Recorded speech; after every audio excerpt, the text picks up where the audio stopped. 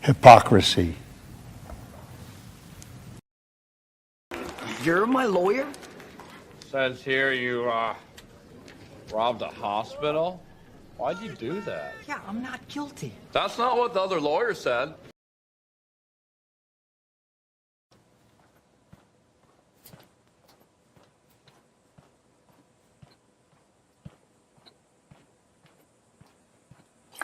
I love refrigerators.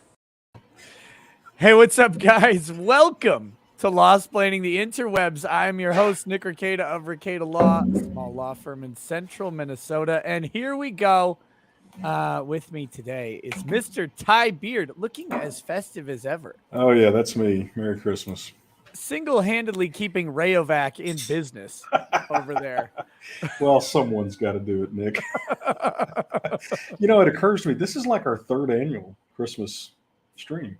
Oh yeah, we've been doing this a while We now. did it last year when we were down on the coast, and the year before your normal guest bailed, and so Doug and I jumped in. Yeah. Who was that? I don't remember. Supposed to be on that time. Yeah. Well, I don't. Boy, did he I blow have it. Yeah, no kidding. No kidding. He could have been. I mean, instead of spending Christmas with their family, they could have been on a stream with me. Right. Yeah. I mean, it's become sort of my way. I may have to cut out for about 15 minutes when Brianna and Ryan get here. They're not yet at the destination. We're an undisclosed location behind enemy lines. No, So. right. So you're behind a Denny's. Got it. Yeah, right. we're in a blue city. Yeah. Yeah, man. Well, I'm glad to have you. And yeah, anytime if you need to leave for any moment, just go ahead and do so. And if you can come back, great. If not, great. Either way, this is like the most relaxed stream ever. Did you have a good Christmas so far? I mean, well, it doesn't start for another 52 minutes. Oh, right. Well, do y'all do Santa Claus and all that? No, No. we have never done Santa Claus with the kids. We decided No. not to lie to our children a long If I time had ago. 5 children, I think I might be willing to not lie to them.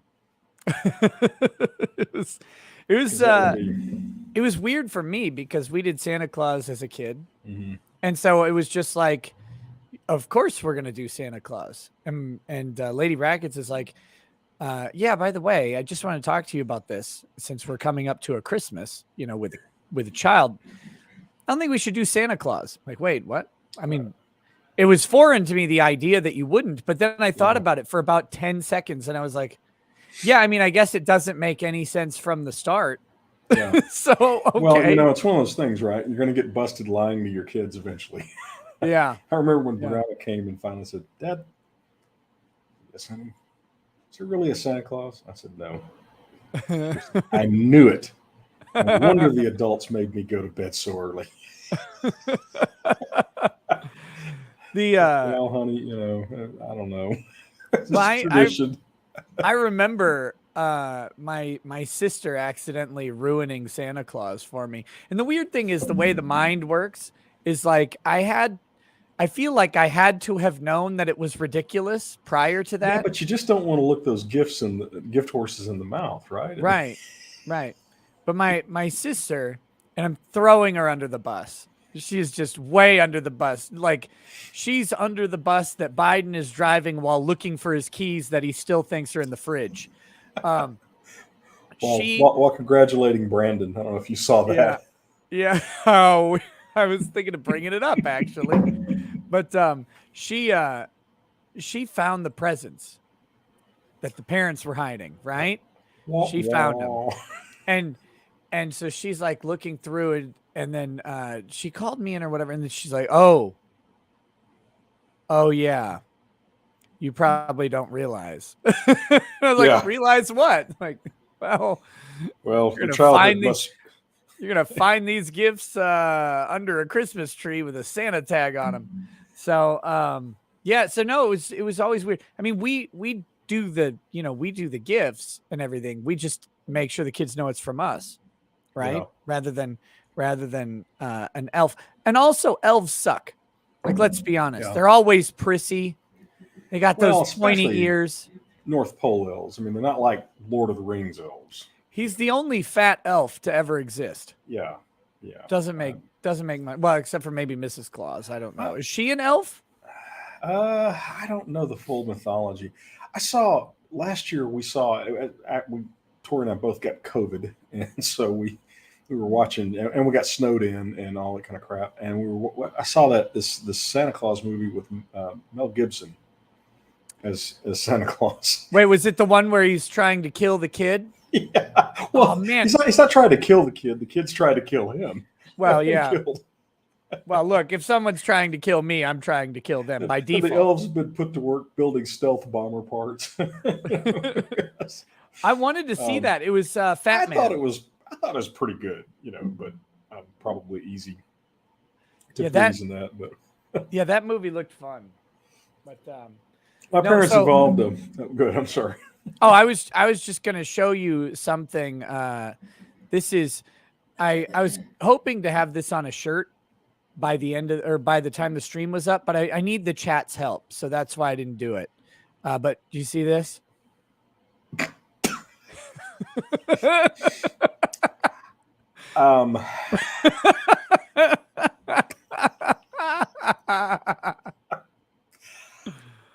What is there to say, really? So I'm gonna put it on a shirt. The question I have for the chat is, should the background be on the shirt, or should I remove the background? Oh, you got to step away? No. We just had another intruder come through. Oh, I okay. just had a nosebleed, so I have to get a snack. Okay, honey. All right, sorry. No, we're in adjoining suites, and yeah. Anyway. Yep. No, I know how that goes. Not enough of those left around, by the way. The adjoining suite rooms. No. We I'd asked to get us as close together as possible, and so we got lucky, I guess. We're actually staying at a real old hotel in Dallas. We just got away for a little while to kind of hang for Christmas. I wasn't anticipating having time for Christmas this year because of a business transaction, but it got delayed into February. So, poof. Okay, so I put up a poll to include the background or do no background. The chat can answer that as they, what they would prefer. I'm partial to the no background, but because it's weird to have a rectangle on your chest, to me, of different color. But and I think it goes just good with a no background. But I'm not an art, so I gotta ask. These are the important questions. I would defer to people that can create art. I don't have the ability to create art. Right. I don't know if you saw this. So this is my Cheech and Chong.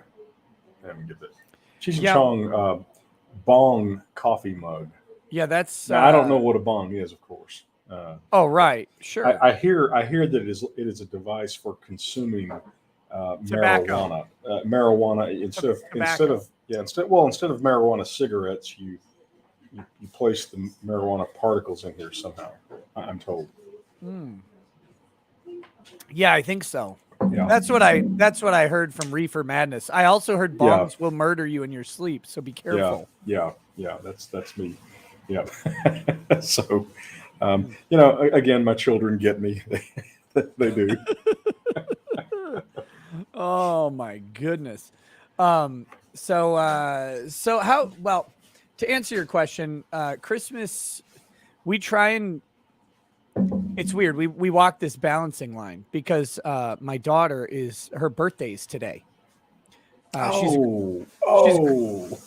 Right. So she's a Christmas Eve baby, but we also have a Christmas Eve tradition where we get the kids a bunch of matching pajamas and we all watch a kids movie that came out this year, right? Of some sort. Cause they hear about the various movies and we try to get something that none of them have seen. But of course, so we picked Encanto, which is the new Disney movie, I think. And before everybody slams it for being, listen, We're watching with kids. I'm half asleep while watching the movie. Kids enjoy it. It's fun. It's music. And you know what? It was fine enough. There really wasn't much like wokeness or whatever to it. In all honesty, there just wasn't any subject to make it that way. So it was an okay flick. It was an okay flick. And so we watched that. And we get like meat and cheese trays and stuff. Normally we do this at night. Like normally I would be coming from that. But instead, what we did today was we did that at lunchtime. And then we went over to visit my parents who are in town. And we did my daughter's birthday over there. So that was nice. But it's weird because we got to walk that line of we got to separate, give her special day because everybody else gets a special day. But also like we have this Christmas Eve tradition. So it's weird.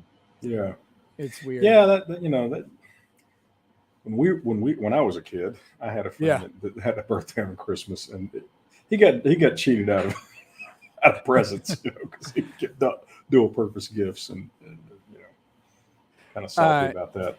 Yeah, that was well, I had the December birthday also, but what my parents ended up doing for a long time was half birthday presents.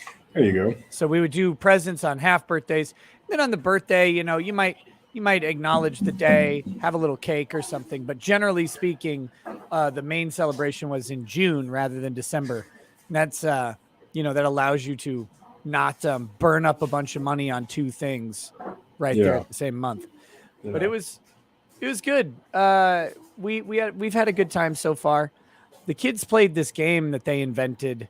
It's a modified form of hide and seek where it's like an animal catcher and everybody else is an animal. And so they have to take them to the pound. And so we play hide and seek with BB guns. This is not that violent. No, I was going to say, you probably wouldn't let your kids do that. No, not really. And so, they all do this. I'm dead tired. They explained the rules to me twice because I fell asleep during the first time they were explaining them. And Lady Ragged sits me. She's like, "Wake up! We're telling you the rules again." I'm like, oh, yes, dear. Okay. So then they start, and it's basically, everybody hides, and then the animal keeper is supposed to go around, collect the people, and put them in the pound, and then people can rescue them or whatever. I guess. I just went behind a couch and laid down and went to sleep. And they didn't find me. Like, I had to be exposed because I was like, you don't snore? No, okay. No, not there. I mean, I was like crunched up, but man, it was great. I just took a nap and they looked everywhere else. My dad was running deflection. He's like, "Oh, I think he's out in the car, sleeping in the car. That's probably where he is." Oh, that's right. Yeah, your mom and dad are there. Tell them I said hey. I will tomorrow. Yeah, absolutely. But yeah, so it was good times. And then we did the cake and stuff for the kids. My mom did a Louisiana shrimp boil for dinner, which was shrimp was a food of the sea. Yeah. So, but this is what I like about holidays. It's just the relaxed time, hang out, not really having to do anything, and everybody's calmed down. Oh, we watched a bunch of this guy who does these, some YouTuber, not me, which I thought was a little bit prejudicial, but this guy called Screen Rant, and he does these movie pitches where it's like a fake pitch of an existing movie. Oh, okay. So like it's like him explaining Willy Wonka to a producer and why they should do Willy Wonka. Oh, hey, my dad, he's in the chat. He says, "Hi, Ty, Merry Christmas." Hey, man, how the heck are you? Merry Christmas to you guys, too. So the pitch meeting thing is funny. And then the guy himself, Ryan something, I think his name is, Ryan George, he has his own channel as well. And he does these, I just saw this the other day, but he does the first guy to ever do X videos, and they're pretty funny. It's like the first guy to ever build a snowman, Right? Or Okay, the right. first guy to ever break his arm, first guy to ever decide to have a cat. Right. And so he's like, shows up with a cat and he's explaining to his roommate why they should have a cat. He's like, oh, well, this will be nice so they could split the rent, right? Like 3 ways. Like, well, he doesn't really have a job because he's dumb. And, you know, it's But he's smart in some ways. they're these little like just like 4-minute videos, and they're really funny for that, just that kind of, you know, little chuckle humor, and they're good stuff. So I think, I probably spend as much time watching YouTube videos as I do watching, normal oh, professional videos. I mean, at least. I know you are still in that age range where you still watch like regular TV. I know. Mm-mm. No, I don't. No, it's funny you mentioned that because tonight we got to the hotel, and of course, you're always going to forget one or two key items. It's just sort of, it's almost like a Christmas tradition for our family that I'll forget something important. Well, this time I forgot the Roku and the correct video connector to the TV. Yeah. So, no Die Hard for the Beard family. Well, no, there are workarounds, thank God, but it just, but we're kind of stuck with a pretty nasty little situation. So we actually had to watch network TV this evening. Oh God. And I was like, so yeah, sorry. It's hard. Oh God. The commercials were going on a turn tour. I said, boy, I've missed this, haven't you? She's like, no. Because it's like you forget that it's like 6 minutes straight of this, and it's all, I don't know what channel you were watching, but we were watching the Christmas Story on TBS. Okay, so is everything like a Viagra or other pharmaceutical commercial? Actually, they weren't terribly inappropriate. They were just so goofy and weird. I couldn't tell you what products were being pitched because the commercials made no sense. Oh, okay. I got this crazy idea. If I was going to pay millions of dollars for a commercial, for an ad campaign, I'd want my products mentioned a fair amount. I mean, would you? Well, the ones I see now, because whenever I go, it's like when I go to my in-laws' place and they're watching TV, or not watching, it's just on, right? It's the background noise in the other room. Most of the people aren't watching it, but I want to go sit on a couch or a chair and fall asleep because that's my heaven.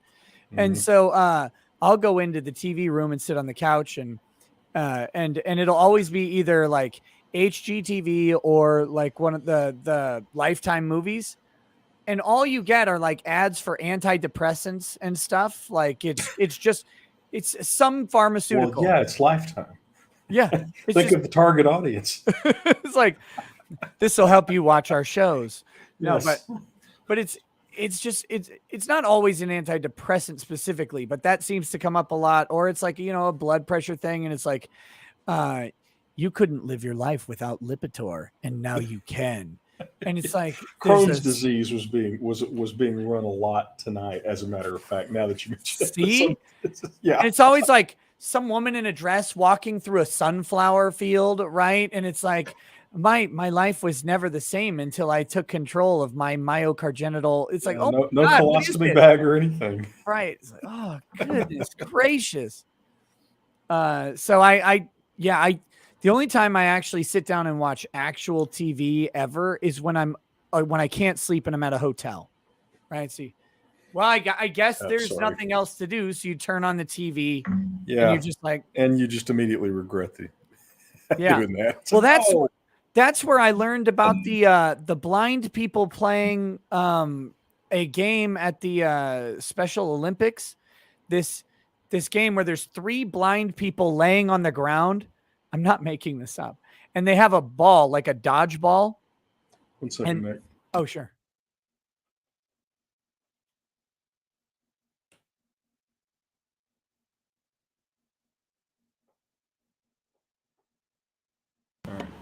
Okay. My lovely bride is going to go down and handle the acquisition. Do you have your key? Yes. Okay. Well, there you go. So, so anyway, there's this sport for blind people, and there's 3 of them on a team, and there's a giant goal behind them. It's probably 12 feet across, right? Not very high though, about 3 feet. And so they all lay down on their sides to cover the entire span of the net. And a different blind person on the other side has to take a dodgeball and try and throw it into the goal. And then the dodgeball like hits a blind person and no one ever scores. It's the most boring sport I've ever seen. Actual hell. That seems kind of politically incorrect. Well, it's the Special Olympics, so I guess it's like a good thing. I don't know. Goal ball. Yeah, it's called goal ball. Goal ball. Okay. Yeah, well, and I mean when we were out in Seattle is where I found this, right? Because I'm sitting in the hotel at night and I'm like, oh, God, I can't really sleep yet. So I turn on this thing and I'm watching these. We weren't sober at night in Seattle, were we? Well, I mean, this is late, like after we got back to the hotel. Oh, okay. You had sobered up a little bit. Yeah. Here, look, I'm going to do this. I'll have to probably play it on mute, but let me find some goal ball so you could just see. I'm going to laugh cruelly at this, aren't I? No, it's not funny. It's just kind of funny. Okay. Oh, wait, I can't play this one because it's from NBC. Here we go. Here's from the Paralympic Games in 2020. This isn't on NBC, so. Oh, that was good. That was good. There's a little spin move there. Hold on. Let me go back. You're not supposed to laugh at this, Ty. Okay. You always yell at me for laughing at stuff like this, but no. Well, so here we go. I'm being set up, but So this is why I would think that. This is the incoming. This is Turkey versus the USA. So they're blocking right now, but they're about to return the ball. These are blind people? They're blind. Well, they're all, I believe, legally blind. And just to make sure that there's no residual vision, they wear a blindfold too, like a big blinding mask. Just because some people are blind, but they could still like see something. Yeah. So So here we go. I'm going to keep the sound off for copyright issues, but sure. So they're blind, but they can find each other from sound. Spin, throw. Oh, there we go. Okay. Okay. So the goal is the entire width of the back. So really all that's got to happen is somebody's got to catch the ball. Okay. I could see, actually, that's not, there's nothing to ridicule there. I mean, there's nothing to ridicule other than it's just boring. Look, there's boring. The replay. Well, and she got it. I mean, it's impressive. I guess their sense of hearing is what, tips them off. Well, that and the fact that they're laying across the entire width of the goal. Well, that too. Yeah. Yeah.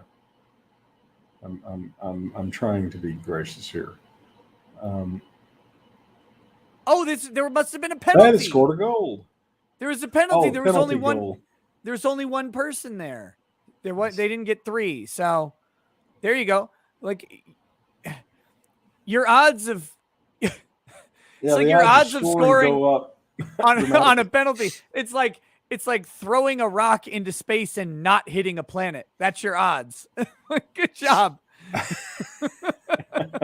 So you got to watching this. It's that and pharmaceutical commercials. That was the entire. It's like all that was on, and I was like, man, I hate TV. I hate it with a passion. Why? Yeah.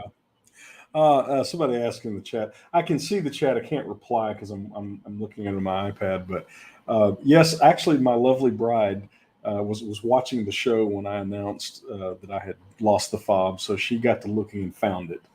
But I went ahead and made a ruling that Greg was entitled to his money because I did have it lost for 6 hours. Yes. He had that particular day. There was in fact a pool, as I suspected. To the person who asked in the chat, that was called goal ball. Goal ball. That was the gold medal match. I mean, that is a contest. I mean, it's an athletic, I guess, contest. I mean, it's athletic, sure. I just like the game just seems pointless to me. I mean, props to them for doing it. If I were blind, I'd be bad at it. Well, yeah. I mean, that's. They got to practice a lot because I mean you could see some very bad, embarrassing. Well, you could see, but they can't. You bigot. See, there you go. That was you said that, up, didn't I? Oh, by the way, this is not a Christmas shirt. This is my Slytherin shirt. my daughters made me take. You would be a herd. Slytherin. Well, they made me take the test, and apparently, the test. The test would be like 10% that this percent that house, that percent that house. I was like 95% Slytherin or something. It was like, oh yeah, here. I do have another uplifting story. Okay. Besides blind dodgeball. Okay. This is similar. Okay. Well, thank God. Like again, guys to the chat, and I'll start reading super chats in just a minute. I have no plan for this show, no agenda. This is literally it's just hangout time because it's Christmas Eve, and I know there's some people out there who don't have the opportunity to be with friends or family on some holidays. So I'm here hanging out with you guys and hoping you guys get to hang out with it. Yeah. Well, I'm the excuse for people to hang out with their real friends who are the chat. Yeah. Yeah. Listen, when I was a kid, I would have hung out with the chat over my family any day. Yeah. You just call Christmas the Beard Family Massacre. So here we go. I am drinking, by the way. Is there a text? My parents got me a lovely gift, by the way, for my birthday. They got me a bottle of Gentleman Jack. Oh, there you go. They're people of high caliber. I like Gentleman Jack. I thought Gentleman Jack passed your. That's mostly what I drink nowadays. It's really not that much more expensive than Jack, and no, it's good. It's a solid whiskey. It's my version of being a snob. So here we go.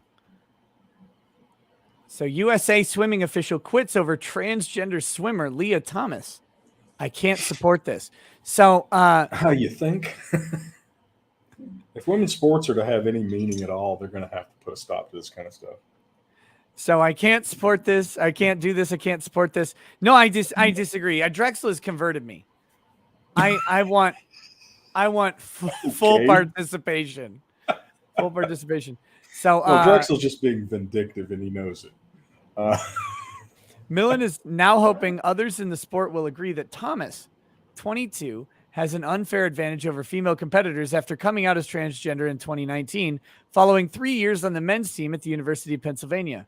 Thomas has since smashed several Pennsylvania records this season, with one teammate finishing in second place in the 1650-meter freestyle, some 38 seconds behind. Well, 38 seconds behind. In a universe where the U.S. women's Olympic soccer team is roundly trounced by a team of 15-year-old boys, okay? Whew. You can't. They were. I thought it was a pretty good training technique, actually, for the women's soccer team. But, the difference between men and women in most sports is insanely different. And because this guy was a mediocre male swimmer. He didn't do shit, as I recall. But now he's blowing records out of the water. And if women's sports are going to have any meaning whatsoever, they're going to have to put a stop to that. Oh, man. Aaron H. in the chat says, Aone Row represent. Yeah, brother. What now? Yeah. It was an EverQuest server. Oh, well, good. What were you in? What guild were you in, man? Aaron H., just tag me. I'll be watching. Is EverQuest still a thing? It's still around. They just released another expansion, like the 28th expansion. Well, your Uncle Paul played the hell out of it, and I was working hard in those days, and I just sorry, I cannot get dragged down into this. You were in eternal wrath? Oh, you scumbag. I'm just kidding. They were top dog on the server. Right? Okay. Like they were trouncing everything. Very cool, man. Very, very cool. Did you know Talaran, Aaron? Did you know Talaran, the bard? You quit in 2003? Yeah, I bet you did know Talaran. Hey, Robert S. Still huffing gasoline, I see. That's not what I said. I'm not criticizing anyone's athleticism. I'm making a statement of fact, you idiot. Oh, and Merry Christmas, dumbass. Sorry, I'm still a little bit salty over the verdict. I'm in much better spirits, but thank God nobody cut me off or or anything on my way home, because I was like, yeah, it was a frustrating verdict, but at the end of the day, we get to move on. Yeah. Kim Potter doesn't. It'll be interesting to see what they try I with. am going to be interested to see if she can appeal on the legal issue. I mean, if she can successfully appeal on the legal issues. But you know, Yeah. Well, I mean, there's some legal issues. yeah. Well, I saw that video you did. The 15-minute wrap-up video was really good. Thank you. I tell you, I was. It really distilled it down. The amount of comments that I got on that video of people asking me if I've ever heard of like negligence law, and I'm like, did you pay attention to the video? I mean, and they're like, oh, you don't know the law. I'm like, it's from the Supreme Court. I'm telling you how the state defines this. It's not me. What drives me crazy is when lawyers do stupid shit like that. Right? It's like, yeah. Wait a minute. Okay, give up your bar card. If you don't know the difference between criminal law and torts, give it. I'll take it right now. Just give it. Yeah. Yeah. Okay, so back to this real quick. Yeah. What did you do? Did you just drumstick your microphone? Oh, sorry. Yeah, well, I'm out of coffee and I slid my mug over and this microphone actually does have a little fuzzy thing over it, so it shouldn't be quite as obnoxious as my other mic. Ty, unless it's got a shock mount, something like this. It does not. No, it's on a. I know. But you know how I know because I can hear it. Okay. I'll try hard not to touch anything. I mean, knowing that I'm prone to fidgeting, I'll do my level best to, keep that under control. Okay, so here we go. USA Swimming released a statement in response to Millen's comments stating that Thomas was last registered as an athlete member of the organization in 2019. Her current participation in NCAA competition is based on NCAA established criteria for participation. Therefore, Ms. Millen is not refusing to officiate USA Swimming events, as Leah does not swim in our events, and we do not have purview over the NCAA events. Ms. Millen is one of 13,000 officials across the country who volunteer their time officiating events. Thomas, meanwhile, says she's taken an ongoing regimen of estrogen and testosterone blockers. Whatever. She is eligible under NCAA rules to swim in women's collegiate events after taking 1 year of testosterone suppressants. I mean, she is demolishing stuff. I think she's coming up with, Thomas's times in the water are now approaching records set by all-time Olympic greats Katie Ledecky and Missy Franklin. Yep. I mean, it's not fair, and that's funny. A third-rate male swimmer decides he's a woman and then becomes, gets to completely nuke female sports.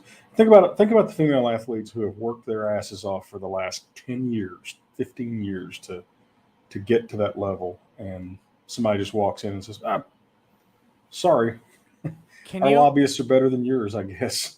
Can you imagine, like, at some point it's going to come to a head, and I think it's going to be funny because it's going to be the feminists versus the transgender advocates, and it's going to be like a brawl, and the transgender advocates will win because they were born as men. Well, and they'll be stronger. They'll have bigger shoulders. Yeah. Well, throw harder punches. Women, liberal women are obviously crazy, and they're stupid too, because they're at the bottom of the liberal preference stack. They always are. They who in the liberal preference stack, who are they above? They're not above gay men or women. They're not above transgendered people. Not above Muslims. They're not. Oh wait, are you talking about white women? Just women in general. Women as a group. If you know the preference stack. Oh well, is, right? no, they're not. They're not on the stack. They're calling the manager of the stack. Yeah. Everybody here? Okay, I got to step off for just a second. Oh, absolutely. Come back whenever you want. Sure. Go downstairs. What's up? Oh, he's going to stay on the. He's going to keep the camera on. That's cool. Which is fine. That's interesting. I'll do this so he doesn't have to worry about anything going on. And when he comes back, I'll bring him back on the stream there.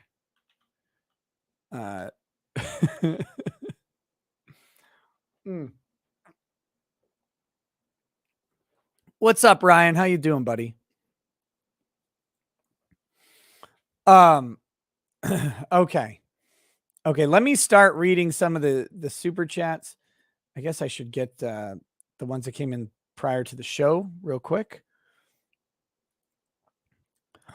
Oh, and by the way, guys, thank you for watching that Kim Potter video. I know some of you had to have shared it because it did really well, and I appreciate that.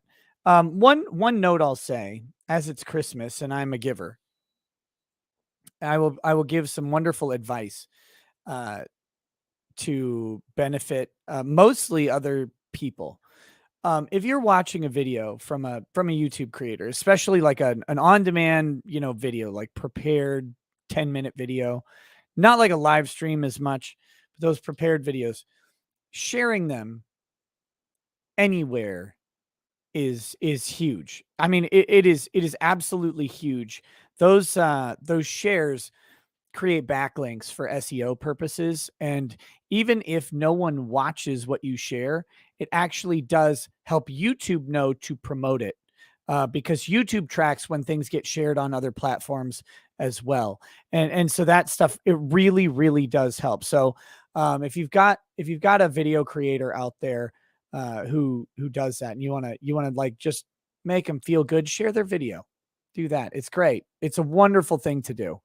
So I don't do a ton of the, that type of content. I'm trying to do more, but with the trials, it takes a little bit of time and attention. So I haven't been doing as much, but there'll be more coming very soon. Of course, I think Ryan has cut up some videos that I need to put out there. They'll probably go up tomorrow. But yeah, those shares, they really do help people. And the hardest thing when you're starting out on YouTube, the hardest thing is making a video and like seeing nobody watch it. Like it's depressing, right? And the YouTube doesn't know to share a video that no one watches. So if you happen to see one you like it, share those out. They make a ton of difference. Oh, show the other. Yes. Show off the other. Yes. Ryan wants me to show off the other t-shirt. Just a second. Looking for it again. Oh, we're gonna look at that in a minute.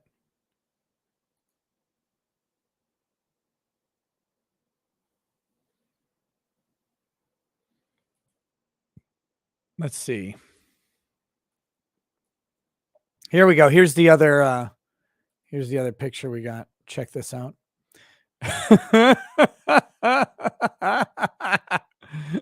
These two pictures keep making me laugh.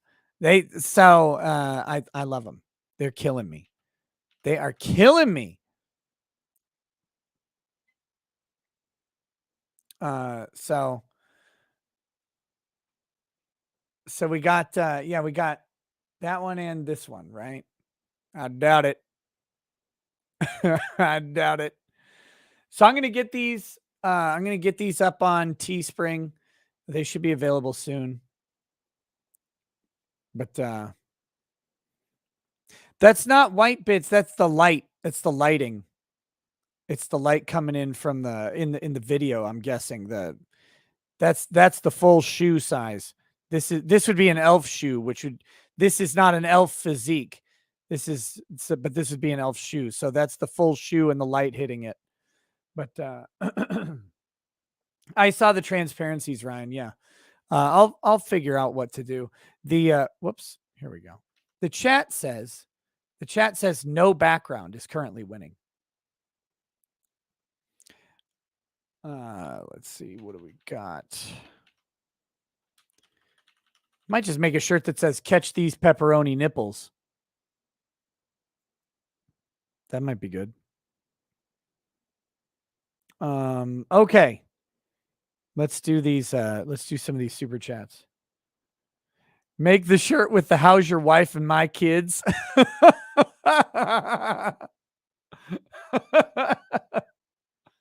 Oh, oh my goodness. Woo. Corrections 101 says that was from yesterday. More conservative with age. Oh, this is for Ty. I'll have to read that when he gets back. That one guy, Kaz L, says, "Hey, Nick, big fan, somewhat drunk, but I started watching during Rittenhouse and appreciate everything you have done. I listen to your shows daily and they help get me through my workday. Keep up the good work and Merry Christmas." Now, he mentioned he's somewhat drunk, right? Should I read what he actually wrote? Because I translated that. Oh, hey, Attorney Tom, what you doing, buddy? Merry Christmas. I hope you have a good one. You and the lady have a good Christmas, buddy. I can't wait to see you again and make fun of how tall you are. Taller than me, obviously. So here we go. I'll read this the way he wrote it. Hey, Nick, big fan. Somewhat drunk bug. I started watching during Rittenhouse and appreciate everything you have done. I listen to your shows daily. Oh, and they help get me through my workday. Leap up the good work and Merry Christmas. So there you go. Thank you, that one guy, Kaz. Much appreciated. Wasn't as bad as I thought it was when I first read it. Billy Witch Doctor 99 says, "Merry Christmas, Nick. Been watching since the Vic stuff started and have been enjoying your coverage of various topics since. Thanks for all the hours of entertainment and coverage." Yeah, my pleasure, buddy. Thank you. Thank you for watching. That's another one for Ty. I'll read when he gets back. A penny for your podcast. Oh my God. Effing love your live right now. Hey, thanks. Thanks, man. I'm always live. I'm always live. Whew. Deathwish watching before Vic. Are you from the Maddox days? Or are you from something else? Oh, speaking of post Maddox, pre Vic days of the channel, Harmeet Dillon had a savage tweet today because she is representing Project Veritas against the New York Times, and they got a big win. They got a big win. So we're gonna talk about that in a little bit.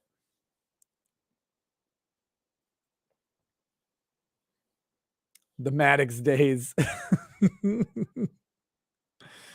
Oh man. Maddox. How do you turn what Maddox had into nothing? Like, that was wow. Oh, Deathwish. You probably saw the Medicare clip from when I was doing my like 20,000 subscribers celebration, and I was drinking and I spilled liquor all over my pants, and he clipped it to make it seem like I pissed my pants. That was great. That was good stuff.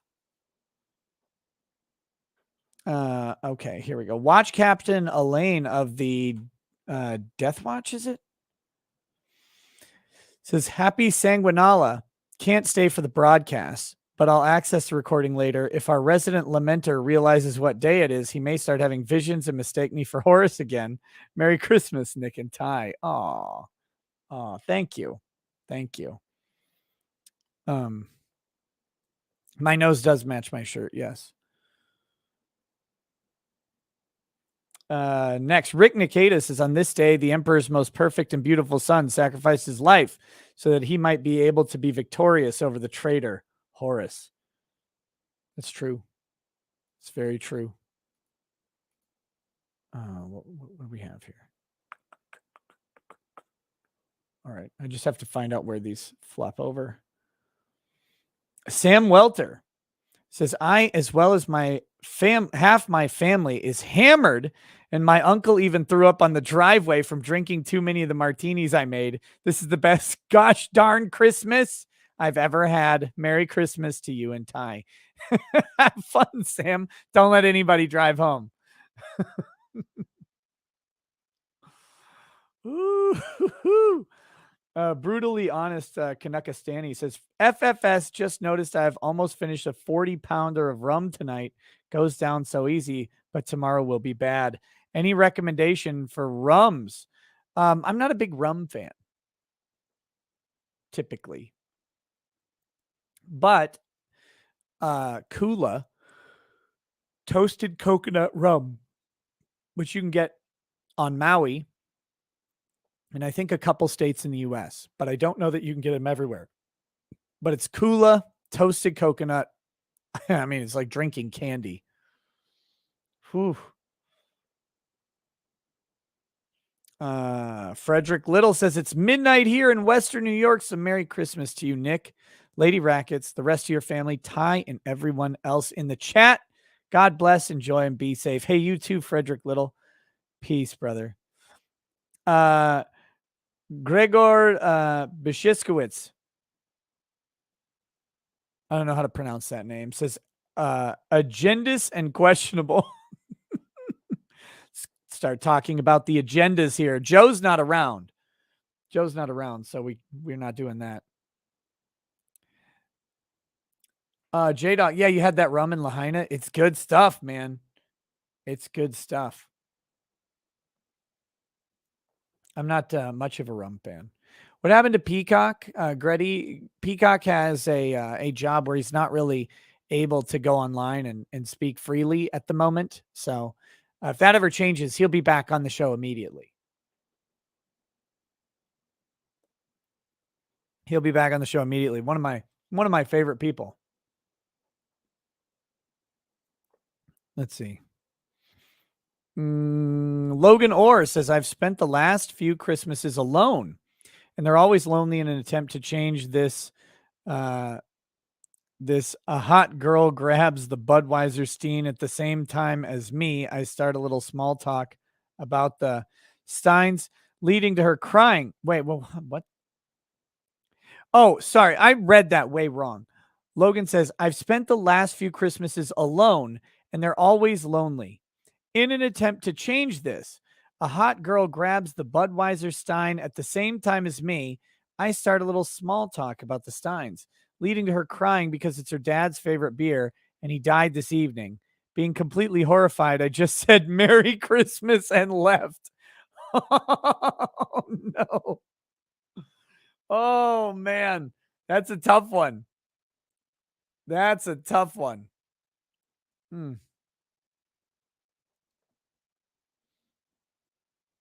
Whew. But a pro tip, by the way, if you're talking to a lady, right?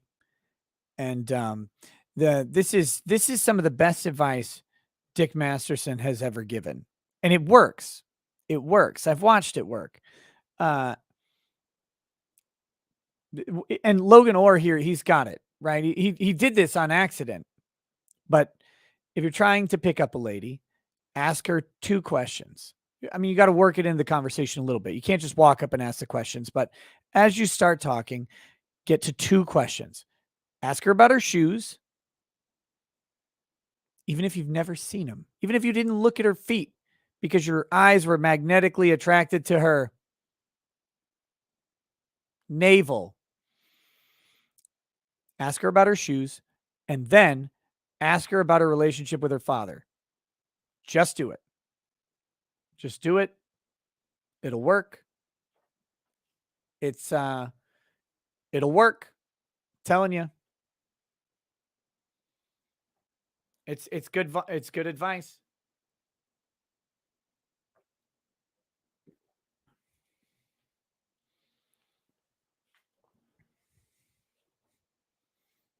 And I mean, depending on your motivations, that can go in multiple directions, but they're good.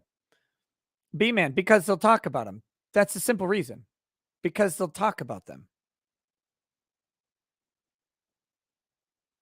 Don't know why. Oh, hey, he's back.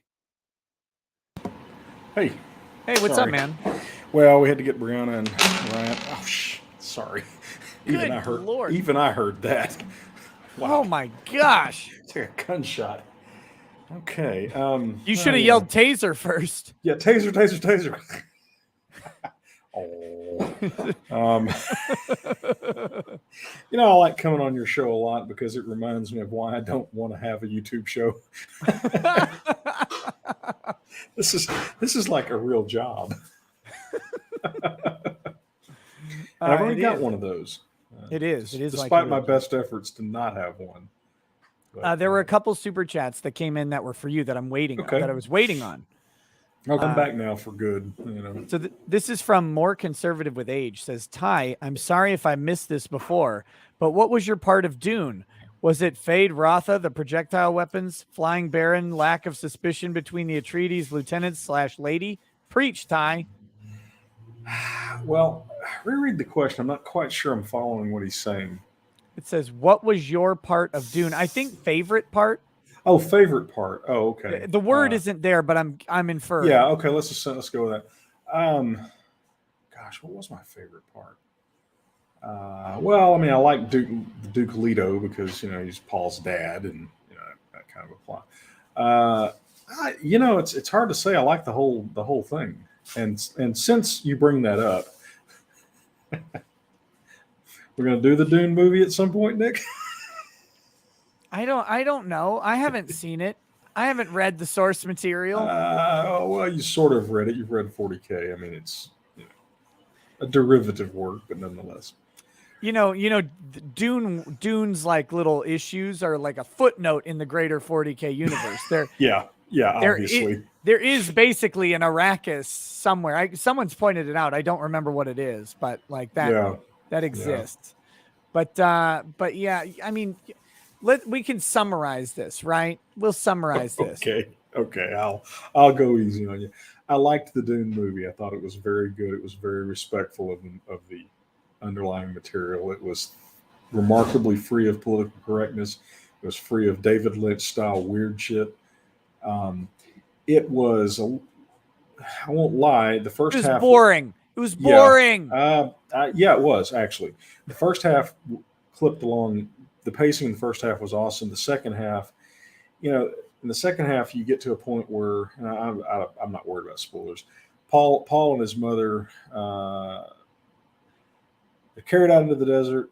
They fight and they escape, and then they go across the desert someplace else, where they fight and escape, and go across the desert someplace else, and they do it again. And it's like 3 different steps, and the end of all that is that he gets to the Fremen. Well, that's a section of the story that Villeneuve could very easily have left out and saved maybe 30 minutes of the movie, because seeing them repeat essentially the same experience 3 times didn't add anything to the movie. Lynch just, you know, had them, you know, when they escape from the Harkonnens, they wind up, you know, with the Fremen. He left some things out that were kind of peculiar. I mean, I understand that, as you know, when you're making a movie, like, they can't put everything in there, but I really wouldn't have put all that just pointless wandering in the desert and left out the dinner scene, that kind of thing. But these are all could have left out the whole movie. I could have, like Lynch did, arguably. I would say the Lynch film had better actors still, and better set design. As you'd expect, special effects in this movie were, of course, superior. The realization of things like the Thopters for Dune fanatics out there, just awesome. The guy that played Poe Dameron did okay as Duke Leto. The guy that played Paul, he did okay. I think, you know, my daughters have assured me he's got the acting chops.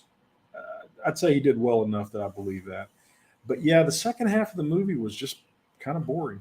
They gender swapped one character, but actually the gender swap wasn't annoying.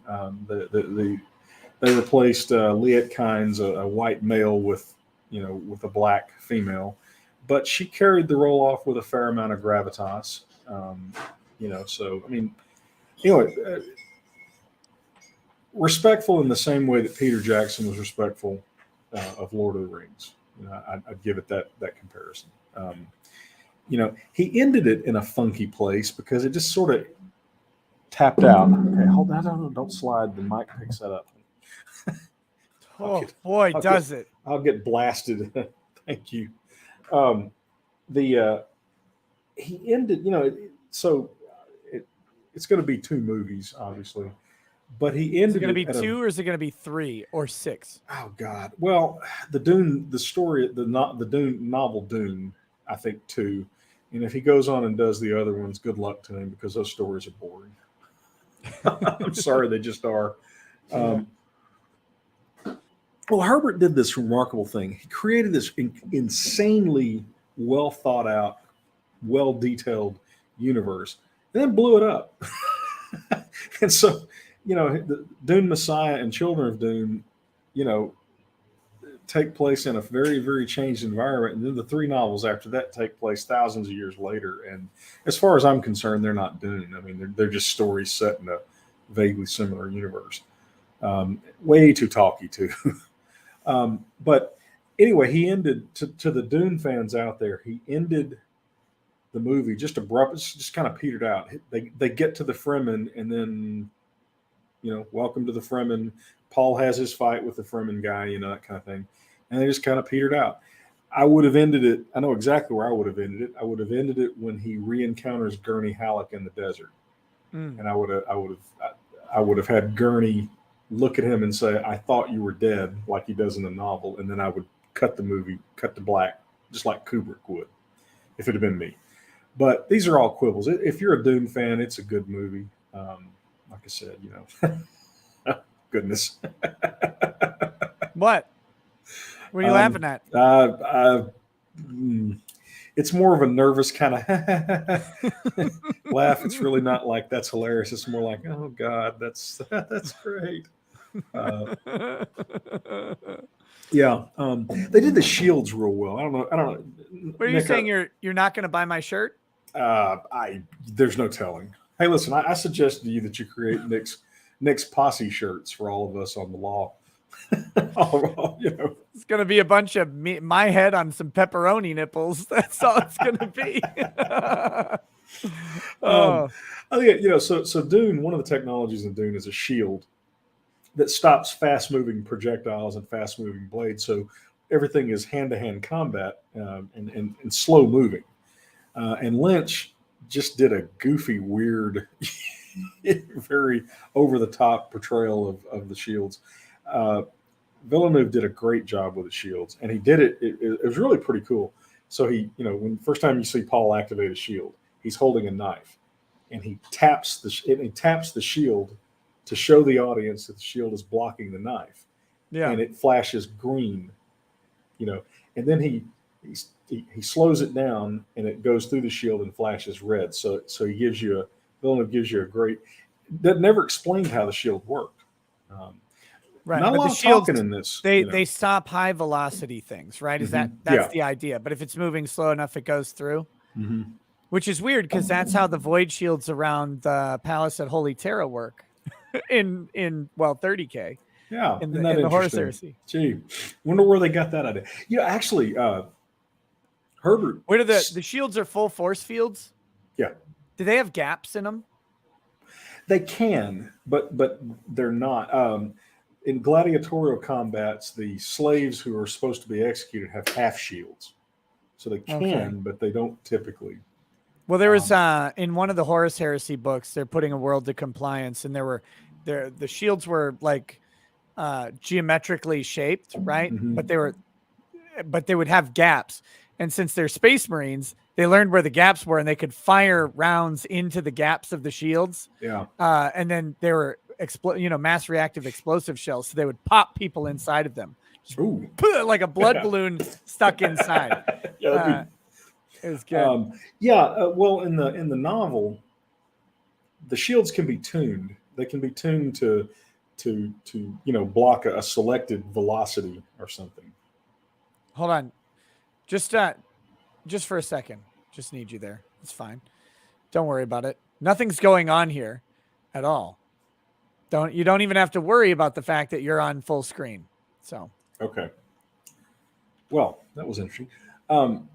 Yeah. So in the novel they have a thing called a pentashield, which is 5 shields, one inside the other, and each is tuned to a different range of the thing. Net result is they're virtually impenetrable. Did you say a pentashield? 5 shields. Right. One- Okay. One after the other. I thought you said pedashield. Pedashield. And then I was going to make a joke about how I would like to have a pedo shield, which is just like 5 stacked up pedophiles to absorb all the bullets. All the bullets that, yeah. I could get behind that. Anyone should be behind that shield. I'll put anybody behind that shield. So let's see any other weird Dune Nerdvana stuff. Oh God.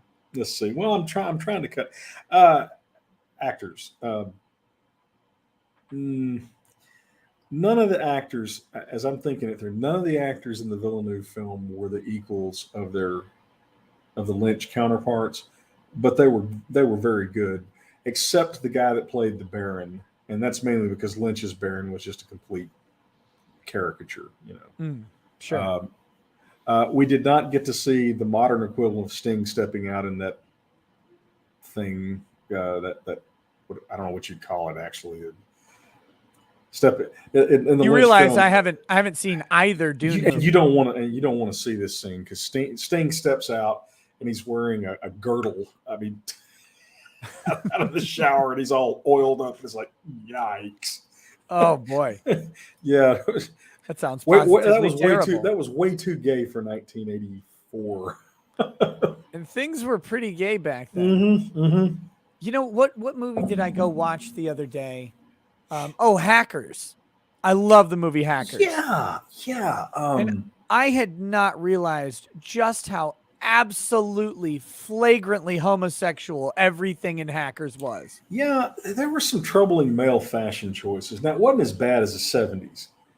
Dude, not only were there troubling male fashion choices, but everybody was on the DL gay. Like everybody in the movie, except for Angelina Jolie and Johnny Lee Miller, except Johnny Lee Miller was only attracted to Angelina Jolie because she had a boy haircut and she hadn't gotten her breast implants yet. Yeah. We had male big hair bands, which, was a little bit creepy.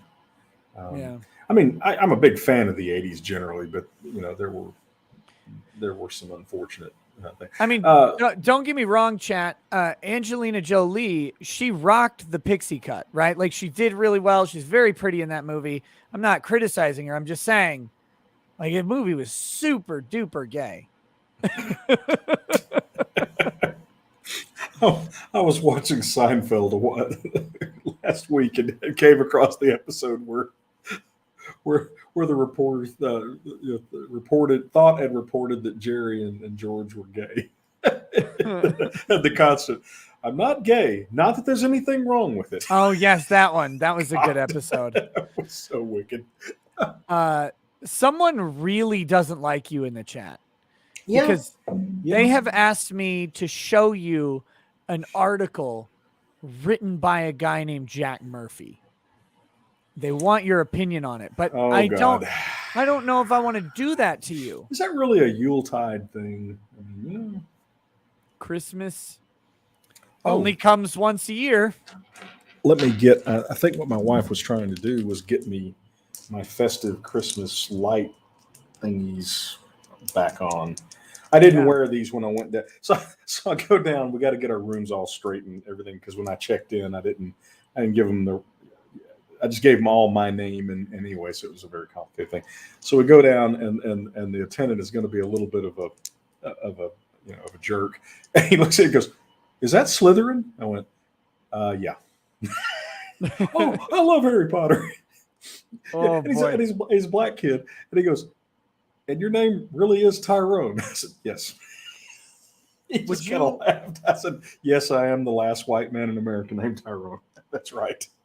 Would you agree that Christmas is a time for sharing?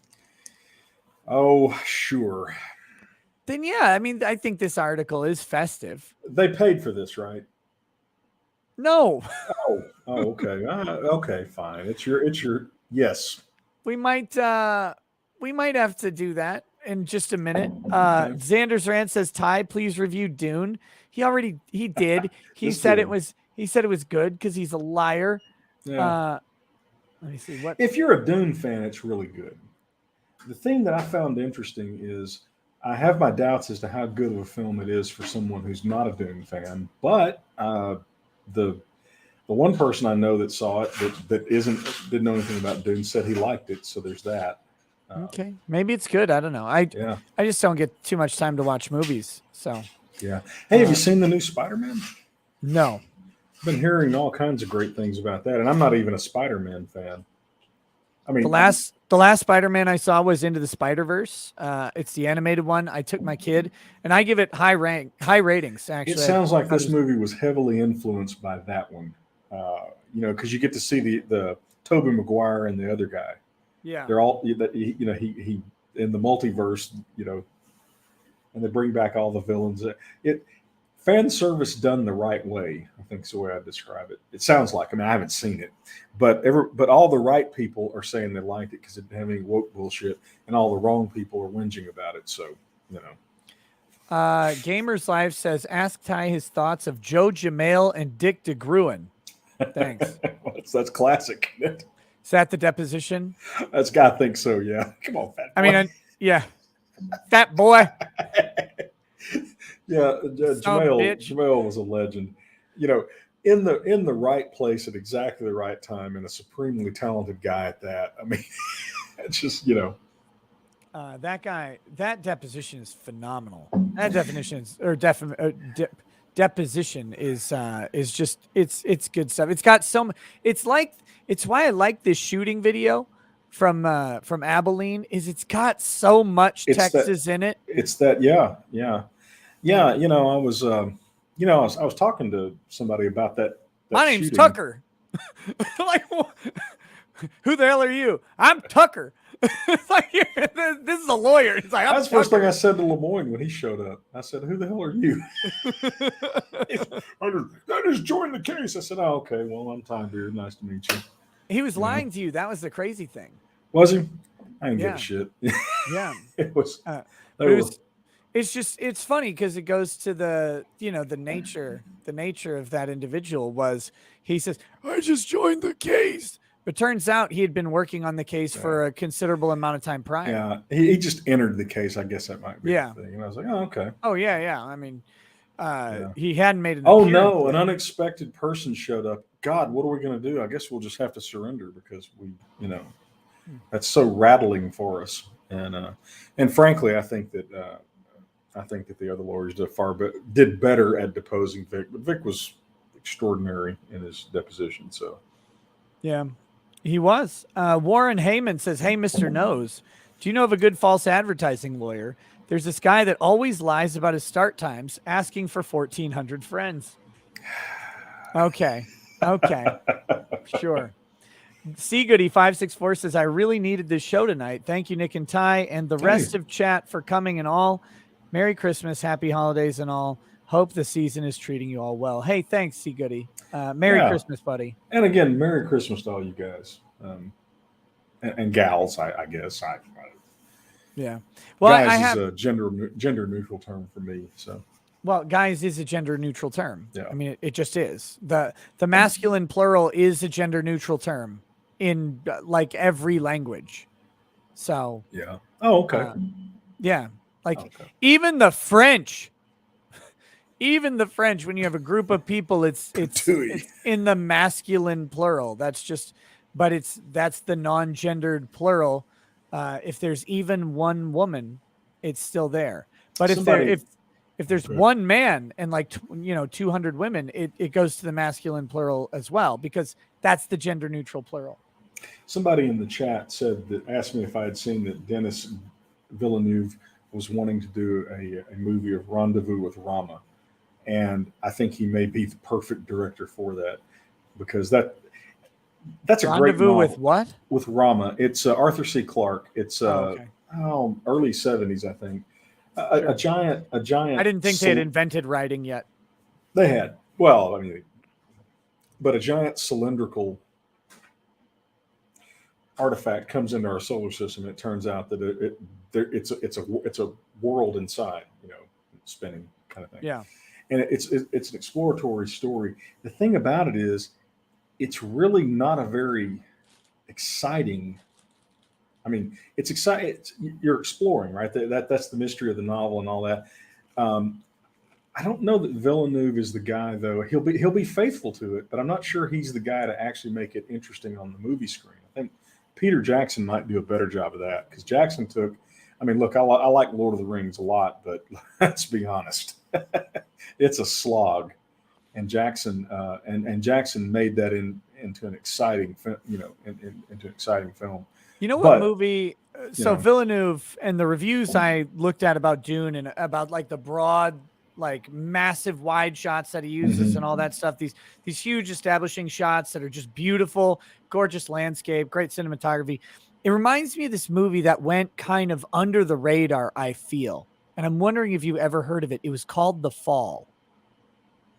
No, I don't think I have heard of it. It's about this guy in like early 20th century, late 18th century in some town, and he falls he falls off a ladder or something, hits his head, and he's in a hospital.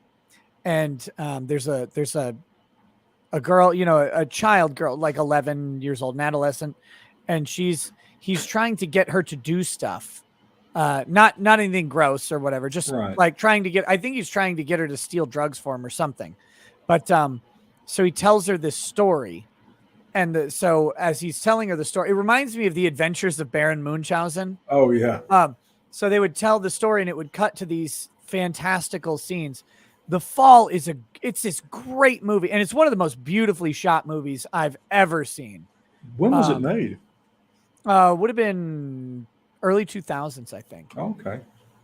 Yeah. And legitimately, it's a great movie along with being beautifully shot. But for whatever reason, it did not get kind of the traction that it probably should have. But man, I think everybody should watch that movie. I'm an advocate for The Fall. Okay. The Fall. Yeah. The same guy, he did the movie Cell, if you remember the movie Cell. I don't know. It's kind of this weird pseudo horror movie. But it had a lot of interesting imagery and stuff like that. But yeah, The Fall was great. No, that was not Pan's Labyrinth. But yeah, The Fall. I would recommend that. Yeah, I don't. Dune isn't boring. I mean, it's just that the pacing of the film tapers off really, really badly about halfway through it. The outlines of the story are the Atreides take over Dune and they try to get settled in, and then the surprise attack comes and House Atreides falls.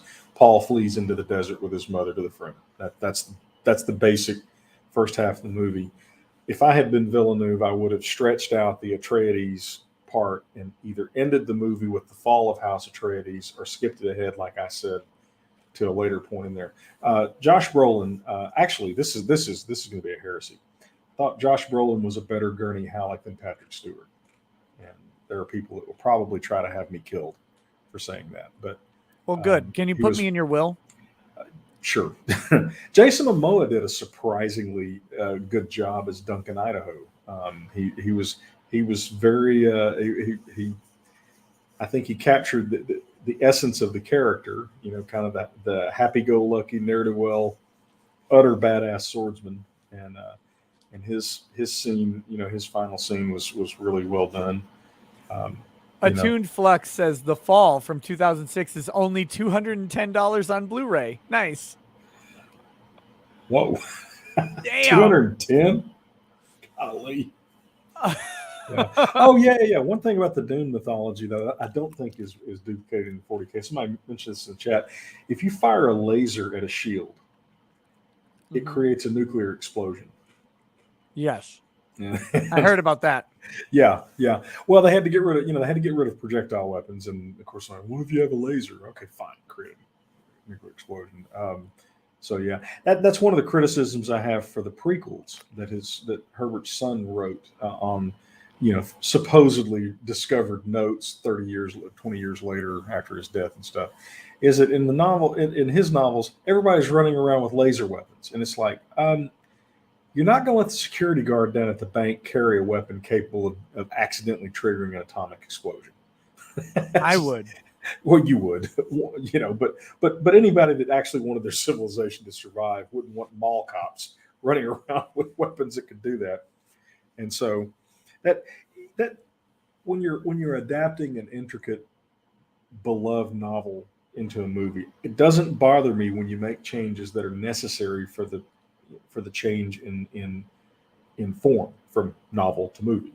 There were things added to the Dune movie that that were done because it's a movie, and it was better to do it that way than to do it like it was in the novel, which was a bunch of people standing around talking.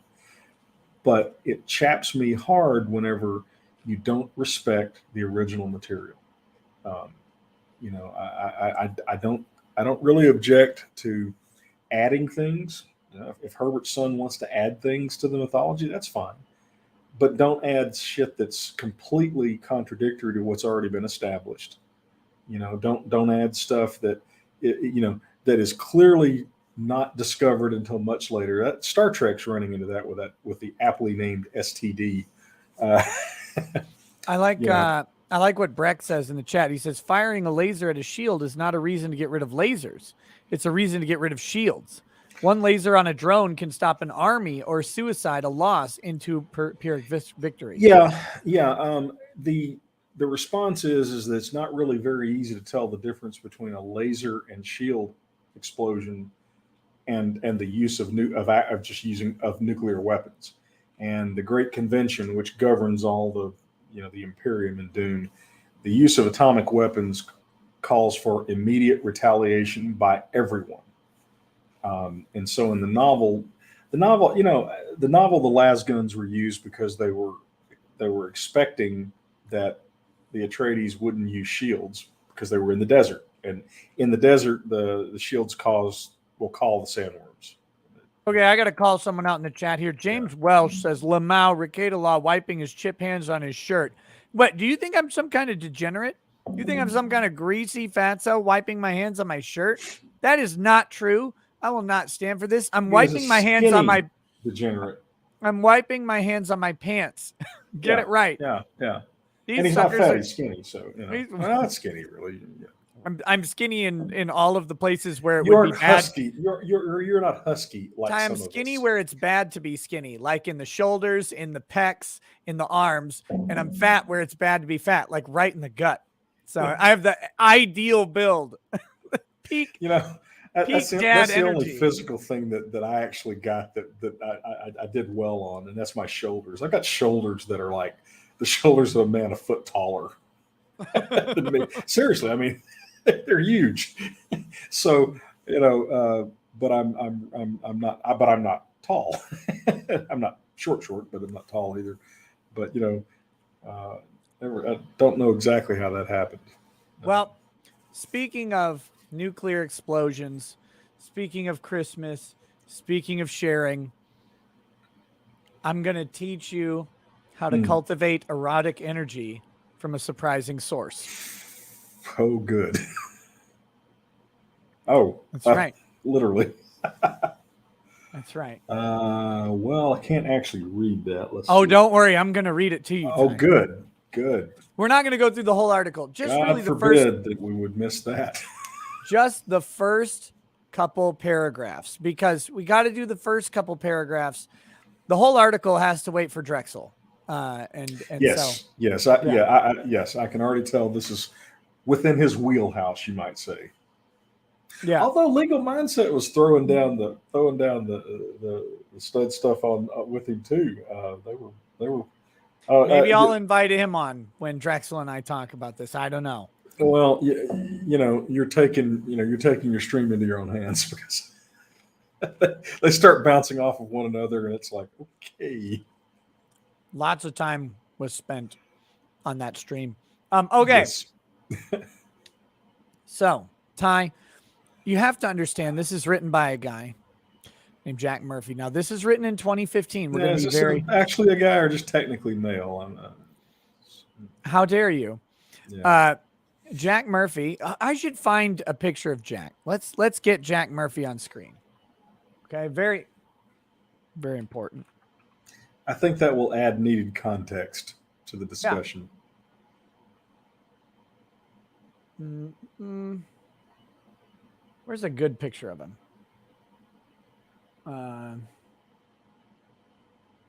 There's a couple. We'll just use this one. This one will work. In all these pictures, he's on a phone. Here we go. This is perfect. This is perfect. Here we go. So this is. Oh wait, there we go. So here's Jack Murphy. Yeah. All right. So this is Jack, and Jack lately, he's got this thing called the liminal order. Maybe. Okay.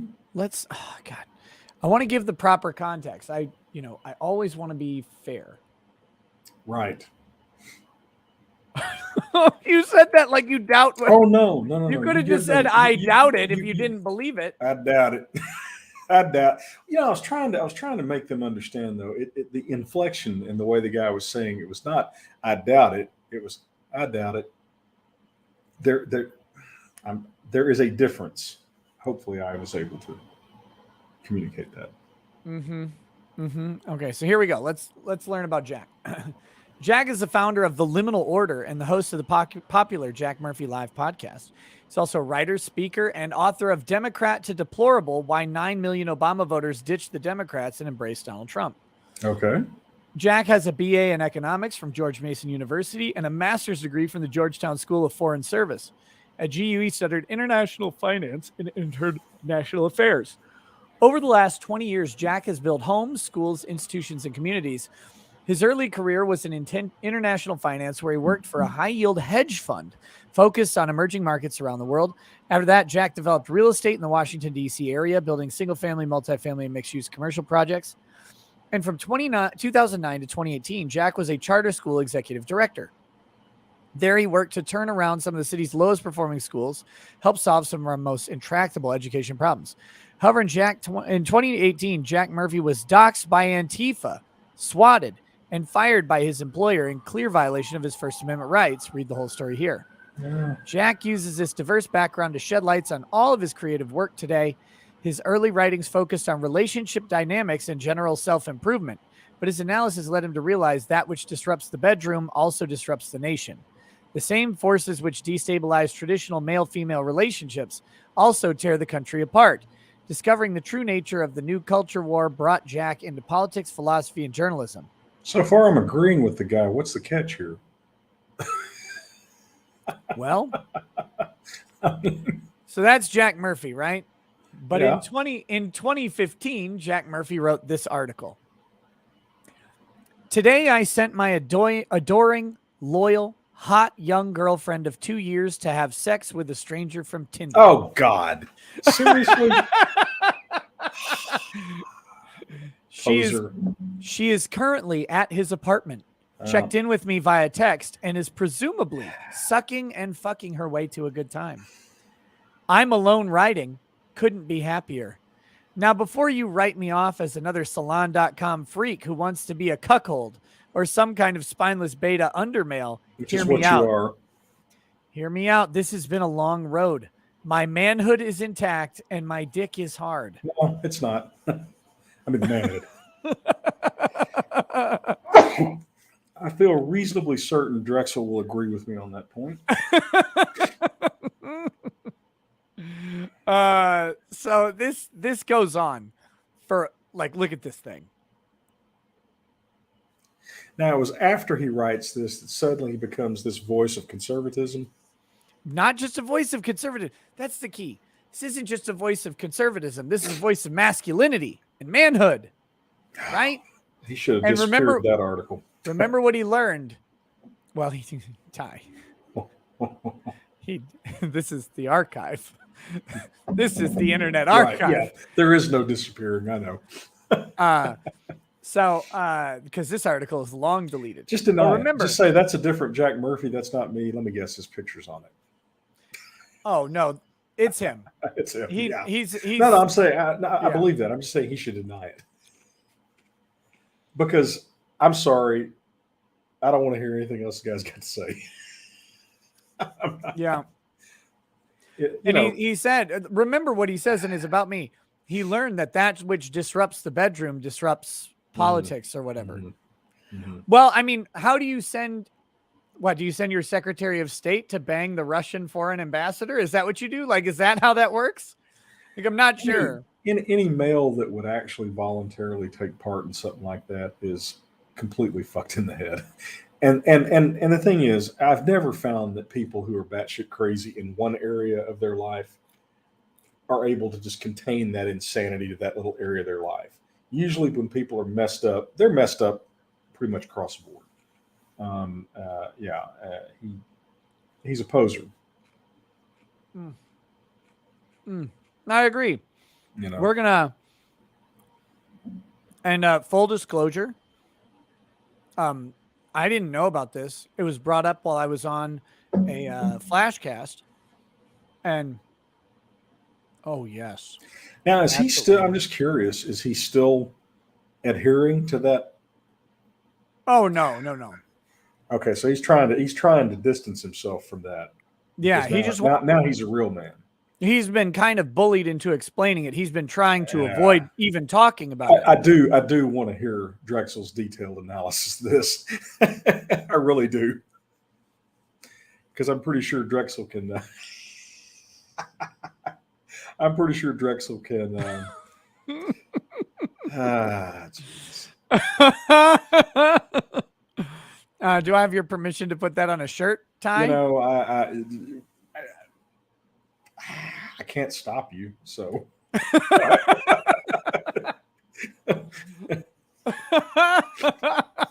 You know, I doubt it. I wish it. I could. I wish I could actually make it play that. Yeah. When you press it like on the I belly, doubt it. like the Pillsbury Doughboy, you press its belly button, it just goes. I doubt it. So that trial, let's hope that they'll allow that they'll televise that trial. I mean, Oh I my was serious. God. We could probably put together a motion and file it, ask the court to let it be. Yeah, Let it be televised if they're not already going to. yeah, and then I mean, I don't know how we get a stream in there. Like, figure it out though. Yeah, we need to figure out the logistics of that. I mean, You know, it really is going to be an interesting trial because it was pretty funny. I thought Bronco was going to pass out when I said no. I think I've changed my mind on that. But I don't agree with Andrew on a lot of stuff. But what stuck in my mind was it's the amount of time they spent, and I don't think it's a clear cut thing, but I do believe that a jury could find provocation and might tend to do that because these guys are being assholes. yeah, and again, like, so you don't have a duty to retreat, but that's just a presumption. That's a presumption of reasonableness that can't be taken away by thinking, oh, they should have retreated. A jury is actually able to overcome that presumption by saying you stood there arguing for 2 minutes and you could have just walked away. It's not a retreat. It's like you could have just walked away, but you didn't. Well, I mean, the thing is, you got somebody who's obviously out of control, and I don't know. I don't know. So every time I think about it, I start talking myself into the opposite position, which tells me it's a very close call. But if I, gun to my head, had to bet on it, I think these guys are going up the river. I didn't finish my full disclosure. Yeah, sorry, and I want to make sure and get the story straight. Jack Murphy contacted me. I didn't bring up the article. I was on Flashcast. It was brought up on the show. People asked about it. We had some chuckles, and then I had a couple tweets kind of responding to the drama that was stirring up around that. And then I was basically done. But Jack contacted me, and he said something curious. And Ty, I wanted kind of your read on how you thought I might take what he said to me. He said something along the lines of, hey, you don't look very good right now to our mutuals. So you may want to consider taking down those tweets. Well, first of all, Nick, I think I have, generally speaking, been a very accurate predictor of how you would react. Remember early on in our friendship when I told that lawyer for the Duck Dynasty guys, you don't want to fuck with that guy. You know? Like I'm gonna And- change my opinion because of a mutual. Yeah, and so with that in mind, that I believe I'm a very accurate predictor of your reaction. Yes, I would say you're probably going to double, triple, and even quadruple down on making fun of him. You know, his deal is, look, he's fabricated this great persona, and he's got this really big problem sitting out there. You know, he needs to be looking to himself, because all of his little followers, you know, are gonna feel like they were had, because it kind of sounds like they were had. But I mean, the implication that I would change my opinion based on anyone. some sort of like Yeah. networking expediency. It's like, oh, I'm sorry. Yeah. If if my mutuals, if our mutuals or whatever aren't happy that I'm expressing my opinions in the way that I do, well then I bye. Like, sorry. No, obviously he's done no threat assessment whatsoever. Jack, if you're watching this show, if you need some help predicting Nick's moves, just let me know, because I could have told you that wasn't going to work. Make sure you charge the hourly though. Yeah, I think so. I think so. Well, they're not going to listen. That's the thing, right? They don't listen. So, yeah, that strikes me as an attempt to try to be subtle in intimidation. Oh yeah, that's what it felt like. Me. Oh, this is gonna be bad for you, bro. It's gonna be bad for you. Yeah, you're thinking of me, Jack. Yeah, Jack. Right. If I were you, I'd be figuring out how to explain that absolute cuckery 5 years ago, and harmonize that somehow with your new persona as a real man, because it's an easy thing to do when you do it, but he wouldn't do it. That was the problem. Yeah. All you have to do is say, "Man, I was wrapped up in some bad shit. Yeah, I was screwed up my life. Screwed up my life, almost ruined my relationship, was not fulfilling, you know, and now, but pulled my head out of my ass, and now I see it." Yeah, but you know, the problem is once you set yourself up though as an expert. See, there's no telling. I mean, I don't, you know, there's no telling how much additional embroidery he's given to his story, to the people that he's, you know, pitching his story to. You know, I've always thought that blah blah blah. Men should be men. Well, except for 5 years ago, when, you know, I was actually going to meet the technical definition of a cuck and bragging about it. See, that's the other unfortunate thing, dude, right? It gets here. We won't again. I don't want to go through the whole article, but like, look at this. This is where it gets crazy. Here we go. Right at the conclusion here. Some of you are going to call me a cuckold, a pussy, or accuse me of being somehow less of a man. Maybe you think I'm secretly gay. All those things. Yes. I'm glad you covered all the bases, buddy. Most of them, yeah. I can probably think of a few others, but we'll go with that, Liz. That's reasonably complete. This is my favorite thing. Like, because you are, Jack. Sorry. This is it. Well, if you're feeling any of those, you should probably look inside yourself and ask yourself why what I've decided for myself is making you feel that way. Making us feel that way. Every time I see a simp, pathetic she-male like you, all men die just slightly. But here, Ty, you haven't figured this out. Oh boy. This is apex level stuff, like I said. It's not for the neophyte. It's not for those who aren't dominant in their relationship. It's not for those whose woman is pushing the agenda. Dominant more than letting somebody else bang your girlfriend. Yep. And bragging about it. Oh, yeah. God. Yeah. So I'm trying to visualize what if my nephew, one of my nephews, or some, you know, I don't have sons, but if I'd had I'd be like the Godfather, only 10 times worse, you know, in that scene where Johnny Fontaine is, you know, I don't know what to do, Godfather, and he jumps up his smoke and says, "You can act like a man." I mean, goodness. It's so great because it's like, let me tell you how letting someone else rail my girlfriend is actually the most manly thing I can do. Yeah, yeah.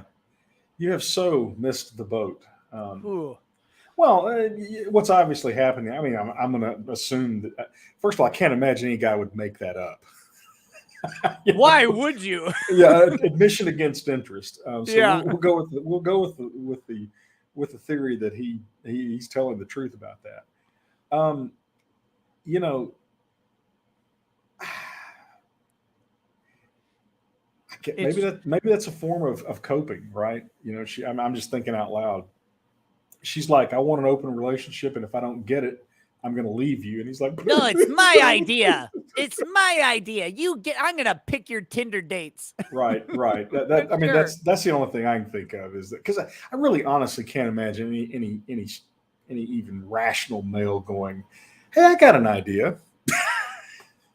It's Why don't I don't see that. What I see is her laying down that she's going to that she's not going to be exclusive to him, and probably demanding that he still be exclusive to her. That kind of simply kind of goes. Oh well, see, again, that would be. I will defer to Drexel on the details. I'm guessing he's a Chadley monogamist, on his side, right? Like that. Anyway, look, guys, don't ever. I mean, ever let yourself be in an asymmetrical situation like that. Yeah. Don't never be exclusive to a woman who is not exclusive to you. Because again, you kill all of us just a little bit when you do that. They apparently got married, and he says she's traditional now. So they've left that life behind. So she's only dating somebody. Again, I bet Drexel has some I'm sure Drex would press X to doubt. If it's true, hats off, you left that life. I think, but not a chance. my biggest thing with the whole thing was, like, you wrote this, you advocated for it, now you're trying to ignore it, but it's contradictory to what you do, so you got to explain it.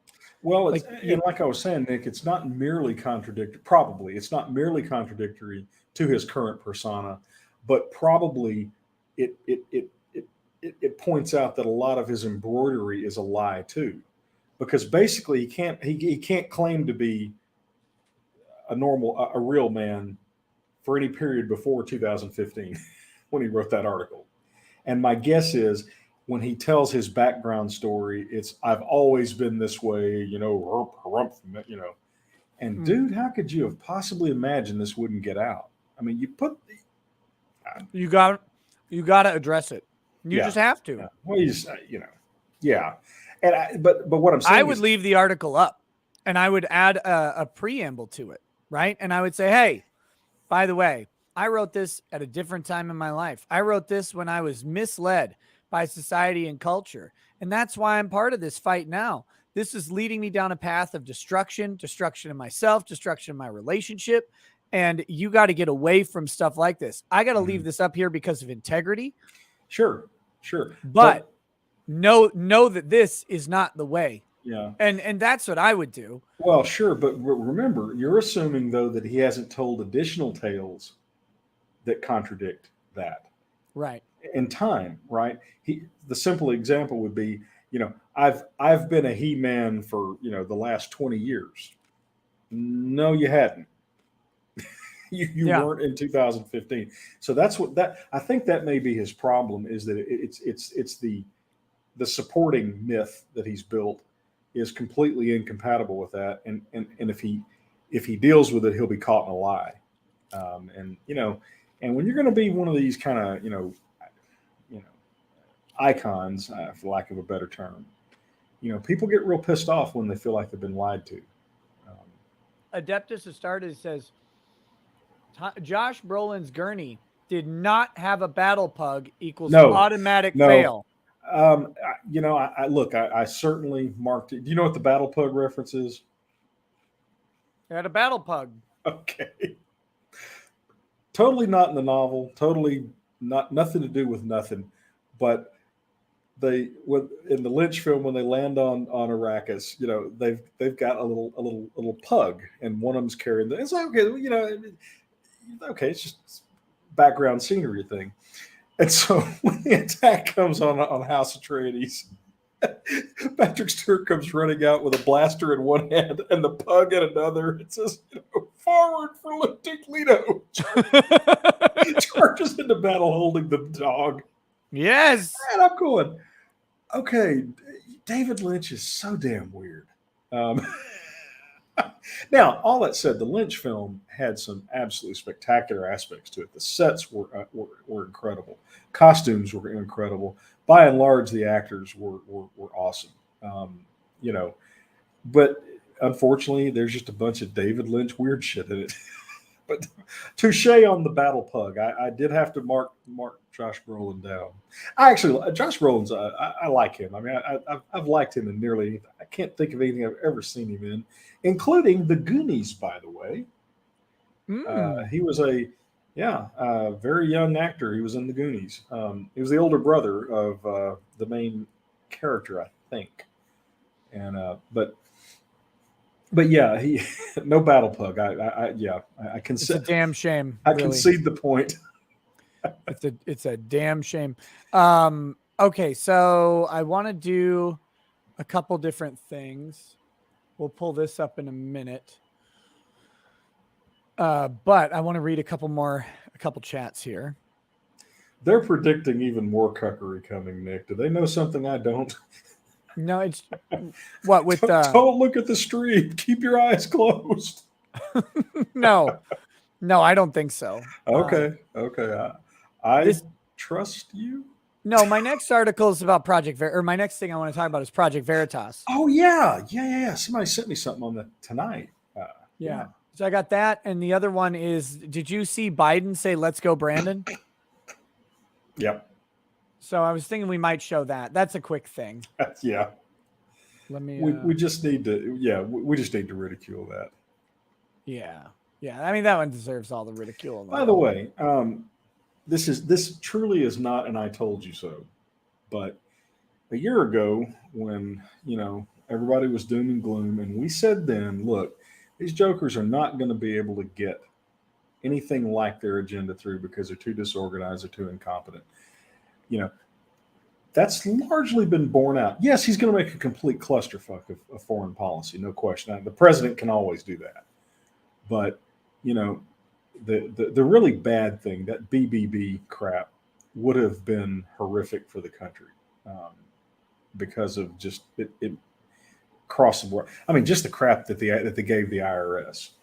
Oh yeah, Been, but and that's now done. And they're going to keep jacking with Manchin to the point that he's going to go, you know what? I think you can throw me in that briar patch. Because thing is, he knows the Democrats are going to get slaughtered next year. And if I'm him, is there a better time to become a Republican than in the next few months? Can't think of one. Mm-mm. So here we go. Let's do this while we're talking about it. This is gold right here. I didn't realize he was with Dr. Jill Biden. I want to see her reaction. Wait, did they even let him out off of his leash? I guess not. I mean, I just didn't. Okay, so here we go. Can you hear this? Is there audio coming through? I can't. Okay, I didn't. 1 second. I got to redo the share to have the audio. That was my Christmas carol for the day. All right, here we go. That's right. I hope you have a wonderful Christmas. Well, yeah, I hope you guys have a wonderful Christmas as well. Merry Christmas, and let's go, Brandon. Let's go, Brandon. I agree. That's right. Look at her face. Look at her face when she catches it. Yeah. He has no idea, but look at Jill's face. She caught it. I hope you have a wonderful Christmas. You guys have a wonderful Christmas as well. Merry Christmas, and let's go, Brandon. Let's go, Brandon. I agree. That's right. Oh, that little down look there at the end. Yeah. Well, and that's the thing, guys. Let's just keep ridiculing them because they can't take it. They hate it. Thank God our side finally seems to be coming around. I mean, you and I have been voices in the lone wilderness, trying to tell the conservatives, ridicule those bastards every chance you get because they can't deal with it. Not only can they not take it, they can't. I mean, they don't. I think they I take think that themselves video way too seriously. I think that video shows that Biden has no idea. No, God. Well, at this point, who actually thinks that guy is anything but a turnip? Right. I mean, Biden was a dumbass before he was senile. Yeah. He was a corrupt, perverted scumbag before becoming senile, and was not the sharpest tool in the chest whatsoever. Oh, there's more of a video. There's a little bit longer version where something else happens. Hold on. Let me It is still a little distressing to think that Kamala Harris is one stumble off of Air Force One's stairwell.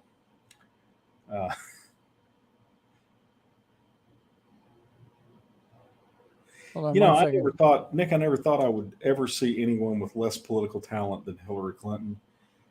But Harris just might be that person.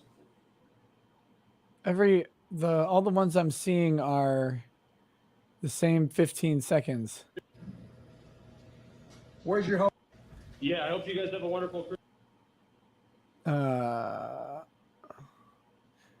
So this is, maybe it's this one.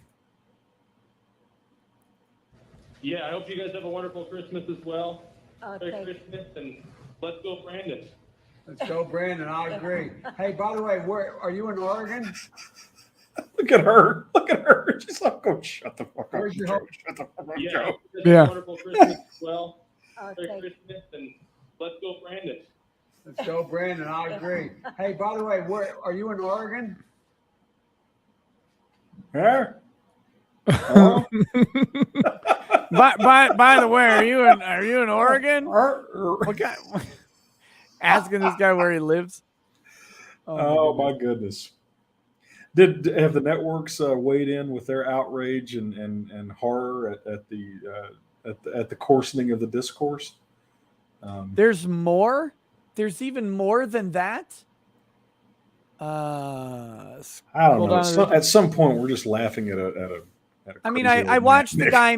I watched the video of the guy making the call. It's not as fun. Like, that's not as funny to me as them reading it. No, it's the look on her face that I think's hysterical.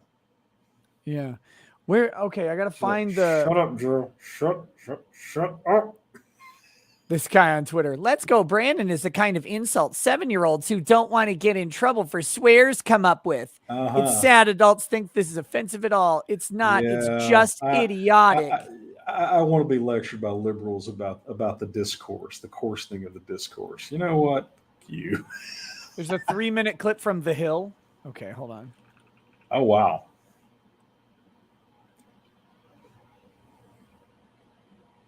Here we go. 3 whole minutes of this, huh?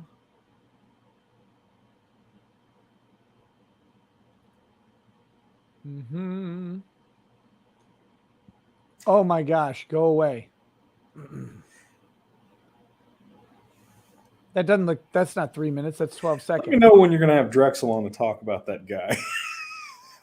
Should be. I'll crack open with a brew and lean back and just kind of watch that. The Hill doesn't have a 3-minute video. Where the hell? I don't know where you guys are finding this 3-minute video of this. Well, hey, Jack, I don't know you, never heard of you, don't care, but let me offer you some advice. Don't fuck with that guy. Oh, here we go. Here's the longer version. I guess this is it, maybe. Thank you to person who sent me this. Oh God, she looks horrifying. To the kids. That's right. I hope you have a wonderful Christmas. Yeah, I hope you guys have a wonderful Christmas as well. Merry Christmas, and let's go, Brandon. Let's go, Brandon. I agree. Hey, by the way, where are you in Oregon? Ooh, she's pissed. Where's your home? She's pushing the shut Joe up. Yeah. Cut his mic. Oh. We have another family. We'll now be connecting. Yeah, there it was. That was the one. That looked down. Oh boy. Okay. Do we have another family Do we have another person to talk to? It's going to keep happening. More and more. You know, you ask for miracles, Nick. I give you CNN. What would we would be stuck with a very vulgar statement that most people would be uncomfortable saying in public, but for that idiot CNN anchor, you know. Oh yeah. Some guy 209 says, "Are you still planning to keep doing the day shows absent trials cover?" Yes. They won't be 8-hour shows though. They'll start at 1 p.m. They'll go to about 4 p.m. Do you have like some kind of psychological come down after a trial's over? Yeah. Yeah, Yes. I will. Yeah. Someone kind of mentioned it in one of the YouTube comments. They were like, after watching this trial the whole time, it was hard not to be invested. Yeah. In the outcome. And they're really, they're really disappointed about what happened to Kim Potter. And they're like, when I started, I didn't really care, but I've been watching this thing for 3 weeks.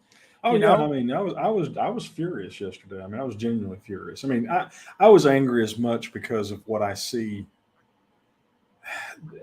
I see this as a pretty nasty little shove towards a third world shithole, right? I mean, yeah, our legal system is our first line of defense against that kind of thing, and so when I see it corrupted like that, it's like, Well, and some people kind of missed the thrust of my video when I said they came to the legally incorrect conclusion, which is true. Mm-hmm. It is true that they came to the legally incorrect conclusion. By the way, is the Odyssey live stream not working? I just realized that the video wasn't playing. Huh. Oh no, it's live. Okay, good. I was just making sure. I saw the chat moving, but I looked up at the stream and it wasn't going. It was I needed to refresh. That's all. But some people were misunderstanding. There are two things. It is the job of the prosecution and the defense to accurately explain the law, because you can't you can't expect a jury of 12 random people to know a legal term of art like recklessness and how to explain it in terms of law. They all have their idea of what recklessness is. And so as a defense, it's your job to stand up there and say, hey, I know you think you know what recklessness is, and you're right. But in this context, under Minnesota law, has a very specific legal definition. And so I'm going to talk you through that a little bit so you know what the legal standard is. Because just because the law uses a particular word doesn't always mean that it's the understanding that you might have about it. So we're going to talk about what elements there are for recklessness. Bam, bam, bam. You got to have this conscious disregard. You got to know what you're doing is wrong. So you lay that out. It's the prosecution's job to frame, to state the law accurately, but try and frame it to the facts of the case. And so the prosecution or the defense kind of did that. Not great. The prosecution did it and they lied. Yeah. They lied about what recklessness was. They flat. Did the defense properly object? Is my question. I don't know if they objected to that part or not, because they object like 4 times during that close. Yeah. So, but the issue though, it's a 2-part issue. One in this case. So someone was like, well, none of the jurors agreed with me. It's like, I know, that's why I said they got it wrong. Like that's covered in the title, but the defense needed to lay out recklessness, and since they did not win, they needed to do it better. We can objectively say that they needed to do it better, but also the judge should not have allowed the prosecution to misstate the law. The judge was incompetent. I'm sorry. The judge was an embarrassment to the profession. All the joking aside about the simpering and all this kind of thing. The Amazons were very, Carrie at one point said, can you imagine being in that courtroom, or God forbid, when she was a practicing lawyer? I know someone who practiced with her. Ugh. Said she was a competent attorney. Is that person who practiced with her still in her courtroom from time to time? I don't think so. Okay. Calling someone a competent attorney is actually kind of damning with faint praise. It's not. The quote about the courtroom was, I've never had any interactions with her as a judge, and I have no idea how she would be as a judge. Yeah. but as an attorney, he had no complaints. So I don't think. Yeah, I don't think she. I don't think she did a very good job as the judge at all, because she allowed the prosecution to just have their way with misstating the law. I mean, Alan it's that Powell, Alan basic. Powell, the real AP, says Nick is mad anytime cops have to be held accountable. Not at all. No. Actually, I'm fully in favor of No. cops being held accountable all the time. I've advocated for cops who weren't held accountable to be held accountable. The guy who shot Philando Castile, I disagree with Bronk on that. I don't think it was a good Well, shoot. you thought Chauvin needed to go up the river. I mean, I remember you and I talking about that. Yeah, I think the jury reached the right verdict on the manslaughter charges for Chauvin. I think the murder 2 and murder 3. Well, I thought murder 3 would be an appropriate charge, but the Minnesota Supreme Court disagrees, and they say that it's not. But since he got murder 2, it doesn't really matter. I have the murder charges were inappropriate for Chauvin, but manslaughter was appropriate. I do think that he couldn't get a fair trial in Hennepin County, and I don't think he did. Mm-hmm. But I think they ultimately would find guilt wherever they charged him. Yeah. In this case, they got it wrong legally, and they got it wrong from a policy standpoint. Yeah. I don't care if cops get convicted when they do something wrong or do something criminally wrong. Honest mistake is not criminal. How hard is this for people to understand? Yeah, it's the thing. If you ever, the weird thing is, so people who are happy that the state prosecuted a former police officer call people who are unhappy with the state prosecuting the former police officer bootlickers for the state. And it's like, yeah, well, obviously anybody would say that's an idiot, because you and I, neither one have sent for the police. We've both expressed reservations about a lot of things police do. Look, I'm for the state punishing a former police officer, therefore I'm not a bootlick to the state. Yeah. I mean, okay, yeah, I guess that's the hot take you want to make, but go ahead. That doesn't make any sense. Yeah, but I'd put the crack pipe down if I were you before sending in super chats. Look, let's put it on the table. This is exactly what happened. A 25-year police veteran with an absolutely sterling record will spend most of the rest of her life in prison because she made an honest mistake. And that's not disputed by anybody, not even by the other side. Now, if you actually think that that's the way justice ought to happen, you're a fucking moron and you're a sociopath to boot. Okay? Just that simple. No more to it. By the way, I do have one very modest, I wouldn't say it's a disagreement exactly with your video. You pointed out in the video that the prosecution never brought race into it. That's true. They didn't have to. Right. The jury inferred it from the voir dire. I mean, you could tell. Yeah, but that was a dig, because they did the same thing in Rittenhouse for the most part, with the messaging in the media and the media. This is part of it. Shot at the media. I got you. We get to say that the prosecution never brought it up because they didn't make it part of the factual record. Now, was it part of the inferred record because of the media coverage? Absolutely. Yeah. But they never argued that. And so I get to say, the same way I'm arguing a legal definition, I get to argue that legally race is not part of this issue. By the way, you shitheads who think that this is a good thing, this is a good development. I hope you find yourself in a situation one of these days where you accidentally get in a car wreck or do anything that causes anybody any harm, and they haul your ass off to jail. Because that's what. See, here's the thing: it's not just about murder, right? What if she had only maimed that guy? Presumably, you goofballs would want her to still go to jail, maybe for a lesser sentence. So, put what passes for a brain on and think about the implications of that. Okay. This was a political trial and it was a political verdict, and only an absolute sociopathic jackass would applaud that.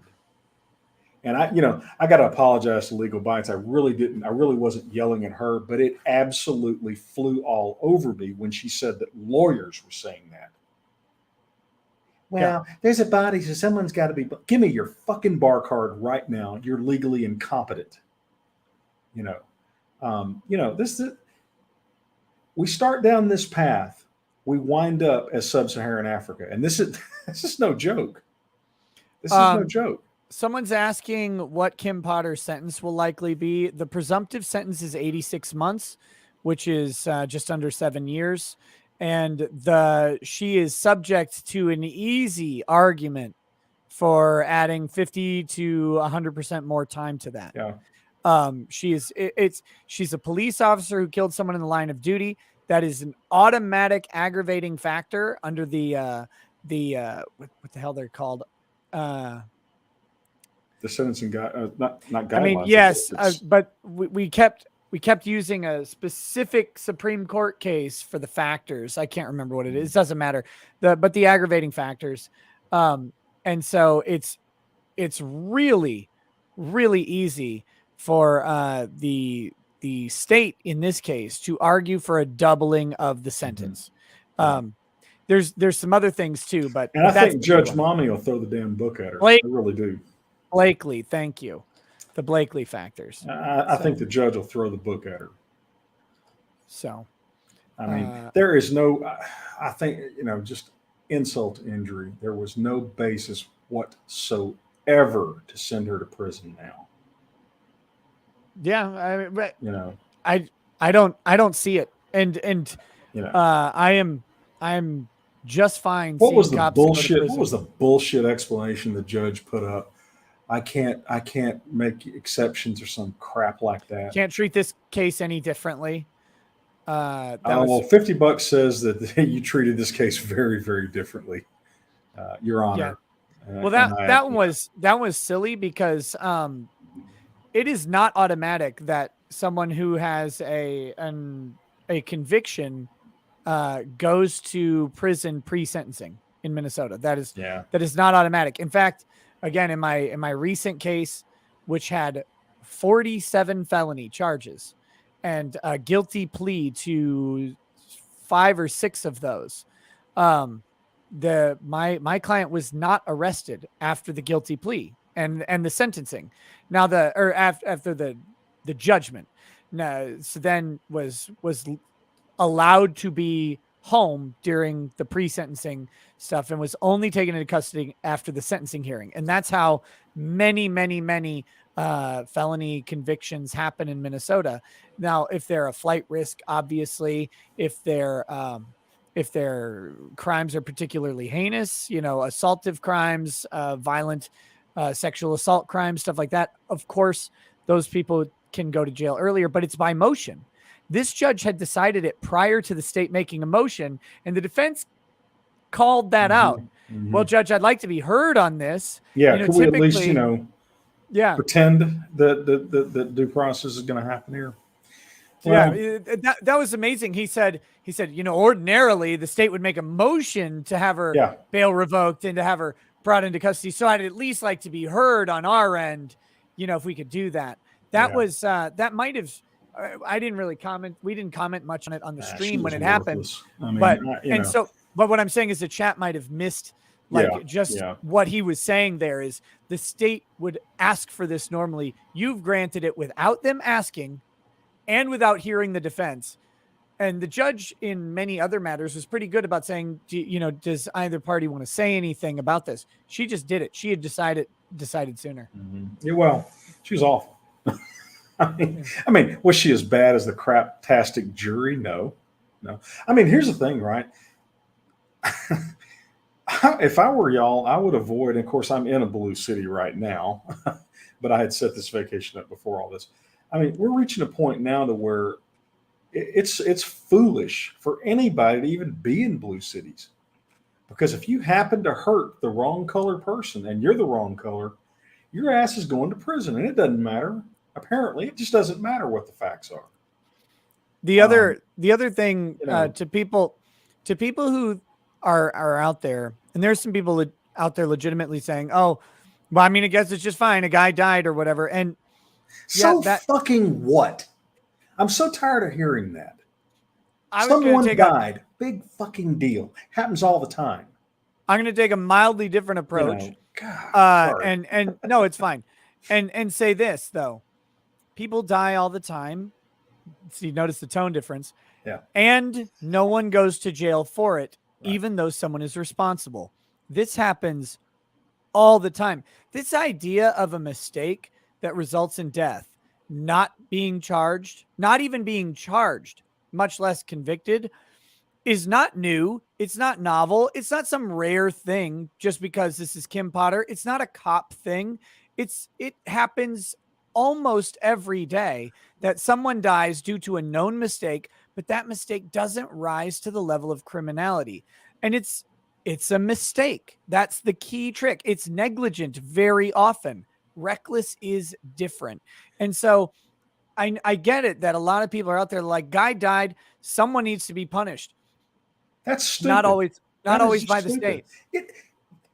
What's unprecedented is what actually happened in the thing. You know, Yeah. Here, guys, here's an example of recklessness with a gun. Okay. I point a gun at a group of people and just randomly fire at them. Not a point a gun. No, you point a gun at a director of photography. Right.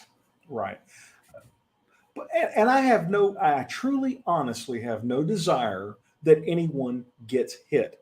What I have done, though, is I have consciously disregarded the very clear risk that firing a gun at someone might hit them. That is, if you can't see the difference between that example and what happened in the Potter case, then you need a legal guardian because you're a fucking moron. Actually, it's even worse than that. You're just lying because no rational adult can't see the difference there. You just don't want to see the difference. You know? Yeah. And like I said, fine. Next time, let's hope you don't ever get in a car wreck with somebody and hurt them because your ass is going to go to jail based on the same criteria. Mm-hmm. You know, well, somebody got hurt, therefore someone needs to go to jail. I mean, it's beyond ridiculous. It's an interesting thing. If she was guilty of criminality, if they proved recklessness, fine, go to jail. And prove it. But in fact, they stipulated to the facts that make recklessness logically impossible. Yeah, that's the weird thing. If they had just maintained, I've seen some people with this theory, which I get the theory, but it's not supported by evidence. This idea that she was lying when she said taser, like she meant to shoot him or whatever. Except the state never argued that. That's what I'm saying. The state should have at least tried that. They could have at least done that. They knew something we didn't know. They knew that the fix was in. Yeah, I guess. And look, I was the world's worst. I thought that those jurors at the end of the day would be human beings. No, they're just typical leftists who will destroy anyone that they disagree with for any reason. That's exactly what happened here. And we needed that juror who lived out in the woods with no TV. We needed that guy in there. Yeah. We need somebody in there to go, I don't care how long it's going to take. There's no way I want to know what fucking scumbag allowed himself or herself to be bullied by these other lunatics into sending that woman to jail so they go home for Christmas. Gee, whoever you are, if you're watching this show, you suck. And I'm not much into that forgive your enemies thing. I always struggle with that as a Christian. No, I never got that impression from you. Yeah, that turn the other cheek part. I genuinely hope all these people find themselves in a similar situation and have to take the same goddamn punishment that they inflicted on that woman. I don't have any. I don't simp for law enforcement. They annoy the shit out of me in a lot of ways, and I'm not at all comfortable with things like the militarization of police and all that kind of thing. But this was about as gross a miscarriage of justice as it could be, and it couldn't have been clearer from the evidence. Vladimir tells me to remind you that the Cowboys are good this year, and see if that calms you down. Thanks for letting me. Obviously this is still deeply troubling. But yeah, the Cowboys are good. I mean, this is a weird year for the NFL. I was glancing at the standings. It's like everybody's 11, and I mean, there are no dominant teams, at least win-loss record-wise. This is one of those years where half the teams in the league could win the Super Bowl, I guess. Yeah. But on any given Sunday, unfortunately, someone can beat the Cowboys. Let me read some of these chats here. Yeah. This is a brick zero says, you think you could make the defendant sound like Flash, talk like Flash, and instead of robbing a hospital, accuse him of crying over TV media? Says here you cried harder than Kevin Smith. Why are you a bitch?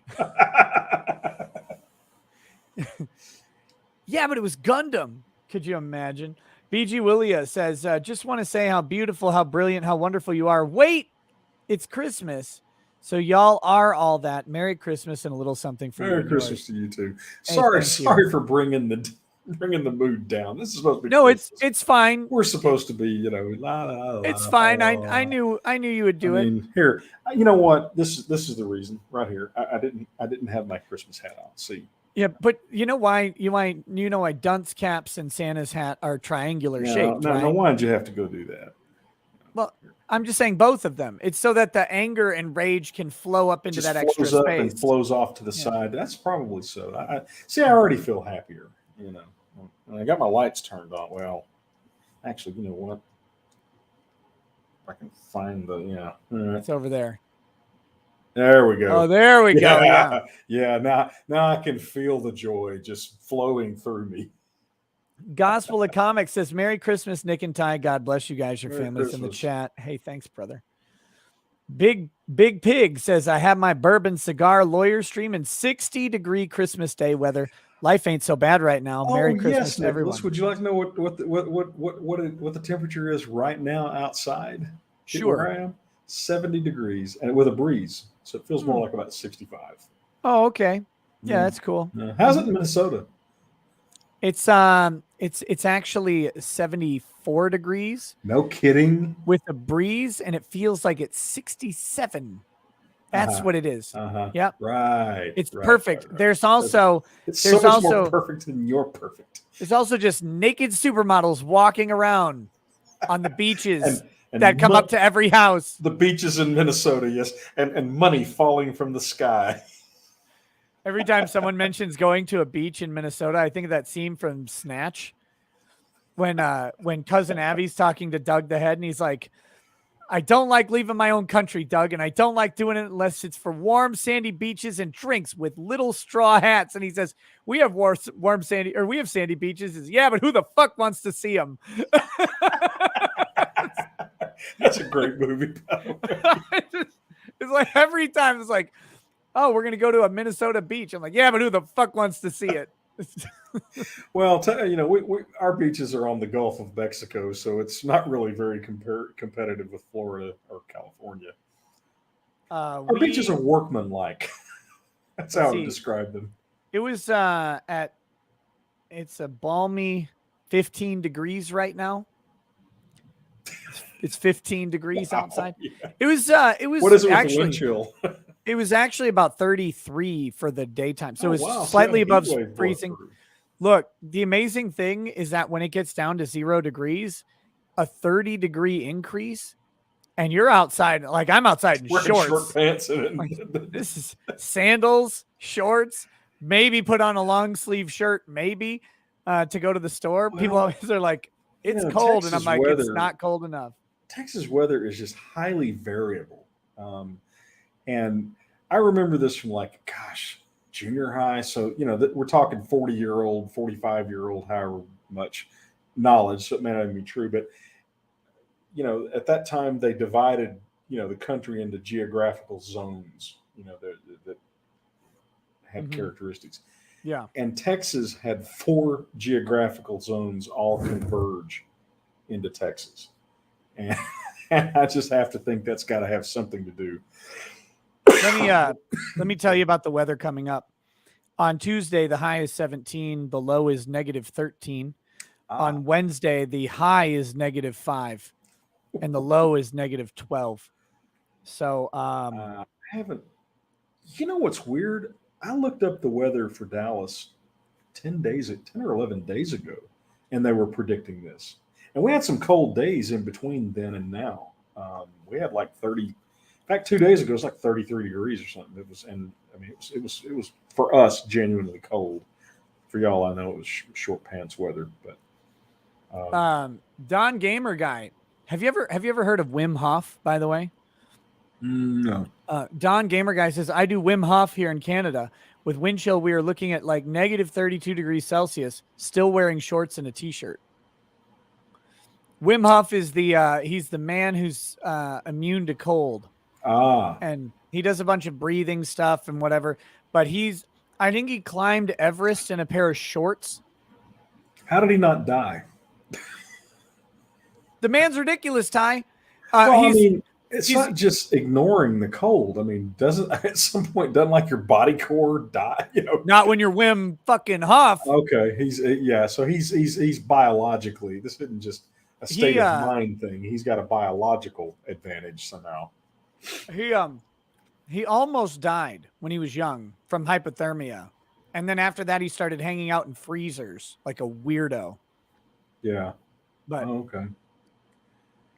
Yeah, Wim Hof Maybe it's like Rasputin, you know, you expose yourself to a little bit of cold incrementally and you get to where he's wild. He sits out like he just is, he likes the cold. He hangs out in the cold.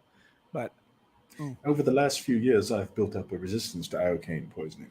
Yeah, there you go. Oh,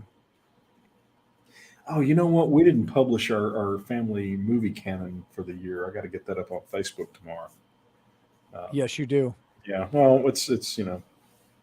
Oh, finally had something happen that allows us to now legitimately claim that Jaws is a Christmas movie. Oh, what's Some that? guy in California got ate by a shark today. Oh, good. So there you go. That made Jaws a Christmas movie. Yeah. All right, Blackwing. No, wait. Mike Mysterio says, "Merry Christmas, Nick and Ty. May God bless you and your family as we start the new year. And may you remember the greatest gift that God ever gave us, the gift of his son." Oh, hey, thanks, Mike. Yeah. Blackwing02 says, "Dear Santa Nick, I want an official Red Ryder carbine action 200 shot range model air rifle with a compass in the stock and this thing which tells time." This thing that tells time. Contrarian 420 says, USA and New Zealand are the only countries that allow prescription pharmaceutical ads because the effectiveness of the ad creates an uptick in the malady. Heroes, though, clown makes sense, actually. Clown plus Merry Christmas rackets. Hey, thanks, Contrarian. Thank you. Yeah. The Seb says, "Hey, Nick and Ty, longtime viewer, first time super chatter. Welcome. Happy to be your first. Celebrating my birthday today and seeing if I can't purchase some ammo too. It's been cool to see your channel grow. Send my best to Lady Raggets. Cheers." Will do. I think I'm going to go on a gun buying spree. I got to get some small weapons for the women in my life. Guys, I'm leaning towards a 380. Glock has a nice little 380. And yes, I know a 380 isn't the greatest stopping power, but these are basically first guns for women. And a 380 will cause an emotional reaction if you get hit by one. So the only problem I have with the 380 is because Lady Raggets has a 380. Yeah. She has a SIG 238. Is the model P238 Lady to be specific. So it's pretty. Oh, well, I'll have to look at that then. It's a SIG P238 Lady. Just make no mistake, guys. The appearance matters to women. The problem I have with it is comparing that 380 with my 45. The 380. Yeah. No, but the 380 kicks harder. Yeah, because it's lighter. Yes, that's what I'm saying. It's like it only has a 7-round magazine, and it kicks harder because there's not a lot of weight to it. Yeah, that's a fair point. I probably need to pay attention to that. Well, the main point is I'm going to go on a gun buying spree. That was the. Well, that makes sense. Actually, James Bond's weapon of choice, the famous Walther PPK, is a 380. So just make sure if you're going to get a 380, make sure it's meaty enough to actually not have as much kick. I think the Glock, I can't remember which. I was looking at the model and I've already forgotten which one. I got it bookmarked. I think it had more than 7 rounds though. It was a small weapon, but that's a good point though. Here we go. Stephen Cooper says the only thing gayer than the chat is the mods. Chuck Norris's beard says simping for the Amazon, and then have some heart's eyes. Thank you. Is that one of my Amazons, or is that just Amazons in general? I think the Amazons. Okay, yeah. At Beard and Hairs. Dark Alush G says the greatest gift. New clip of Biden saying he agrees with Let's Go Brandon. Also tell Ty about a certain lawyer agreeing with his Texas defense. Oh yeah. So Mark Richards, Kyle Rittenhouse's lawyer, was on an interview, and he sua sponte brought up the he needed killing defense that Texas employs. We don't actually employ that. I just want us to. But that's glorious. I like that guy. I like that guy from the get-go. I think I even caught a little bit of flack from the thing. What I didn't know about him, honestly, was I didn't realize he was a local guy there, or I'd have been even more, Ty, someone sent him a 14-inch chocolate penis.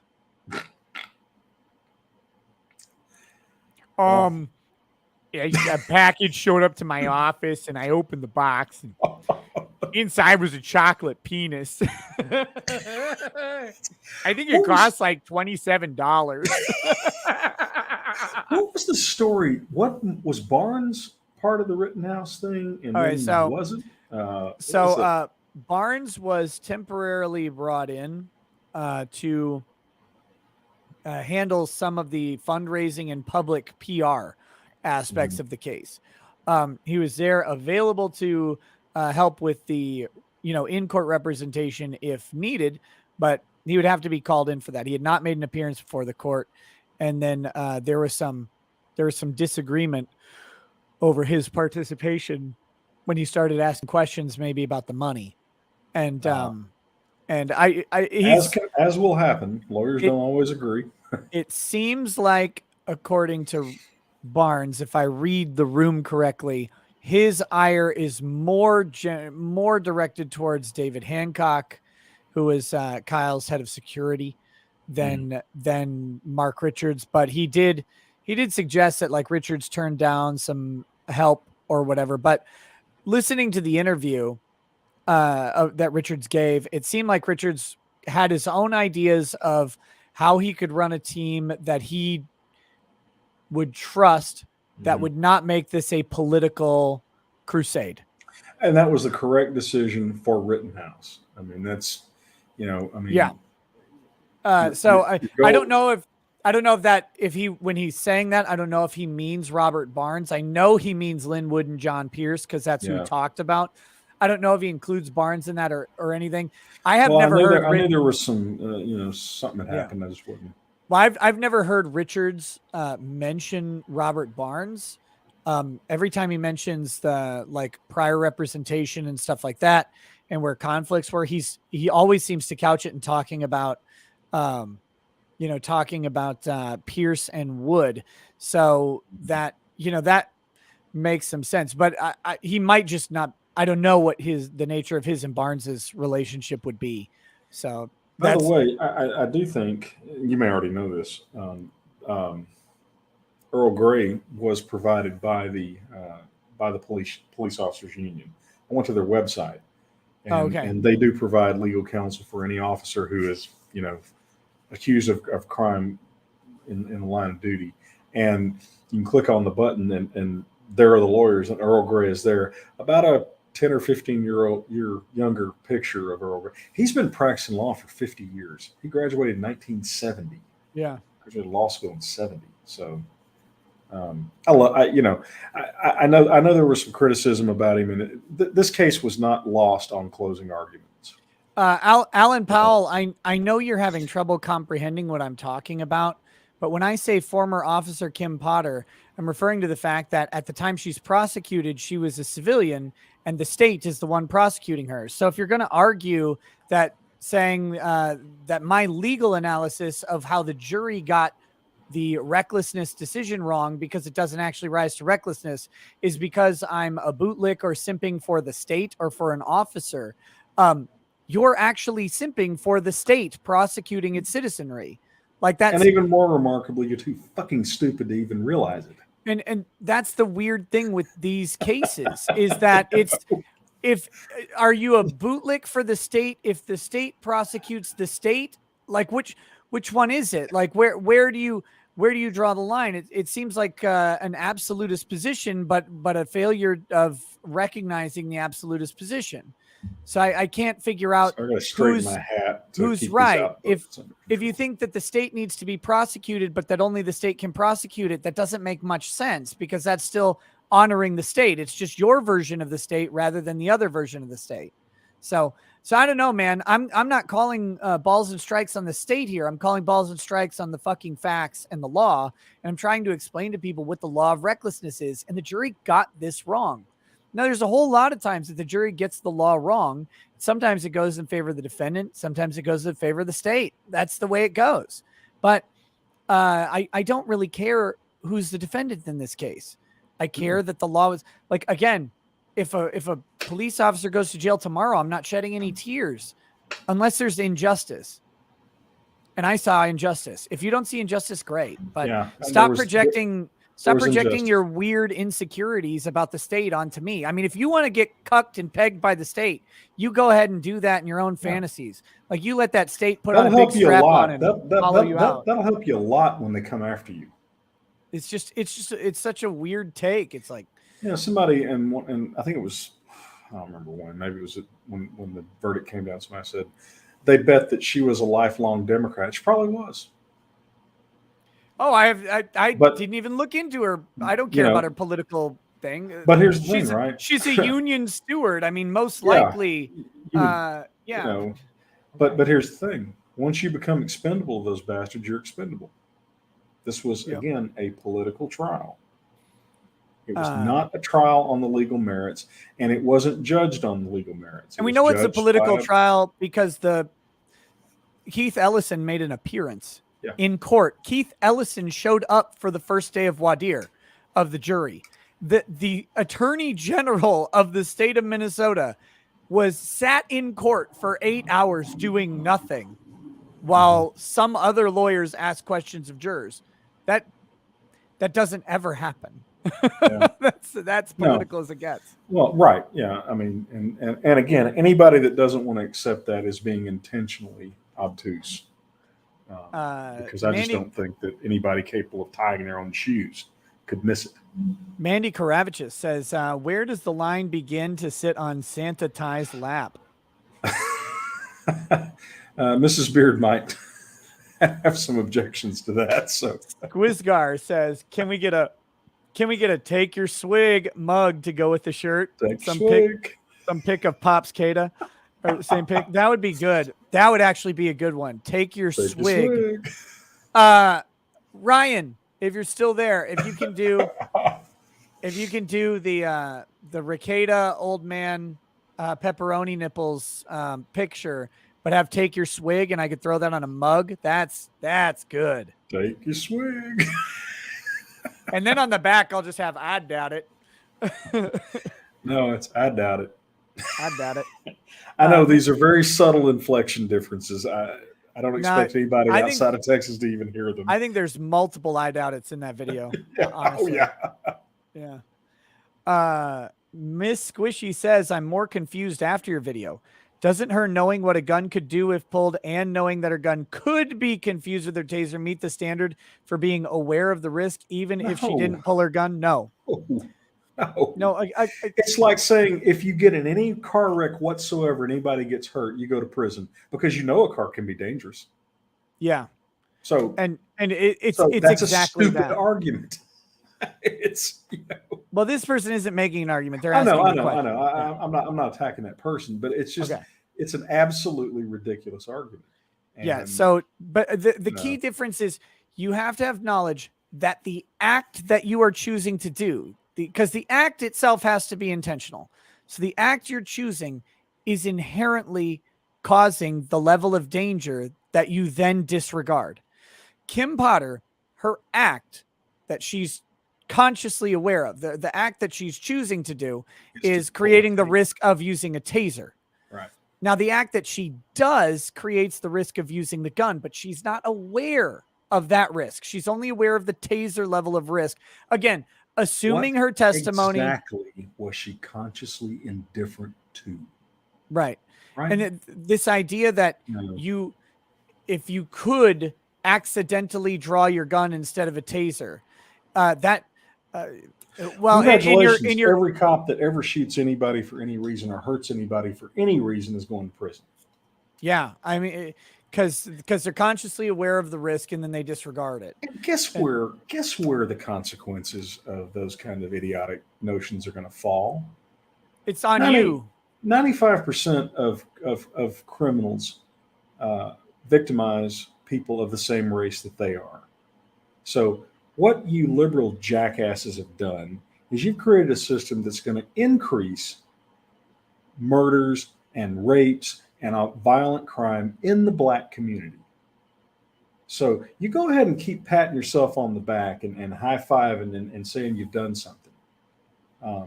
Because what you've really done is there are going to be a lot more dead people because cops are not stupid. They're either going to leave or they're simply not going to do their job. I damn sure wouldn't. If a 25-year-old cop, a cop of 25 exemplary years can see her entire life ruined because of one mistake that everybody agrees was a mistake, who in their right mind would continue to work in that place if they had any options? If you do, you don't carry a taser. Yeah. So y'all keep patting yourself on the back, all you dumb shit white liberals. You keep doing that because there are gonna be a lot more dead black people. But you know what? I'll be honest. I don't give a shit about them either. Not because of their race or anything like that. I don't give a shit about anybody that voted for these people. Y'all are going to get a good, hard, painful dose of what you keep voting for. And apparently that's what it's going to take because you aren't smart enough or you're not mature enough to admit you were wrong. You're just going to keep putting jackwits like Keith Ellison in charge. B-Man says, please address the taser risk on a person operating or about to operate a motor vehicle. Well, those are two very different things. The taser risk on someone operating a motor vehicle is that they will have neuromuscular incapacitation and perhaps not be able to take their foot off the gas. That's a little bit of an overstatement, though, because if they have their feet on the gas, unless your taser is going with them and operating, the prongs will actually either rip out of the skin or the taser lines will break. One of those two things. So they'll stop being tased and you regain control of your body pretty quickly once the electricity stops. It doesn't bother any of these people, Nick. But I'm not done. Oh, I'm sorry. Yeah, go ahead. My bad. But that's only if the car is actually already in motion. If the car is in park, the risk of tasering someone doing anything to the car is effectively zero. Because with the taser, they're not going to hit the brake. They're not going to shift into drive and then move their foot over onto the gas pedal. Those are three distinct actions that neuromuscular incapacitation would prevent from happening. So if the car is not in drive, it's not going anywhere at all from the tasing. Now, there's one last thing to note about this. It's really, really important. It didn't get focused on too much in the trial because it was irrelevant because the car wasn't moving. But even if the car is moving, and even though there may be a risk to neuromuscular incapacitation, possibly causing them to step on the pedal, if it's justified, it's still okay. That's the crazy thing. It might not be the best idea, but if it's a justified use of force, whether or not there's a risk afterwards, the only time that risk comes up is if you use an unjustified force. And this is probably a failing of the closing argument, was to point out, and I think I said this a little bit at the time, that the justification for using a gun negates the entire charge according to the jury instructions. If you find that she's justified in drawing the gun, and we know from this guy, and this guy that she could have drawn that gun, then it's negated. But I don't know that there was a closing argument that would have worked, in all honesty. I mean, I'm arguing from the perspective of a reasonable jury existing, and we don't know that a reasonable jury existed at all. It could, if it's politically motivated jury, then there's no closing argument that anybody could have made at all to make her not guilty. So The game was rigged.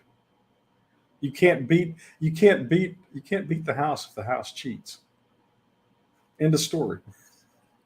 I was going to say, does it not bother any of these idiots though that she would very likely be in much better, probably not even prosecutable, if she had just simply pulled her pistol and shot the son of a bitch. And understand, this guy was a thug. He was a complete piece of shit. Now, that doesn't actually legally matter, okay? But we get back to this thing of some people out there are actually celebrating the fact that a police officer with 25 years of exemplary service is going to spend a good chunk of the remainder of her life in prison because she accidentally shot a piece of shit thug with warrants out for armed robbery. And according to The Guardian, an actual, apparently, newspaper, he terrorized his neighborhood. None of his neighbors were going, oh, that's too bad. He's gone. I want to say something.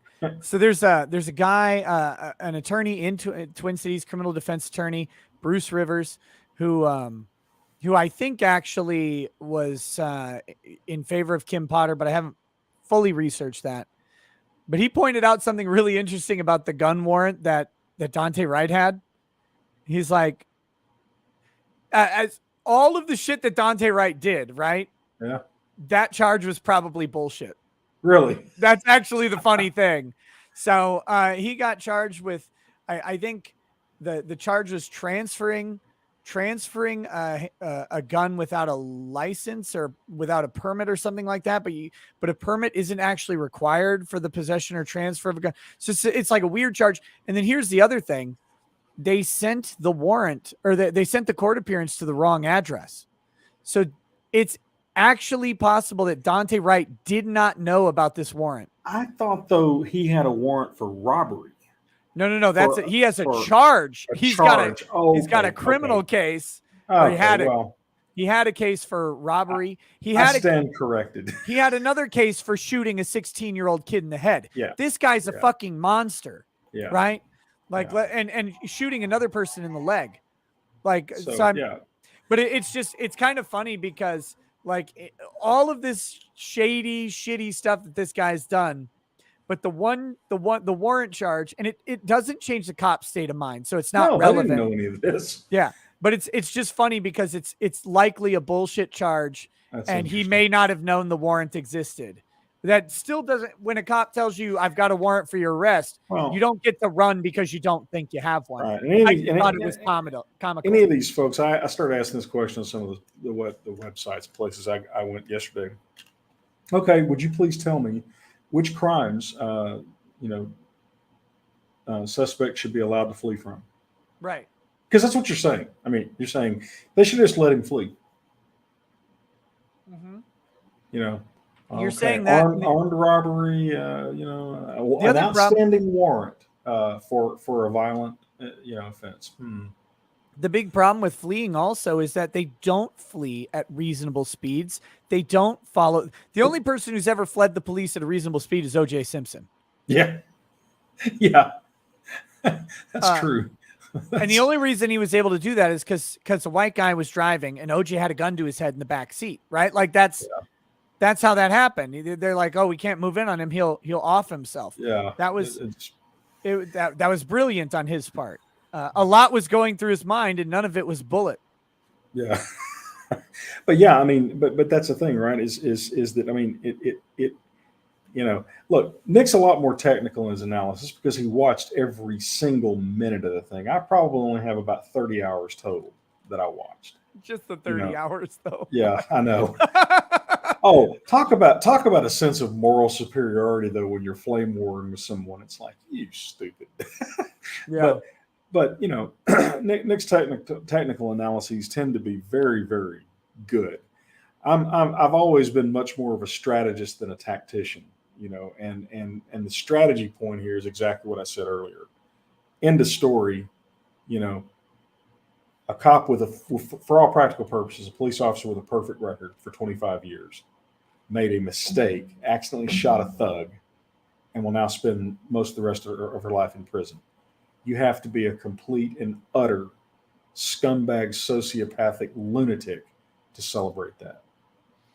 It's And all I hope is that you live in one of the areas where the police aren't going to do their job and you get to absorb the consequences of that. Unfortunately, the white liberals won't. The white liberals will live in gated communities with private security. The rest of you people, on the other hand, I used to say this, Nick, I think maybe before you and I became good friends, but I used to say, nothing's going to change until the patsies figure out who the patsies are. And that's a reference, of course, to the classic poker situation. If you sit down at the table and you don't know who the patsy is, you are the patsy.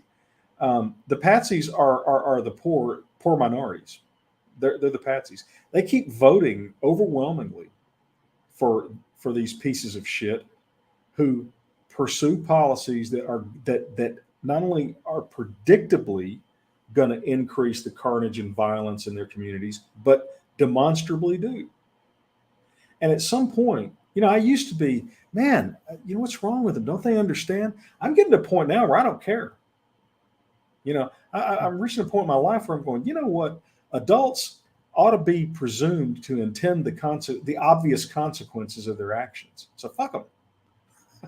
I mean, I should be a better person than that, but I'm not. And I don't think I'm alone in that. I think where we're heading to is a very, very balkanized country where our cities are like Beirut and Mogadishu, and the rural areas are very safe and relatively straightforward. And it's a darn shame that the people in Mogadishu and Beirut keep voting for the shit they vote for. But I'm sure the people in Mogadishu's elections are safe and secure. Mogadishu, USA, I meant, But, yeah, I didn't mean. You mean the mayor of Mogadishu, Jacob Frey? Yeah, the boy mayor.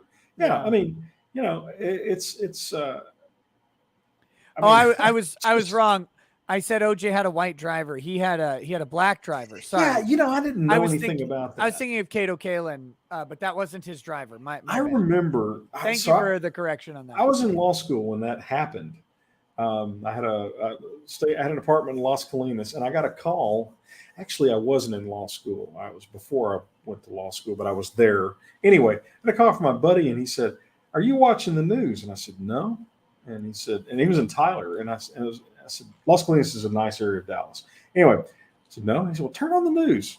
I flip on the news, and there's this white Bronco going about 20 miles an hour down the freeway with all these cops. And I was like, what the hell? And he goes, that's O.J. Simpson. I said, juice?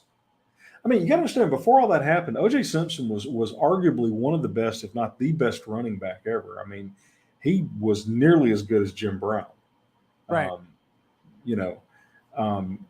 And he had been in all kinds of movies and stuff. I mean, he, just commercials. He was in the Avis commercials. I mean, he was very well thought of. And so at first it was like, oh my God, poor guy. What's he doing?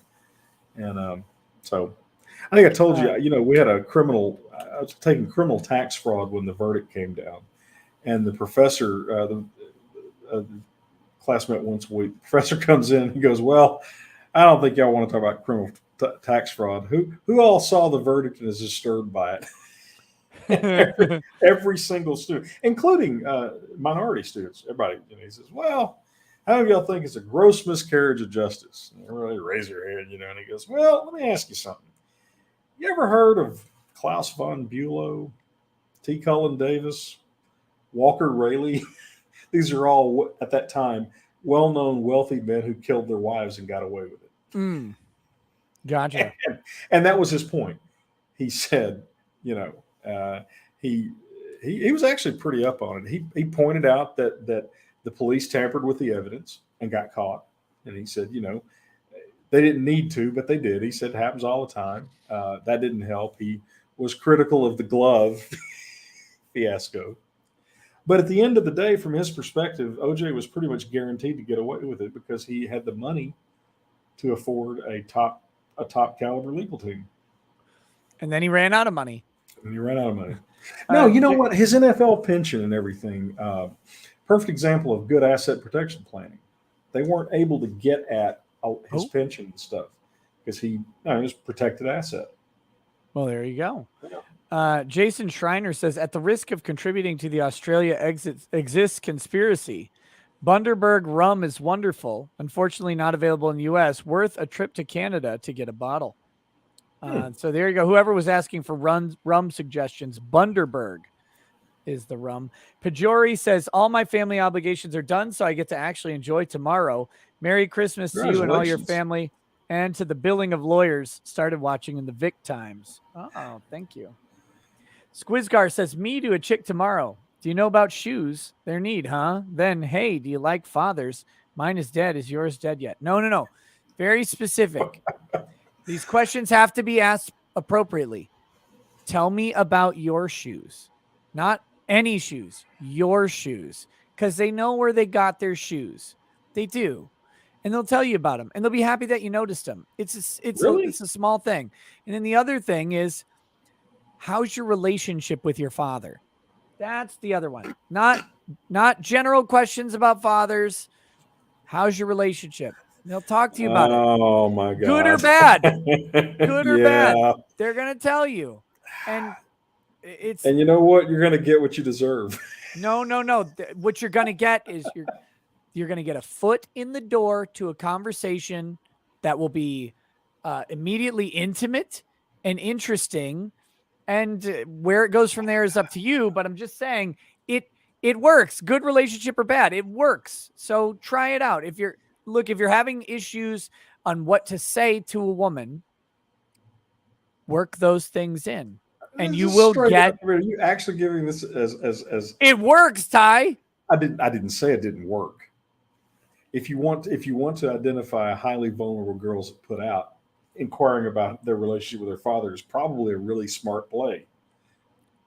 If you want to further a conversation with a female and you don't know how to do it, that is one way to do it. Okay, fair enough. I jumped to conclusions about intent.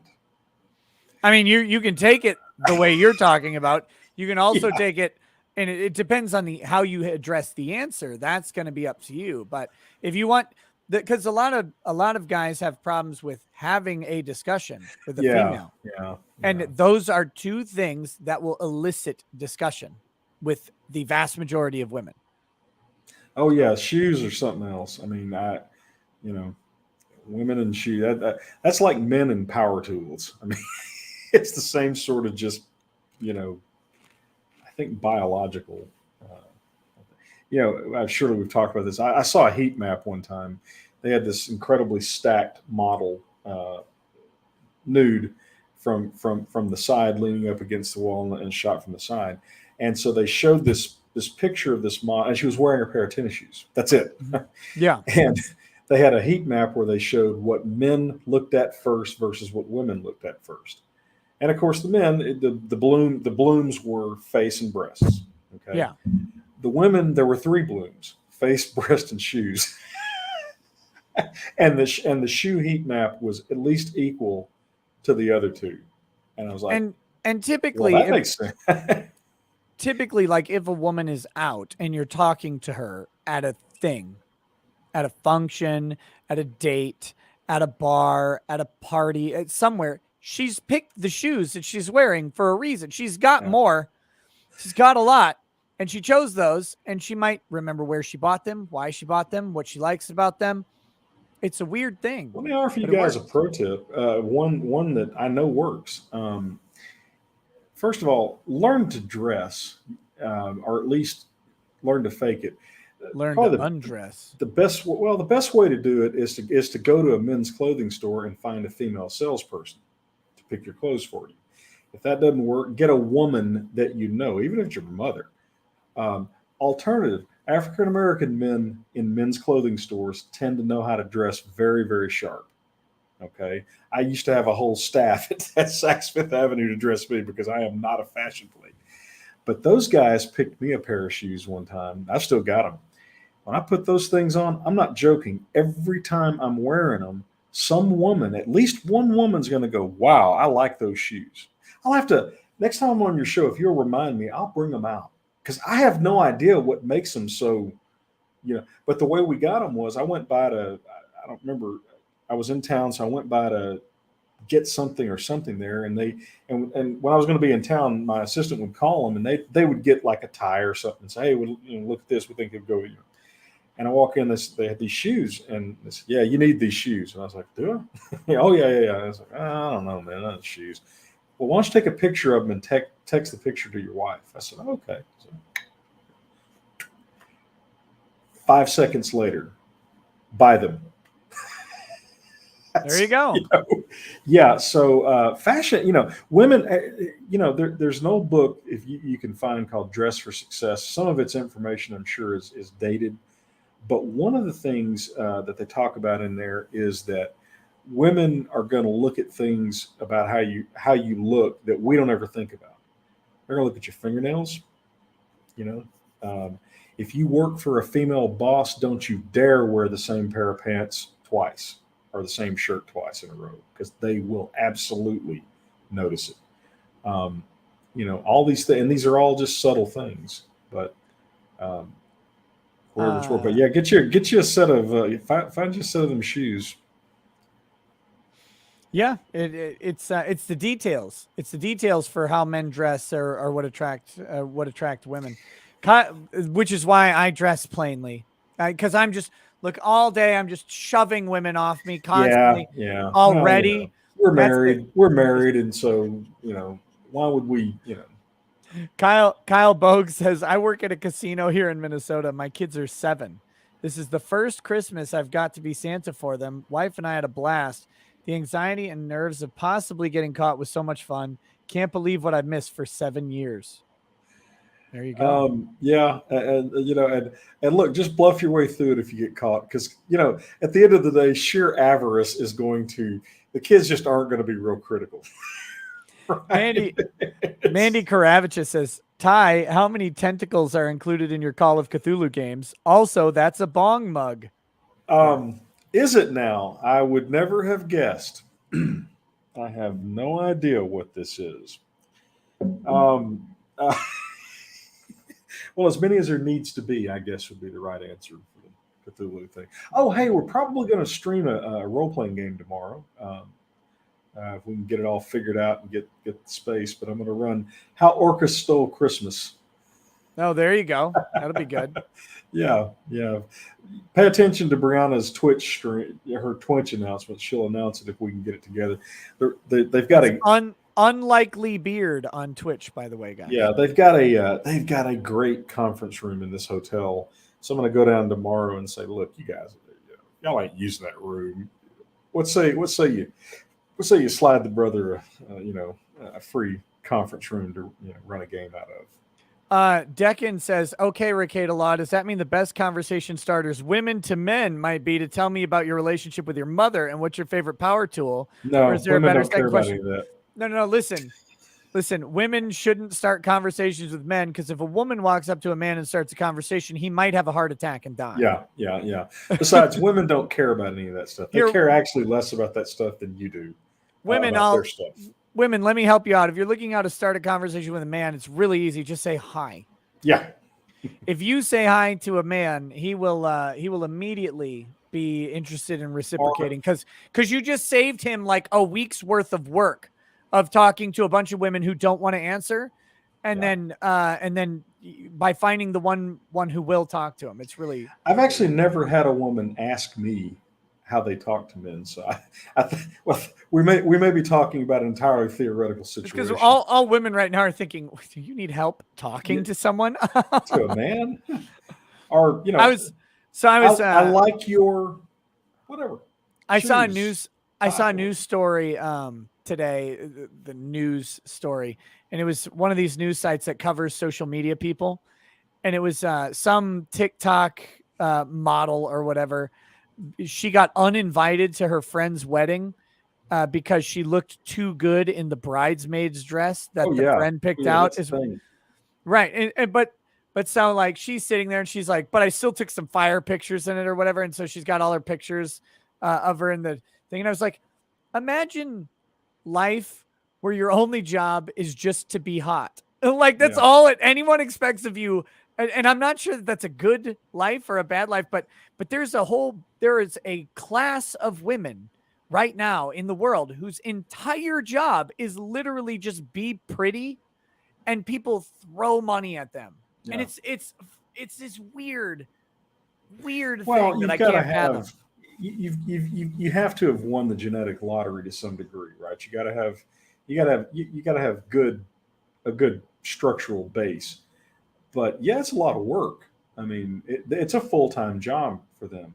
And the real tragedy of that is, like we were talking about, when was it?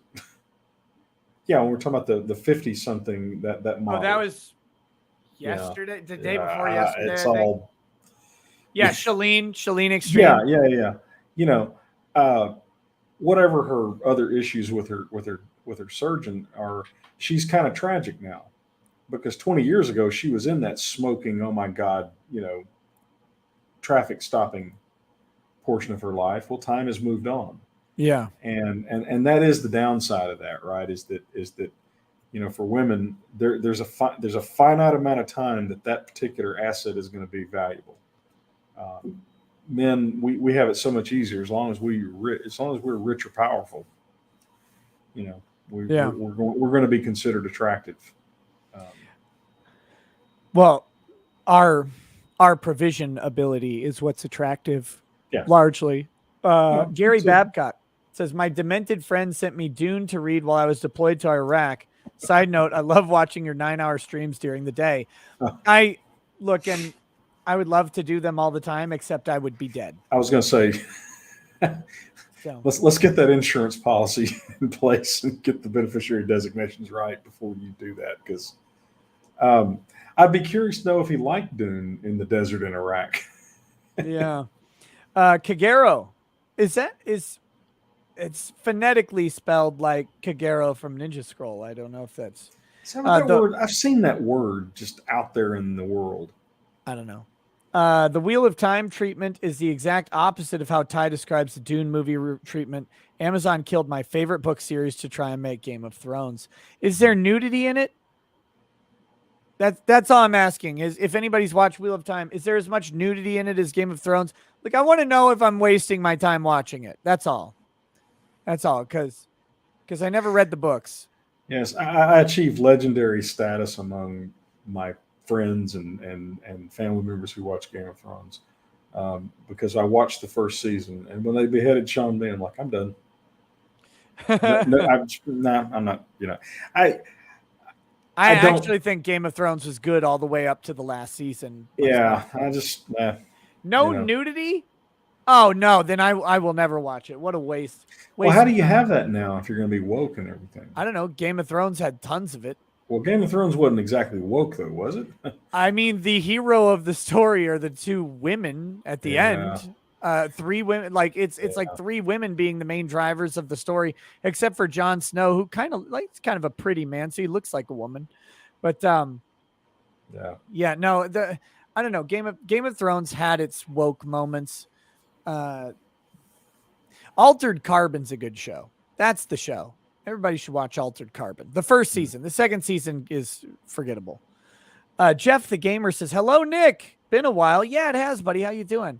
But I wanted to drop in and say Merry Christmas to you and yours before I head to bed for my grandparents' party tomorrow. And a Merry Christmas to you and yours as well, Ty. Thank you. Merry Christmas back. Nope. I would love to have my grandparents back around. No kidding. Yeah. Treasure them.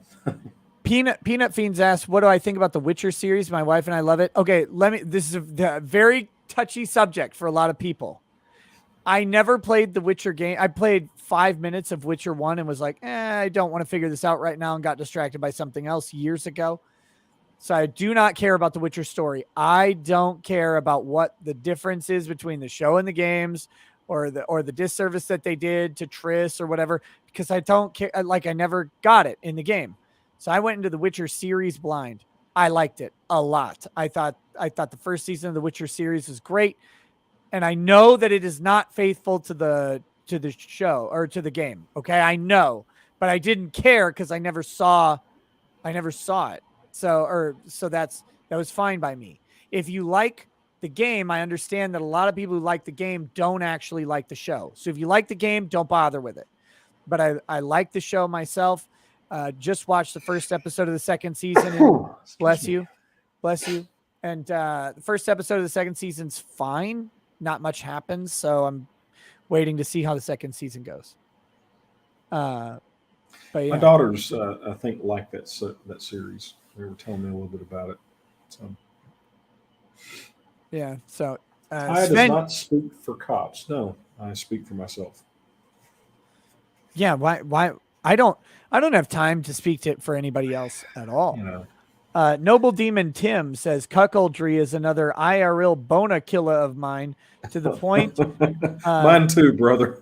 To the point where I next the girl and leave her like Ewing, knees hurt with no ring. Fred the Godson. That Like just sucks the Ewing. life out of me when I see a guy doing that. It's like, God, just kill yourself.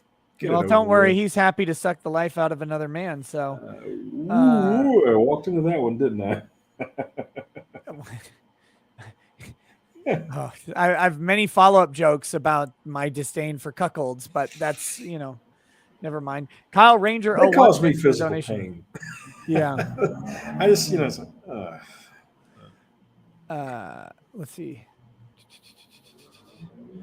Okay, next. Jordan Jones says, Ty is right. Fortunately, I'm law-abiding, but if for whatever reason a horrible event requires me to go to criminal court in California, I don't have faith in the system. I'm going to Mexico and becoming a cartel or something. I just, I damn sure wouldn't live in a blue area if I were of the wrong skin hue, because you have a bad interaction that's completely beyond your control, and you make a mistake, you're dead.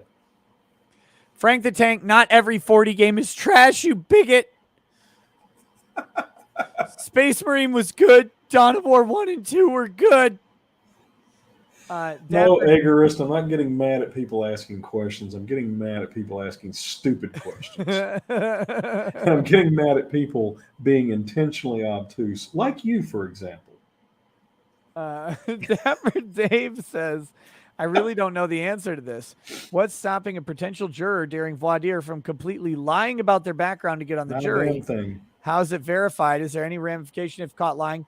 Theoretically, they're under oath and can be charged with perjury. They will not. I was going to say, have you? Yeah, I can't ever remember a time where anything significant happened even when a juror got caught doing that. Yeah. I don't. Nick, I was going to ask you. I don't really necessarily agree with Bronca on how completely pointless appeals are.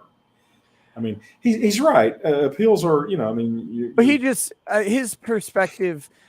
One thing you should always keep in mind with Andrew Bronca's advice is you never want to be making the argument. That's the whole point of law of self-defense is make yourself hard to prosecute, not hard to convict. Make yourself hard to prosecute in the first place. Yeah. Follow the rules of self-defense and actually be conservative on your self-defense arguments, because you don't want to be the guy in court saying, yeah, but technically I'm right. You don't want to be Kim Potter. No, that's right. Yeah, that's true. And so you don't want to be making the argument on appeal, because you want to have never had the opportunity to lose in the first place. I think Potter might have a chance on this one. I mean, I'm doom-pilled on her appeal chances because jury convictions are hard to appeal, but there were significant issues during trial that are not jury issues that could lean towards a mistrial. I just hope not necessarily a mistrial with prejudice, but a mistrial in general. I just hope that her defense counsel did properly. Of course, that chaps me anyway.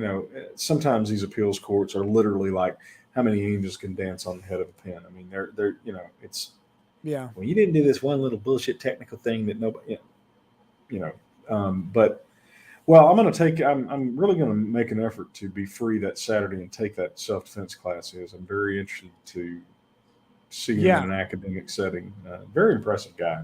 Yeah. I'm going to see if I can take it to January 8th. I gotta look. I launder no masks weekly. I don't wear fucking masks anymore. I'm so done with masks. I will send you. I have to send you something to get you a sign up for that class. By the way. Oh, do but you? Okay, yeah, if you would, Yeah, shoot that I to have me. it, though. You know, Yeah. masks. Music and Fiction says Merry Christmas to both Nick and Ty. For your Merry gift, Christmas. Nick. For your gift, Nick, please expound on the absolute failure of Paul McCartney in creating Christmas music. There you go. Paul McCartney belongs on a cross because of that wonderful Christmas time garbage song. All of it. You remember that scene in Casino where Joe Pesci's got the guy's head in a vice, right? And he slaps him. He's like, hey, I got your head in a fucking vice. I put ice picks through your balls. He's done all this stuff. And he's like, just talk. I'm tired of this. And the guy gives him the name. And he's like, he takes the name of whoever betrayed him or whatever. And he's like, kill me. It's like, yeah, do it, Frankie, do him a fucking favor. And he goes up and slices his neck. Paul McCartney belongs in the vice for that song. And you wouldn't do him the favor. No, popped his eyeball out. His eyeball popped out. I saw that. Yeah, I've seen those movies. You do not want to get anywhere near Joe Pesci in a gangster movie. Dim Tool asks, how many songs have I written? 3. And any of them I would listen to over Paul McCartney's song. God, that song sucks. Wow. Oh, I thought it was just me that went off on random things like that. I feel somehow vindicated in a way. It makes me almost hate Christmas because that song is always on. We don't hear it down here. Or at least I hadn't heard it down here. The one I'm tired of hearing is it Mariah Carey? I don't know, because the only song I ever hear, because most of it I'm able to tune out. I can tune out all Christmas music, except it's the one in Love Actually, whatever that's one is. Ty, I'll be walking through a Target, simply having a wonderful Christmas time, and I'm like, oh, fuck Paul McCartney. And then I walk out and I walk into the mall and they have it on a different station, but it's just at a different point in the same song earlier. So you're like, oh, damn it. No, I don't like the song. I'd rather listen to Grandma Got Run Over by a Reindeer backwards for the satanic messages than to listen to that shit. But I don't share your visceral, see you in hell kind of. I would go to war with England myself over that song. I hate that song. Yep. I'm trying to think when have I hated a song to that degree? I know I had to have. I mean, because when I was younger, I wasn't as mellow as I am now. Yeah. Okay, for you, Ty, a little change of topic. What do you think of Tom Selleck? Cheers. Oh my God. Wish I was him. I mean, God, what's not to like? Magnum PI and then all the other stuff afterwards. Total badass. Let's see. Mandy Karavich says, Ty, do you think we will get any snow like last February? I'm afraid. I'll be honest. Greg Abbott seems to be in very good, he's got some Republican primary challengers, some good ones. I don't think they're going to. If it snows in Austin, does Abbott put chains on his wheelchair for traction? Honestly, no. Here's what I am worried about. I don't. Nice dodge of that question. I'm. You do know that I actually do raise money for state level people. I can't be part of that discussion. No, what does worry me about that is I don't think they fixed the systemic problems with our power grid because we spent way too damn much money on fashion accessories, windmills and shit, and firing all those douchebags was a fine gesture, but I have my doubts as to whether or not we've actually, if we have another power meltdown like we did this time, Abbott could be in trouble. Does that lead us to Beta O'Rourke? I would hope not, but Beta got a heck of a lot closer to Ted Cruz than he should have. Now, it was a wave election year and all that, and Ted was, you know, Is Beta just going to run for every Texas position he can? well, I mean, yeah, because he's a trophy husband. He doesn't actually have a job. You know, he's sponging off of some woman's daddy's money. So, you know. Speaking of trophy husbands, that Wisconsin judge, the Wisconsin child's court judge who was caught with the child pornography, he's getting sentenced. He may have been sentenced just this week, or he's getting sentenced like next week. So good. Oh, That's yeah, good. yeah. Yeah. I just was thinking. Are there aggravating factors automatically there? I don't know how Wisconsin does things. I hope the aggravating factors ends up with a pneumatic nail gun into his face. Mm-hmm. I think that when a judge, that's you, yeah. Yeah, that's us. Yeah. He got 9 years, says David Thompson. Not enough. Not enough. 9 years is 100 years too few. Yeah. Well, here's the thing, though. He's going to get to go to prison and be in the very, I would assume that, that they don't treat law enforcement very well in prison. I'm pretty sure they don't treat judges in prison very well either. And then you add on top of that kiddie porn. Yeah. Do they have special prisons in Minnesota for cops? I mean, what do they do with cops? That's Wisconsin. I don't know. No, they go to, they might get some temporary protective custody, but ultimately they go to surely prison. They're not going to send her to she goes to Shakopee Women's Prison is my guess.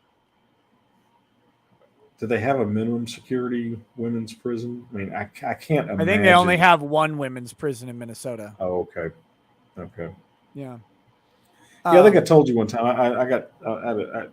I've been to one of our country club prisons here in Texas, and I can promise you, you would not mistake it for Willowbrook Country Club, Tyler. They are not, they aren't pleasant places, regardless. Kyle Ranger 01, thank you for the donation. I got to get through a whole bunch of these, by the way. Oh, yeah. We're doing what we do. General Easymo says, This is latent gay country. As long as we're having a pissing contest, I was in Iowa for a few years to experience a snowstorm low of approximately -70 Fahrenheit. Ty, love the sweater and lights. Merry Christmas, you assholes. Michael Palmer says, Nick, what about the 404B propensity evidence in Ghislaine Maxwell trial? Judges made some terrible rulings, and Joe doesn't know how to interpret the law. I haven't followed the Ghislaine Maxwell trial at all, so I couldn't tell you. I'd be surprised if Joe is not interpreting the law correctly, though. But here's the thing with evidentiary issues in a trial court. Appeals courts give massive deference to trial court discretion on hearing evidence, on the inclusion and exclusion of evidence, unless it's a clearly erroneous, it's clear error standard, or maybe it's abuse of discretion. But like the evidentiary issues may be clear error. God, I can't remember. It doesn't matter. They're really, really hard to overcome the trial court's evidentiary rulings. So if she's made bad rulings, I mean, that could be an issue, but it's likely not one that'll be argued well. So I don't know. But I'm not familiar with the issues specifically. And just because that you don't usually win on those doesn't mean you wouldn't in this case. I don't know them. Kimberly Campbell says, our world is going to hell in a handbasket when people put criminals above law-abiding citizens. Yeah. Kyle Ranger 01 sent another donation. I have a feeling that YouTube is stealing your words, man, and I'm sorry about that. The Jay Clark says, Bundy rum, blink, and you're in a police station for domestic battery. Oh, no. Yazoogle says, has Santa asked you to help guide his sleigh yet? Merry Christmas, Nick and Ty and chat. No. And if he asked me at this time of night, I'd probably shoot him anyway. Wait. Are you? Oh, you're. Yeah, that's a nose shot. Very subtle one, actually, I thought. I didn't even notice that motherfucker making a joke. Yeah. Well, you couldn't see the nose for the trees, I guess. I don't know. Sorry. Laughing with you. Not at you. To Percy. Touche. Magnus Morrison says, Merry Christmas, Ty and Nick. Merry Christmas back. Malachi Gaming and Talk says, Ty, did you ever try Grumps when you were in North Texas? Grumps. I'm taking that as a no. No. Stephen Oglesby says, how amazing is this? I couldn't sleep, turned on YouTube, and found my favorite lawmakers on live. I knew Santa was real. You're way too kind. Marty Lund says, finally got everything assembled, wrapped, and or set with a bow. Donuts stashed in the kitchen. Parents are coming for a 3-generation Christmas in the morning. Cool. Thankful there's no Nazis canceling masses in my state. Merry Giftmas. Hey, Marty, Merry Christmas to you, brother. Yeah. Marty's the guy. Marty is the guy who helps me get the 40K books. Because you can't get the pre-orders always run out, like because bots get them for scalping on eBay. And so what I was having to do was buy all these books on eBay, which they cost 3 to 5 times as much. And Marty's like, oh, hey, I got a hookup that can order these books for you. And he gets me the books. He's the man. So that's awesome. Hey, Marty, have a Merry Christmas. You know, the other thing, I got to give a shout out to Lady Rackets. She wrapped all the gifts this year. Normally what happens is on Christmas Eve, after my show, I go upstairs and wrap all the presents that Lady Rackets has said, oh yeah, I was too tired to get these wrapped. And that's all of the presents. That's the normal year. This year, she's been, as they've come in, deliver, Amazon or whatever, she grabs them, she wraps them. I didn't do any wrapping this year and I feel great. I think I think I wrapped presents one year and was never allowed to do that again. So I think, Nick, your problem is technique. Yeah. We read a whole article about feigned incompetence, Ty, and how it was patriarchal or whatever. Yeah, no, well, sadly, this was not feigned. This was genuine incompetence. I have no doubt in my mind. Thank you. Knew I could always rely on your support. Okay, those are the big chats. Now I'm going to burn through the rest of them. This will take a minute, but I'm going to go fast as I possibly can because it is furious. Good late. Lord, man, time does seem to fly. If you need to go, feel free. No, I'm fine. I'm just kind of surprised it's this late. Oh, real quick, by the way, guys, we've got this here. This is what I was alluding to earlier. Harmeet Dillon, a true warrior, right? A legal warrior out there fighting the biggest corporations, the biggest governments, says Christmas came early for our Dillon Law clients, Project Veritas today. Way to go. New York trial court issued devastating opinion ruling that the New York Times improperly obtained and published its litigation adversaries' non-wave privilege communications. That was fucking stupid of the New York Times, by the way. Well, I mean, yes. Yeah, I mean, sure. I'm actually I'm mildly surprised the New York Supreme Court wasn't so compromised that it just didn't roll over.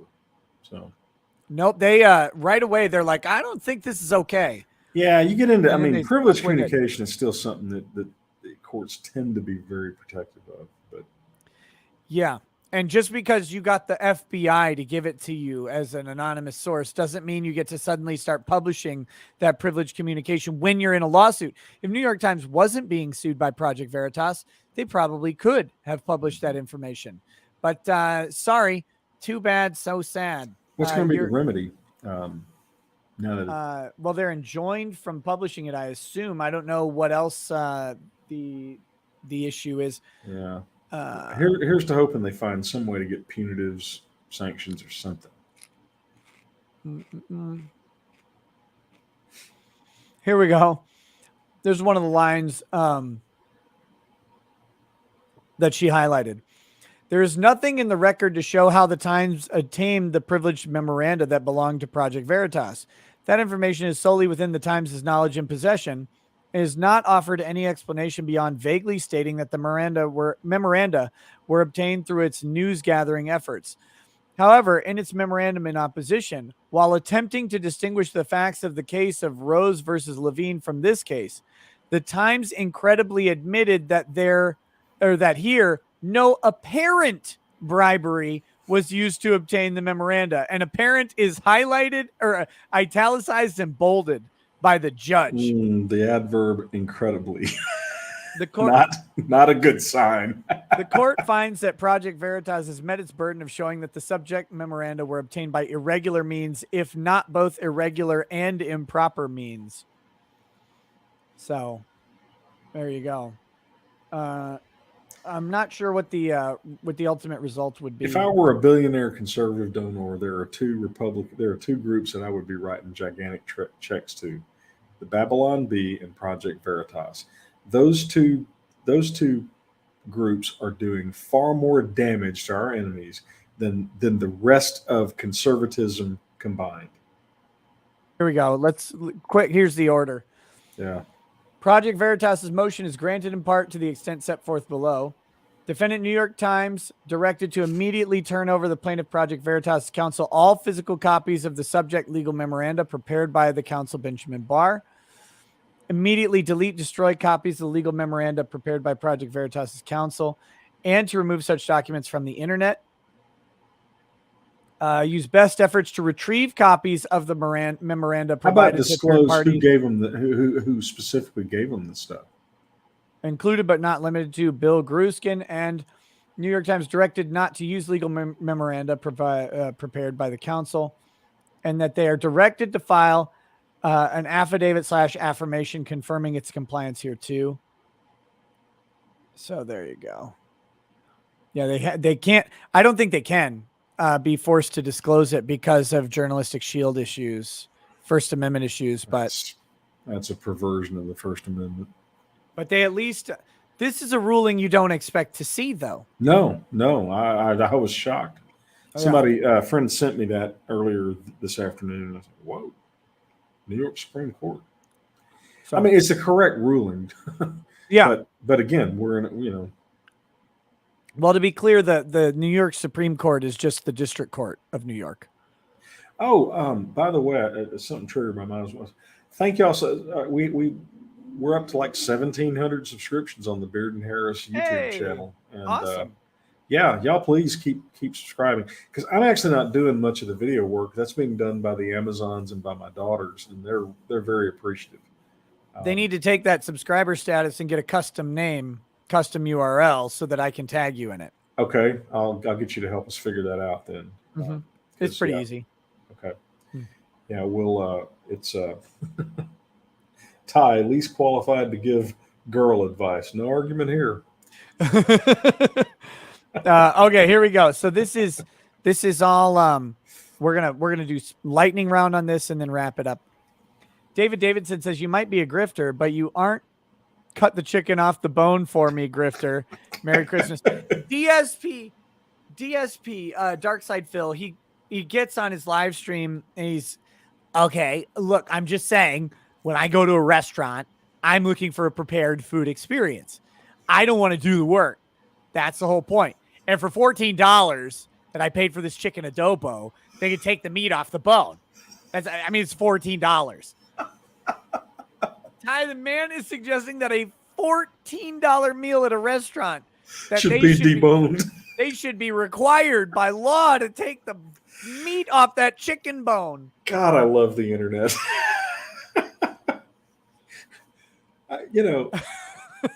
I would love to actually go back in time and get the Thai beer to say 1983 and say, "Come on, I'm going to show you what the future is going to behold." A global communication system where everybody can communicate. Oh my God, the scientific achievements, porn and food critics and more porn. And DSP, the man who will outlive the rest of the internet. Yeah. He's unstoppable. Ty, He acted like a $14 chicken adobo at probably like a $15. look, I'm not here to food shame anybody. There's a lot of good food you can get for 14 bucks, but this that is not that's not a high end price, guys. I mean, hell, you can pay that much at a fairly moderate restaurant in Tyler. You can find that in an Applebee's, no problem. Yeah. God, he's amazing. Like I said, I just love the internet. Oh, he's fantastic. Tabletop Joe says, Merry Christmas to you, Ty, and both of your fantastic families. Enjoy the winding down of this year and the spinning up of next. Peace to you both. Hey, you too, buddy. In Fantasy I Die says Tony Stark and Alex Jones. Merry Christmas. Bogey 34 says Ty Beard. I think you won that comparison. Bogey 34 says Ty Beard is a national treasure. Dennis Pettit says Merry Christmas from 80 miles south of the North Pole, Alaska, Delta Junction, Alaska. Whoa, very cool, Dennis. I bet it's colder where you are than where I am. I bet y'all aren't having 70-degree Christmas days. The Man's Reality Podcast says, today is my birthday. I'm level 34. Also, Happy Merry birthday. Christmas. Happy birthday, yes. Also, Merry Christmas. I just woke up and going to pour me a shot of rum, and at 12:45 p.m., I'll be doing my first live show. Well, there you go. Congratulations. Man's Reality Podcast. Please don't have an article from 2015 about how being a cuck is the way to being a man. Please don't. If you do one thing for me in your entire life, make it that. So next time Drexel's going to be on your show, y'all going to cover that. Can I just assume that? Yeah. Yeah, because Yeah, I wouldn't miss that one for the world. In full. Stephen Oglesby says, hope you have a very Merry Christmas and a healthy and prosperous New Year. Hey, you too, Stephen. Yeah, I would imagine that's going to be Thursday night. Thursday? But we might save it for Friday. I'll update as I find out from Drex when he's coming out. Joel Gett says, when we found the gifts, my parents told us Santa would sometimes ship the gifts ahead of time to save time. Jennifer Gunther says, Merry Christmas. You guys make me happy. Hey, thank you, Jennifer. Toasted Foolery 71 says, wait. There's no Santa? Way to ruin my Christmas. Lol. That explains why Santa hasn't brought me anything in 20 years. No, it's because you're an asshole. I was going to say, you've been naughty. You got to get off that list. S. Asp says, checked with several classmates from my academy class. The verdict was the straw that broke the camel's back. 7 out of 9 have plans to be done by summertime. New dislike button says, I'm a knife collector, and today I got a nice Native American Bowie knife. Great gift. I've also played a decent amount of Necromunda. Is the White House universe, or is the Warhammer universe really this dark and weird? Yes. It's fun, but weird. Necromunda is a bright spot of the 40K universe. It's where all the sugar plums and unicorns are. Yeah, there's no Demon Kulaba or Dark Eldar in Necromunda, at least. You know, I know I've said this before. You guys have no idea what an absolute game change it was when the first edition of 40K came out. We had literally seen nothing like that. I mean, it was like, what the hell? Yeah. It was just, because and the original edition of 40K had a lot of the lore. Yeah. And I mean, it was just like, wow. But real quick, do you think it's weird to have a Native American Bowie knife? Well, not really. I mean, I think Jim may have run through a few natives. He might. Jim ran through boy, he was a badass. Have you ever actually read about him? I went. So last time we went to an Alamo, they had the Jim Bowie exhibit up. Oh. And so the whole wall was his life story, written out. And I'm reading it and I'm like, God, this guy's an ass kicker.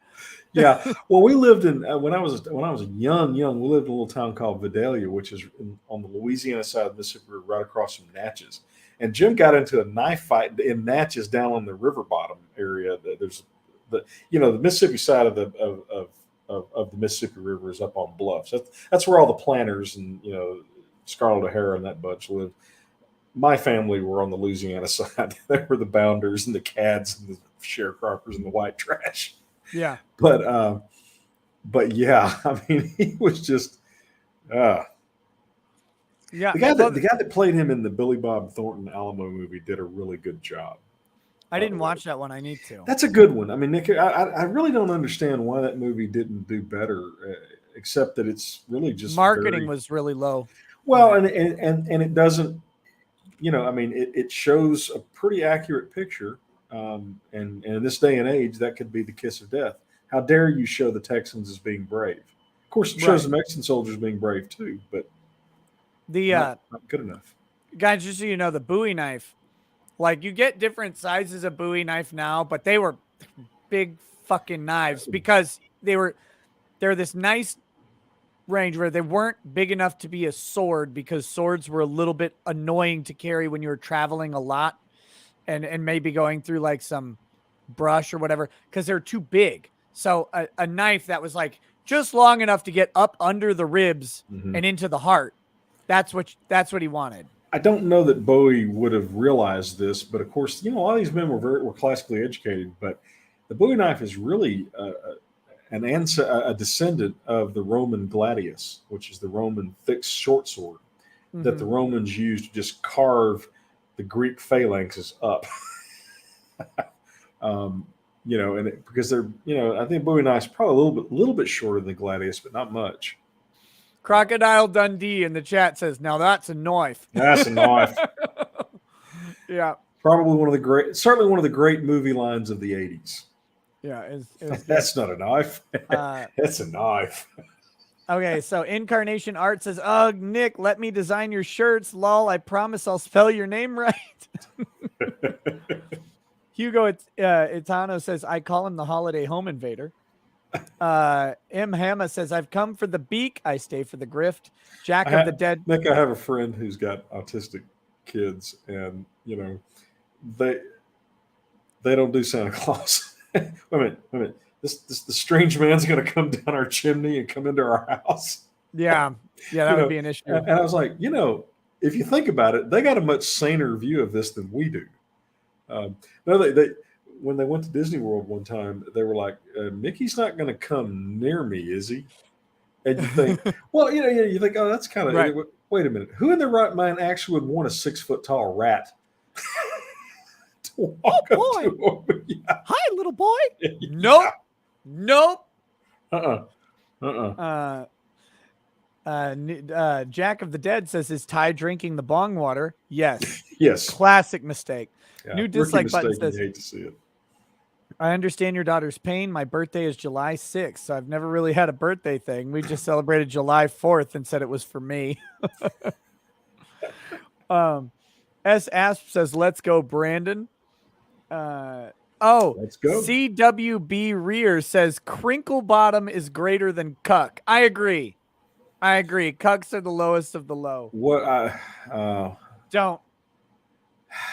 You don't want the answer. I take your word for it. Move on. Chat, this man's is about to, he's trying to ask me what a crinkle bottom is. Move forward. I trust you. I trust you on this. If you say I don't need to know, I don't need to know. S. Asp says, "Let's go, Brandon." Indiana Jones says, "Richards agrees with Texas. He needed killing law." I'm not joyless and angry on Christmas. I'm not actually joyless. I'm very happy, actually. I get angry at injustice. Sure. Sorry. Being slammed in the chat. He's joyless and angry at Christmas. I've been corrected. Thank you, chat. Yes. Furry cucks are the lowest of the low. Okay. They're lower. They're lower than the actual cuckold is the furry cuckold. I can infer from the title what those are. Yeah. No, the thing is, no matter how degenerate you think anything is, it's always worse because there's always a furry version of it. Yeah. So no. Cars in Depth says, "Have Ty check out my U.S. patent 4253475." Okay. I don't know. 435. No, 4253475. You don't have a legal pad, do you? No, I do not. I'm like Oh, water pipes or bongs. Well, if I knew what either one of those were, I would have an opinion. Yeah, there you go. Okay. Llamas Brad says I doubt it. Design would be a lot funnier on a bed cover. I can do blankets and throw pillows, I think. Dursek says, Ty, we got paid. A few statements about the potential downside of public statements and consumer sentiment. Checks were cut. Thanks for your guidance. Very good. Very cool. Must have given some advice of some sort. Mim Moko says, useless trivia 115. The first modern pontoon boat was invented by Ambrose Wierus in 1951 near Spicer, Minnesota. Hey, there you go. Pontoon boat. Really? They're that new. Okay, well, who knew? Paul Hayward says, remembering Hans Gruber, who sadly fell from the Nakatomi building 33 years ago today. A moment of silence. Hans Gruber. By the way, since I didn't do it at the appropriate time, I'll just do it now. To everybody, because I think just about everybody in the U.S., other than, I don't know if we have any Hawaiians who watch the show, but other than Hawaii, everybody else in the U.S., it's Christmas. Merry Christmas, Merry guys. Christmas, guys. Tor Theo says, Ty, your costume is offensive to Runkle. It's a show. Says, you let Runkle speak for himself. It's a show says, Ty, you are a handsome man. Tyler M says, Merry Christmas, boys. I'm also a proud Slytherin. The only true sorting quiz is on the Pottermore Wizarding World website. The way JK is being treated is bullshit. Don't step on Sneck. Also, Havoc. Well, JK doesn't give a shit, and I love that. And B. She's Feinstein. like, yeah. I've got more money than God. I don't give a shit what you people say. Good for her. If Yeah, I took the test, Yeah. And apparently the test that my daughters had me take, they gave you like, your X% of this and Did they put you into Slytherin twice? Pretty much. Yeah, it was like 99% Slytherin. some such and they looked at me and go, yeah, that's what we thought. So there was no, Yeah. No, if I were a billionaire, I would say everything. I'd be Elon Musk. No, I'd be way funnier than Elon Musk. Well, sure. Musk is funny, but he's doing like all this work and stuff. Yeah. And yeah. so he's, yeah. I mean, I would be. Well, see, that's it. I would actually be more like Elon, right? I would have a space program. I would do all those things. I would have a space program with just a toilet in the rocket, and I would go into space to pee. That's it. Right. Yeah. No, I understand. Yeah. I understand. Yeah. That Senator Karen response to Pocahontas. I mean, just like, oh. Yeah. Here's the problem with anybody. The guy is brilliant. He genuinely is. And, you cross swords with him at your own peril. He sent a hooker in a trunk in a Tesla into space. I mean, I'm just assuming the hooker was in the trunk. I don't know why you shoot a car into space unless you've got a dead body stuffed in the trunk. You shoot a car into space because you can. But it's a twofer time. That's all I'm saying. I could very well be. I'm convinced that he is going to land a man on the moon before China or the United States does again. Yeah. I think he's just about through jacking with NASA and their bullshit. Did you ever see the movie Dirty Work with Norm Macdonald? No, I haven't. And you've told me, and I love Norm Macdonald. I've got to see it. There's a scene where there's a car dealership doing live commercials, and they have like a bunch of either Cadillacs or Lincoln Town cars backed up, and the guy's like, we got these great Lincoln Town cars, all sorts of things, and Norm Macdonald, he's like, tell me about the trunk. He's like, we're live. This is live. No, the trunks are great, right? Like the trunks are great. And he opens the trunk, and there's two prostitutes laying in it. And he goes, hey, okay, that's the reference. Those are dead hookers. He's like, no, they're not. And he closes it, and then they open the other ones. Like, that's more dead hookers.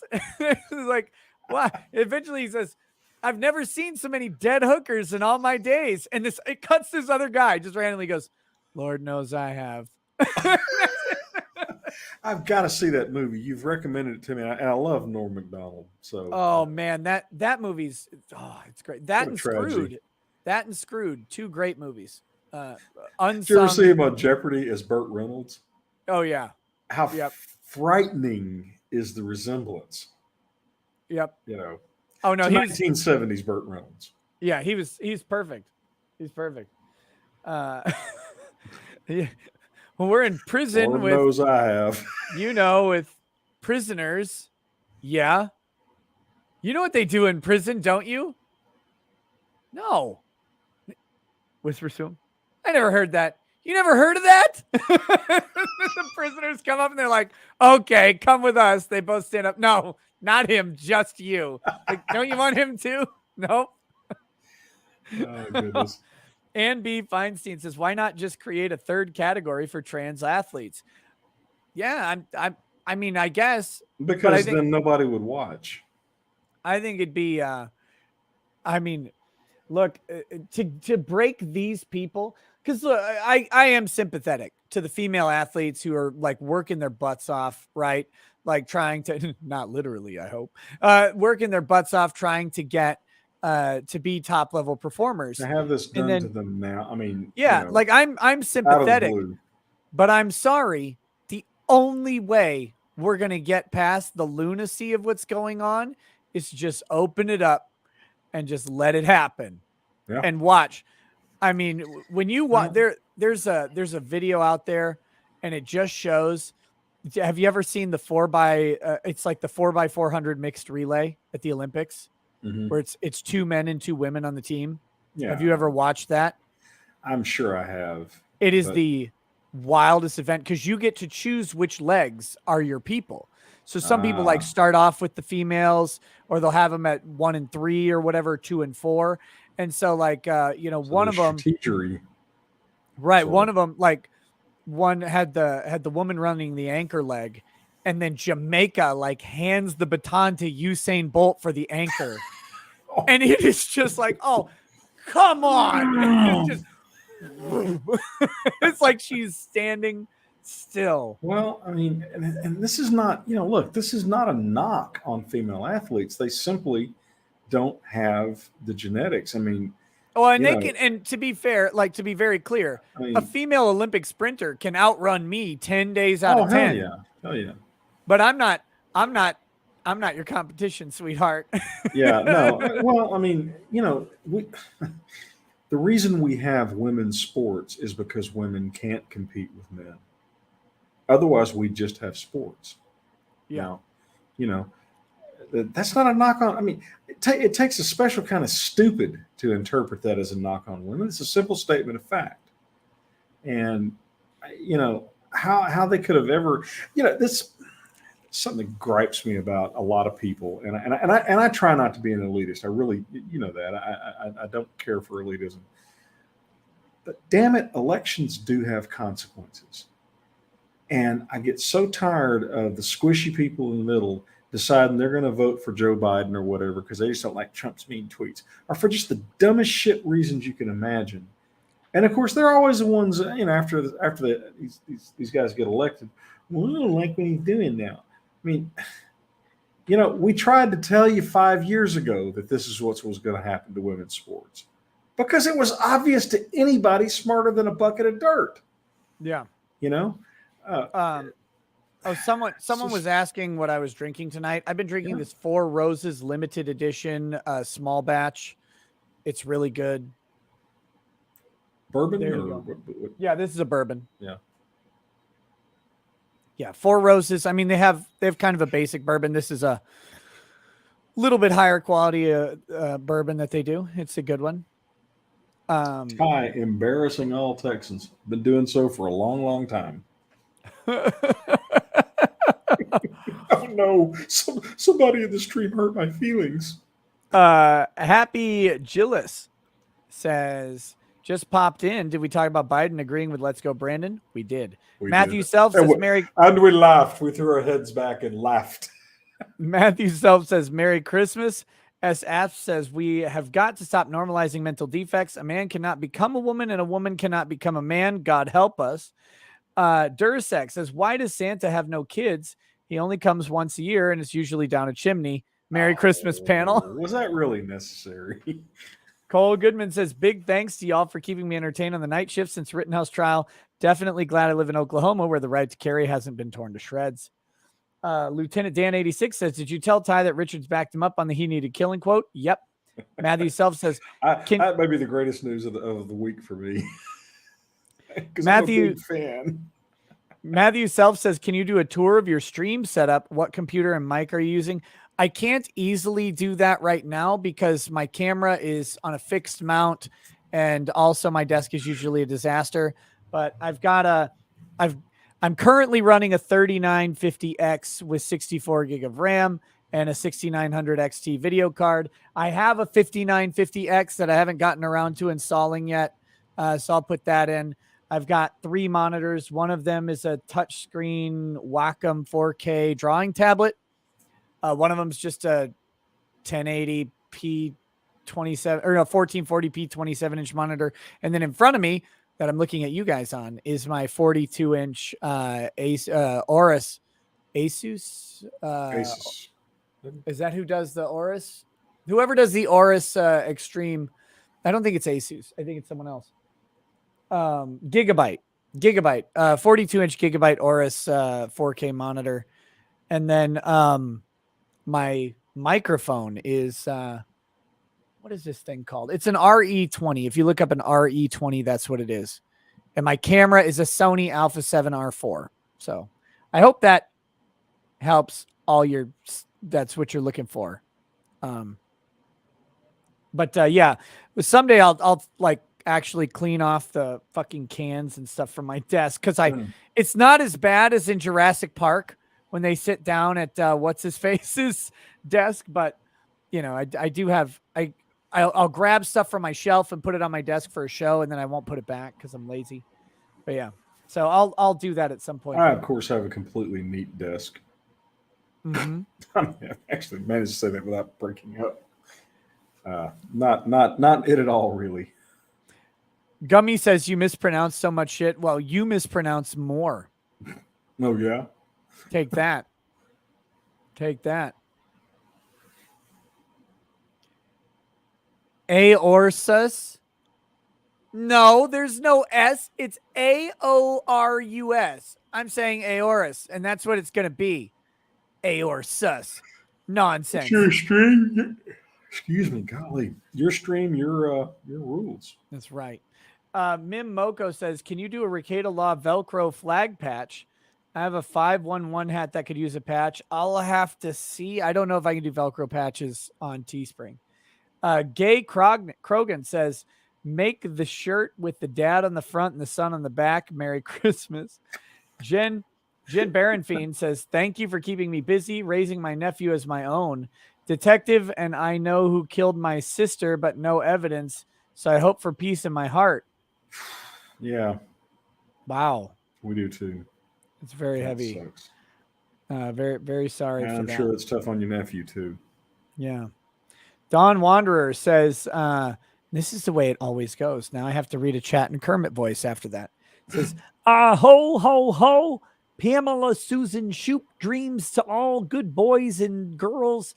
Also, check out Crumbrion's Ron Soye Bohemian Rhapsody parody song. I said Pamela Susan Shoop? Pamela Susan Shoop dreams to all good boys and girls. Okay, I believe she was a smoking hottie on the Buck Rogers in the 25th century in the 70s. Am I going to really? Yes, she was. Holy crap. Look her up. Yeah. I am. Good looking lady from the and congratulations on a 45-year-old classical reference. She looks okay. Yeah. Look at the one from Vegas in Space. That was the actual episode. Yeah. No, I got it. Yeah. Yeah. She was one of the few on that show that could actually, put Aaron Gray to shame. So there you go. Wilma Deering. Yeah. Pamela Susan Shoop, y'all. Yeah. Raj 8. I can't believe I actually remembered it. Well, she did make quite an impression on me when I was 14 years old. So. Raj H says, hey, Nick, Merry Christmas. You too, Raj. Nico says, Merry Christmas, Nikki. Your nose today reminds me of the time chat bullied you when you first got the new camera. Love your show. He bullied me all the time. Uncivil Law says, Merry Christmas, you filthy animal. Kurt. How How's the it hell going? are you? Merry Christmas, my friend. Crispy Bacon says, first time trying whiskey. Bought some Rittenhouse. If I'm just chilling with a game, how much do I put in my glass and how much is a proper sip? Ounce and a half to 2 ounces is ounce and a half is about a shot, basically. You could do, 2 ounce and a half, 2 ounces. That's all you need to start. And then how much is a proper sip? Not much. Not a lot. I don't know how to tell you. Don't drink the whole thing. You're wasting your whiskey. And don't waste whiskey. If it costs more per gallon than gasoline, don't drink it too fast. Jason Oppenheimer says, is it best to spend Christmas with family who argues all the time about extremely trivial stuff or spend Christmas time alone? Tough call. Yeah. I Game day choose, decision. I choose family personally, but most of the time my family's not doing that. Yeah. So it's easy for me to say. Having had some really annoying and awful family, I get you. It wears you down. Yeah. It's like you can really get to where you hate the holidays. Like, oh shit, I gotta put up that crap again. Don't Drink in Root says, please cover this amazing court case. YouTube Summit 1G hilariously sues Ranger Ziggy for running him over. GTA 5 no pixel RP timestamp 950. Wait, is someone suing someone for running them over in Grand Theft Auto? Because that's funny. Don't. Oh, shit. Gosh, I know you're trying to get these chats. This popped in my head. I'll never forget back. Oh man, when Second Life. Yep. Remember that? Okay. The IRS actually opened up probably a multi-million-dollar investigation about whether or not the transactions inside that game should be taxed. About 20 years ago, whenever it was, and they wasted an inordinate amount of time and effort only to go, oh wait a minute, it really is just a game. They're not actually getting money, but it took them like months and months and months to figure that out. I don't know why it just popped in my head, but it did. So there. Death Wish. He says 1 ounce is a shot, Nick. WTF? Oh, maybe that's why I get drunk so fast.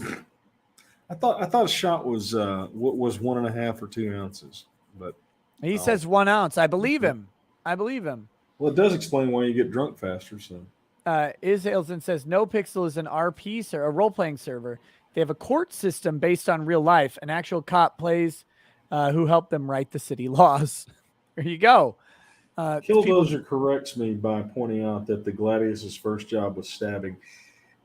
Yeah, but slashing was a huge part of it too. I mean, I understand. I'm going to stay with my assessment that that it's a similar descendant weapon. I don't,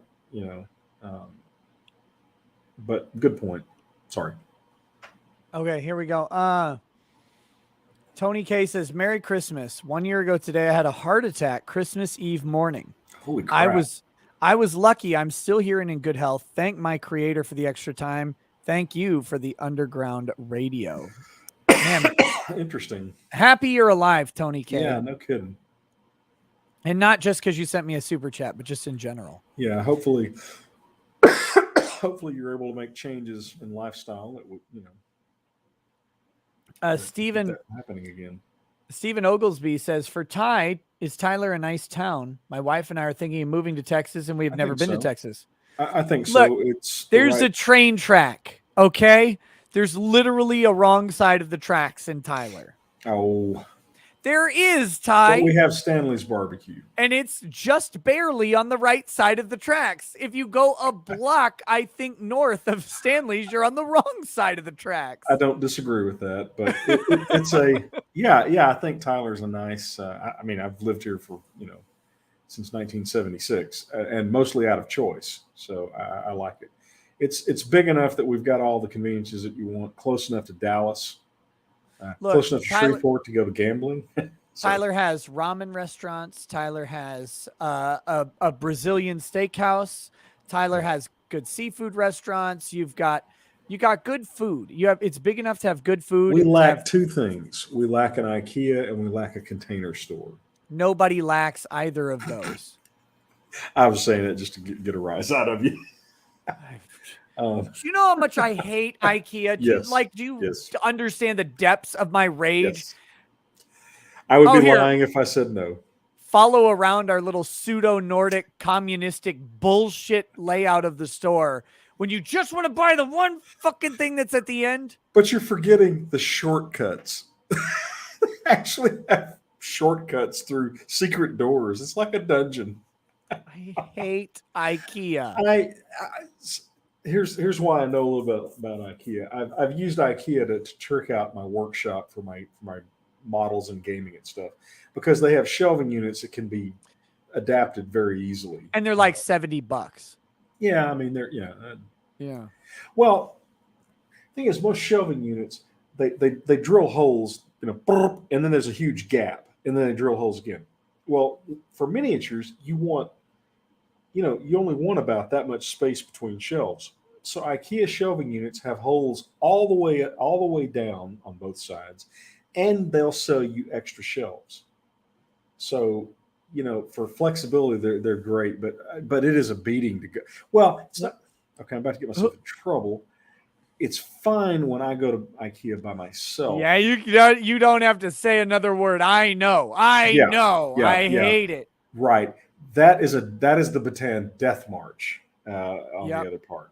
And they know it. They design it to be that way. Yeah, that scene in Payback when the guy starts hammering Mel Gibson's toes with a hammer? Yeah. That's going to IKEA with your wife. Actually, you would take that. I'd take the hammer. I was going to say, you'd take that if it gets you loose. Because you go, honey, look, there's a shortcut that could get us out of here sooner. And they're like, what? No, I want to go over there and look at this. I'll build you a shelf. I'll do it. I'll do whatever it takes to get me out of this store. Yeah, ladies, listen. You can beat almost any concession out of your man that you want by dragging him to IKEA. Because at some point, the strongest, even Drexel would be crying and begging and simping, going, please just let me out of here. Sorry, Drex, no offense, but it comes with pictures of a disabled man building it, so you'll be able to also. It's like, oh, thank you. Oh. Yeah, that's what I needed. Great, thanks. No, I hate IKEA. And for those out there saying, IKEA has the best meatballs. No, they don't.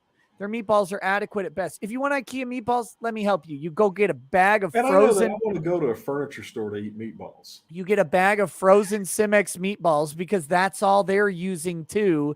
And you throw them in a pot and you add 1 can of beef broth and 1 can of cream of mushroom soup and stir it up and put it on medium for Nick, 20 minutes and you have it. They're not actually lying, okay?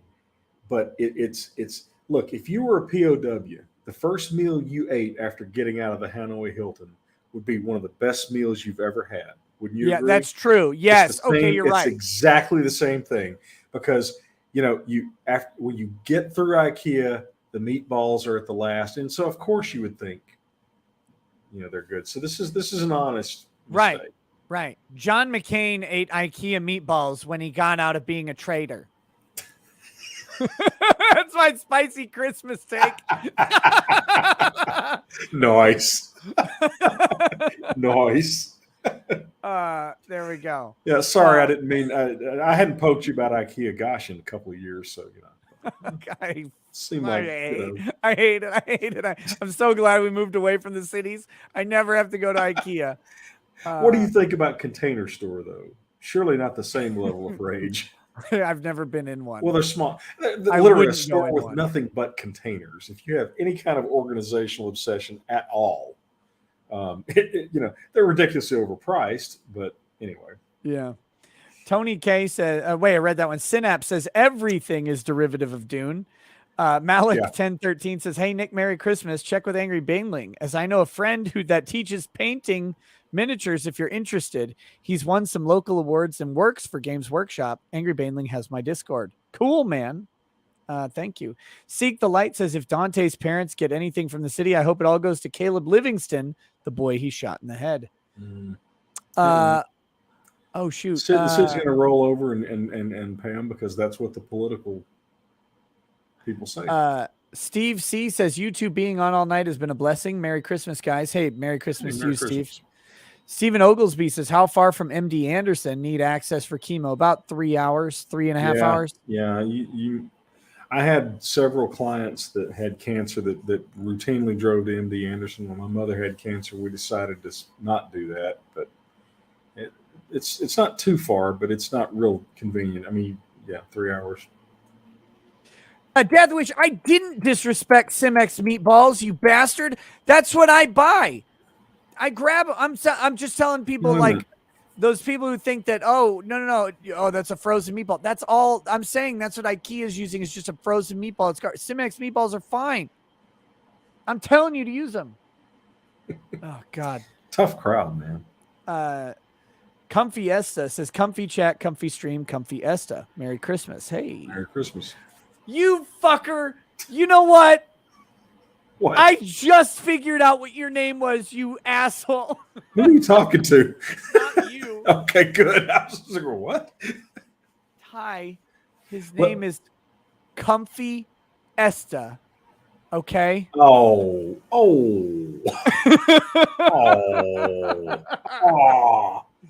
On Christmas? Really? Oh, damn it. Oh man. Nico. We're too pure and naive for that kind of thing, man. Nico says Ty's nerd rant deserves him a Jack Murphy article. Marcia Vincent says Ty is dead sexy. Hope his wife knows that. Hey, there you go. I do too. Please send her a letter and tell her. Yeah. Dias Striker says, "What stream and meeting software do you use?" I'm using StreamYard, which is an online service which has its benefits because I can do stuff like this. I can easily share a screen or an article or whatever. The downside of StreamYard is all of the audio processing is done on their end. They don't give us a monitor. They don't give us balancing. If they did that, it would be a titanic improvement on the download chat. By the way, I'm utterly astonished that this hotel internet has been. It's been really good. Yeah, it has not very high upload or download, but the upload is faster than the download, which is weird. That it's not that weird actually, because when my guess, and I'm sure I'm going to get corrected by 5,000 IT almost nerds, certainly. But they're my all guess sitting is, right now over their keyboard, just right. They're like, this motherfucker's about to make a mistake, and I'm gonna get his ass on it.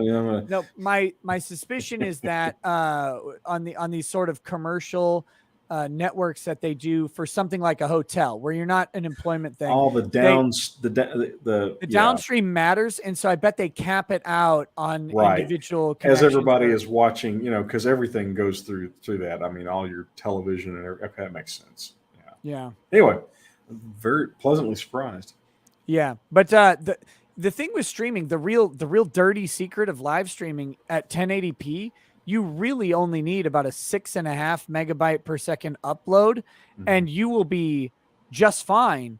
The problem is you need the stability of it, which is why you typically need more, because if there are any dips in it. But if you have well, I tested it multiple times tonight after I texted you and said, hey, and it was very consistent, like 8.4, 8.4, 8.4, 8.4. So I was like, okay, should be fine. Hope it sticks tomorrow when we do how Orcus stole Christmas.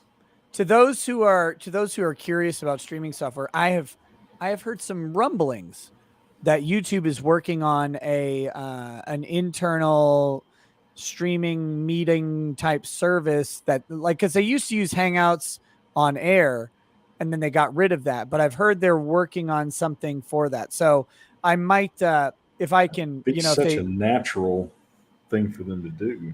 yeah, if they implement some live stream software inside of YouTube, I think it would be really, really good for them to do that. And I'll be trying to get in on that as much as possible and give them feedback, because, like, I can tell you all of my beef with StreamYard, and I have a lot of it because the audio controls are really bad. That's the biggest weakness of StreamYard. Everything else works really smooth and it's nice. Also, little flexibility, like when we do this, if I could move my window up here or whatever, because I can put us down here, which is kind of cool. But if I could put us in a different spot on this thing, it'd be better. Hello, Ty. Welcome to my stream. Hello, Nick. Actually, that's how you gotta have all your guests that way. Yes. Streamlabs OBS is okay. Streamlabs OBS is terrible if you want to share video with the person you're talking to and yourself. That and the chat, like in broadcast. That it's just not good at that. Streamlabs is really good. If I want to pull up a video or a web page, it's really easy to do on here. That's the main draw. Kitty Stalker says, Merry Christmas, Nick and Ty. Thank you. Wolfgang Deo says, Merry Christmas. All y'all are bastards. Also, there is a police simulator patrol officer I played last night. People of colors always get ticketed on my watch. Oh my God. That wasn't necessary. Maybe I should pick it up and play Ranger Spencer in that game. Caldwell says, the fall was beautiful and sad AF. Man, that story. No, it was so good. It's so good. The fall. Okay. The fall. Alejandro, I think I have it on HD DVD still. I don't think I have it on Blu-ray, but I think I have it on HD. Do you remember HD DVDs for the 1 year they were there? Oh, I bet on them. Yeah. But I bet on them. It was a better tech. It was better tech, but here was why I bet on them. Because Betamax, which was a better tech, failed because Sony would not let the porn industry produce. It wouldn't license it for the porn industry. And Sony had Blu-ray, and I assumed Sony would have the same, a thing there. I mean, no one really saw streaming coming. And so I thought, okay, well, I'll bet against Sony again because they'll make the same mistake again. No. Sony, the Blu-ray, man, they picked up the porn industry. They were happy. Yeah, they did not repeat that mistake. They were taking that porn industry harder than the females in the porn industry were taking the porn industry. Well, yeah, glad to have opened that door for you. Sunderwear says that they had the HD DVD drive for the 360. Me too. I still have it. It's still functional. I still have a couple HD DVDs. I've got about a dozen of those movies, and I've got one of those dual-purpose drives, that would read both. I wouldn't have backed Betamax because beta. Alejandro Zamora says, big fan of Dune. Is the movie worth watching? Yep, it is. Yeah. 204-857-4289-572-9875 says, just finished Dune Messiah. Needs to be a movie. S. Asp says, Dune Messiah was okay. I mean, it was a little talky, though, to be a good movie, I think. But yeah. No, one of the best movies, in my opinion, that's come out in recent years is an extremely talky movie. It's called Bone Tomahawk. Huh. Kurt Russell. Oh, I'm there. And it's it is like an hour and a half of the most delightfully written and executed dialogue. And then it's like 10 minutes of the most grisly violence you'll ever see. It is awesome. Bone Tomahawk is so cool. Bone Tomahawk. You would love it. Then Messiah is not brilliantly written dialogue. It's workmanlike, but it's an interesting story. I mean, Herbert was real fascinated with the whole concept of the hero, right? And the effect that a hero would have upon you know, civilizations and stuff. And so, one of the things you see about Paul Atreides is not unlike Michael Corleone in some ways. He starts out as honorable, but he's really not that great of a guy by the time, the first 3 novels are over. Ty, yes. Bone Tomahawk. Bone Tomahawk is about being a man. That's what it's about. That's okay. Bone Tomahawk is about being I'm there. a man. And it is fantastic. Bone And Tomahawk. it is a Western. And it is, again, it is I'm trying to remember the last Kurt Russell. The last thing I ever saw Kurt Russell in that I didn't like. He's just a consistent. Yeah. No, it's great. It's great. It's like, so it says, that's the story. Yep. Just being a man. Yep. God, it's so good. I'm okay with that. Good. It flew under so many radars because it was like an independent production. I want to see that Clint Eastwood movie. Crap. Came out about 6 months ago.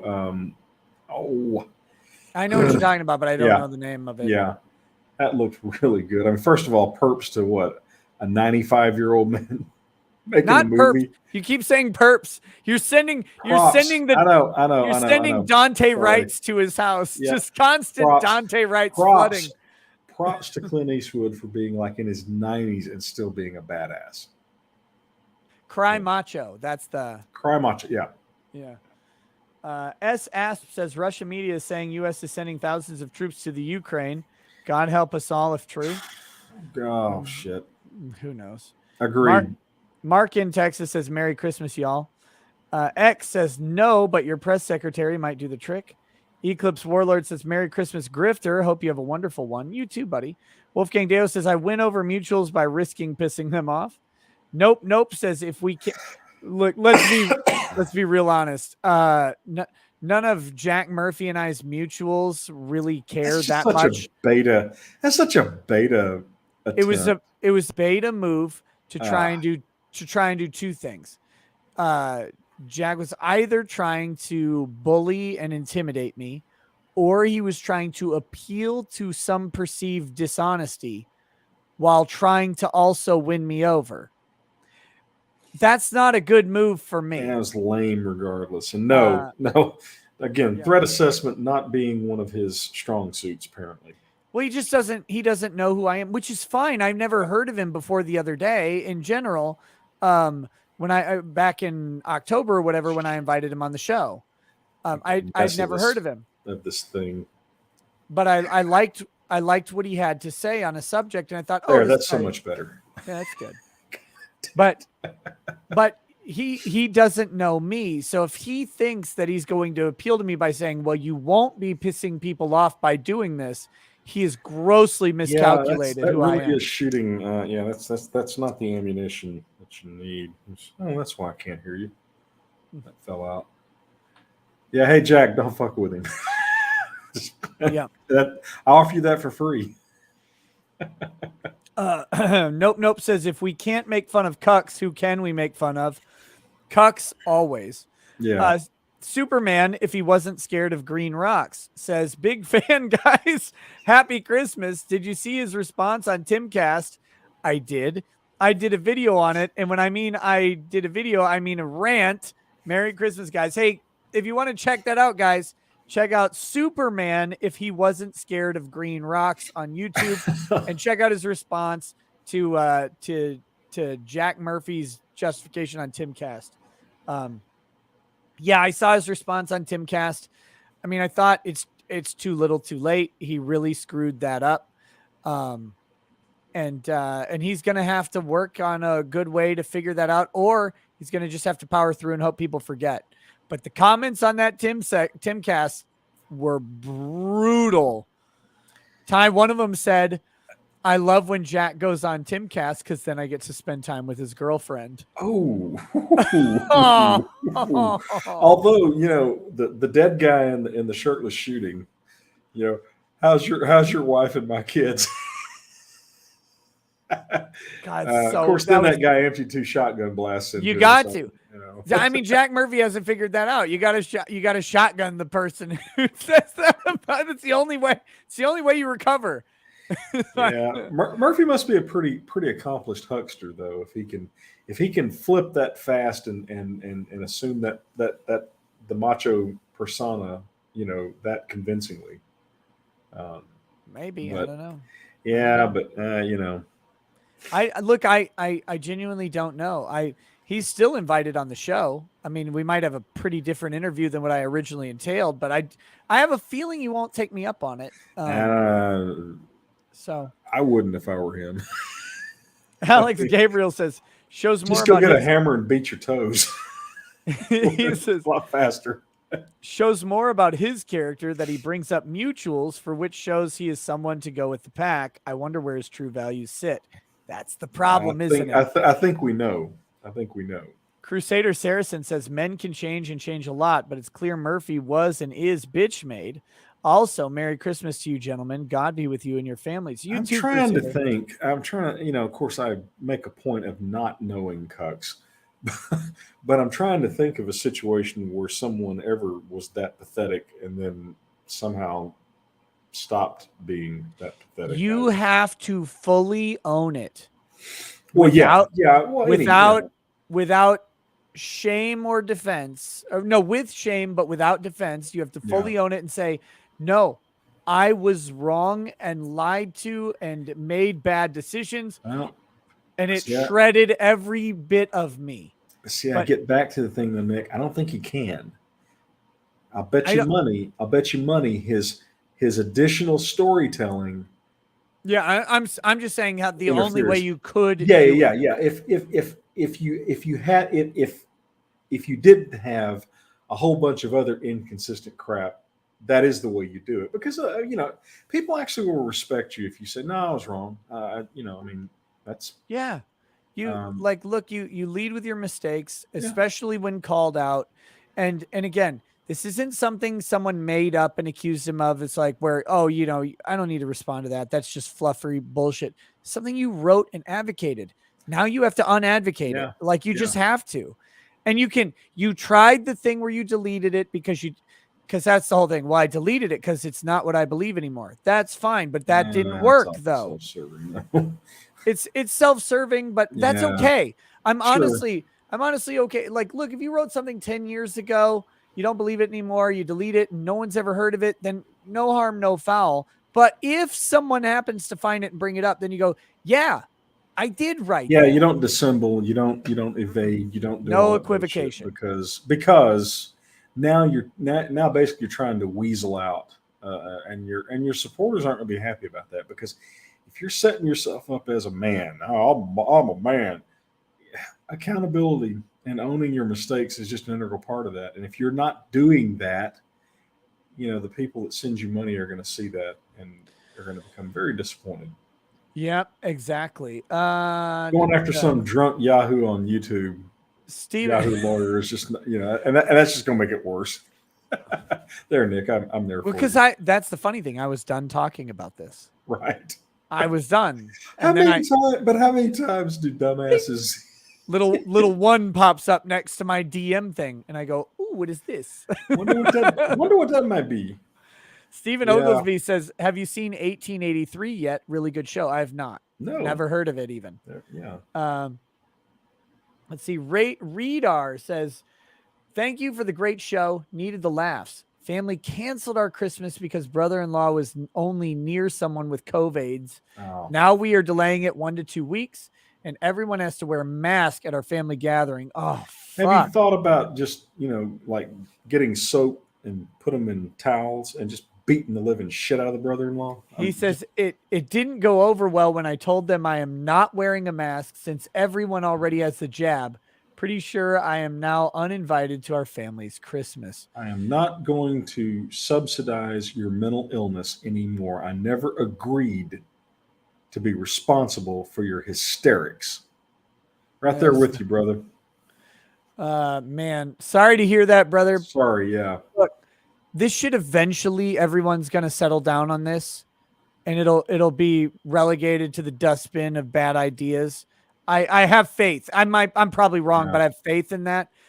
listen, we're here for you until they do. Yeah. We're here Sorry, for you man. until they do.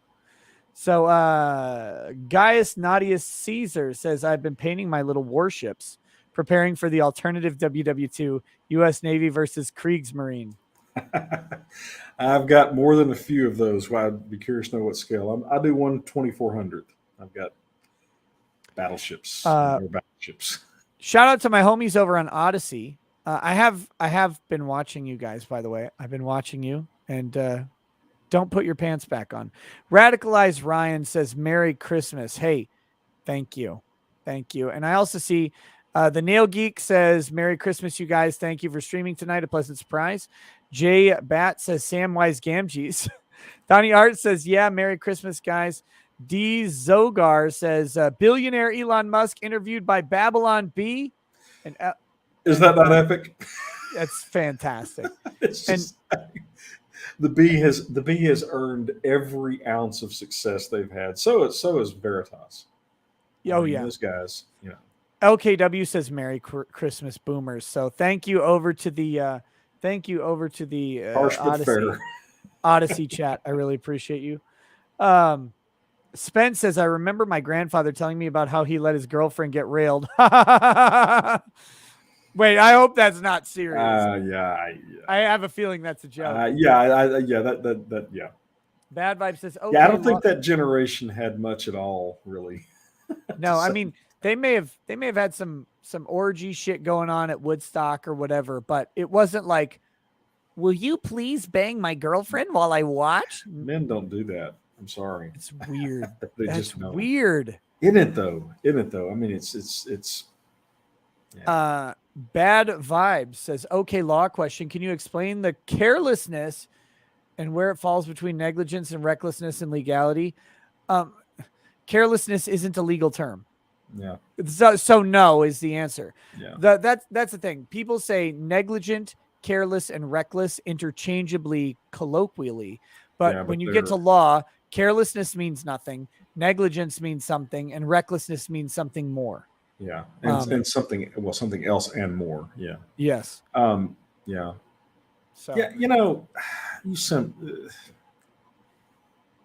no man should ever derive his self-esteem based entirely upon how nice he is to his woman, and I don't mean that you shouldn't love your lady and that kind of thing. I'm just saying that you gotta have some kind of independent pride or something. I mean, I just here's the thing: if you're with somebody that says that to make her happy you got to let her somebody else, dude, break out the Frankie Valli music and walk like a man out of there. You get your little stick with your little tied up handkerchief with like 3 pairs of underwear and 1 energy bar in it, and you walk away and go find a train. Go find a train and go to a different town or whatever. As the song goes, no woman is worth crawling on the earth. Exactly. And that's true. No woman worth having would require you to do that. Stephen Oglesby says, prequel to Yellowstone stars Sam Elliott, Tim McGraw, and Faith Hill on Paramount. That's the 1883 show. Cool. Yeah, Sam Elliott. Cool. One of my favorites. Dude, I like you, but do you have to curse so darn much? What the fuck are you talking about? Okay, dude. Have it your way. Yeah. that voice. Yeah. God almighty. Oh, he's phenomenal. Did you ever see the Parks and Rec where he played the Eagleton, the other town version of Ron Swanson? No, I never watched Parks and Rec. Parks and Rec is hysterical. I mean, it really is very, very good. But Ron Swanson is the ultimate kind of male guy there, and so they glom these 2 towns together, and so Eagleton is the name of the other town, and Eagleton Sure. Ron. That's his name too. And so they meet and it's like, Ron.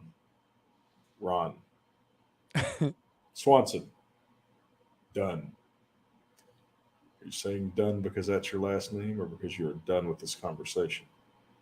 Both. And then it cuts back to Swanson and goes, I like Ron.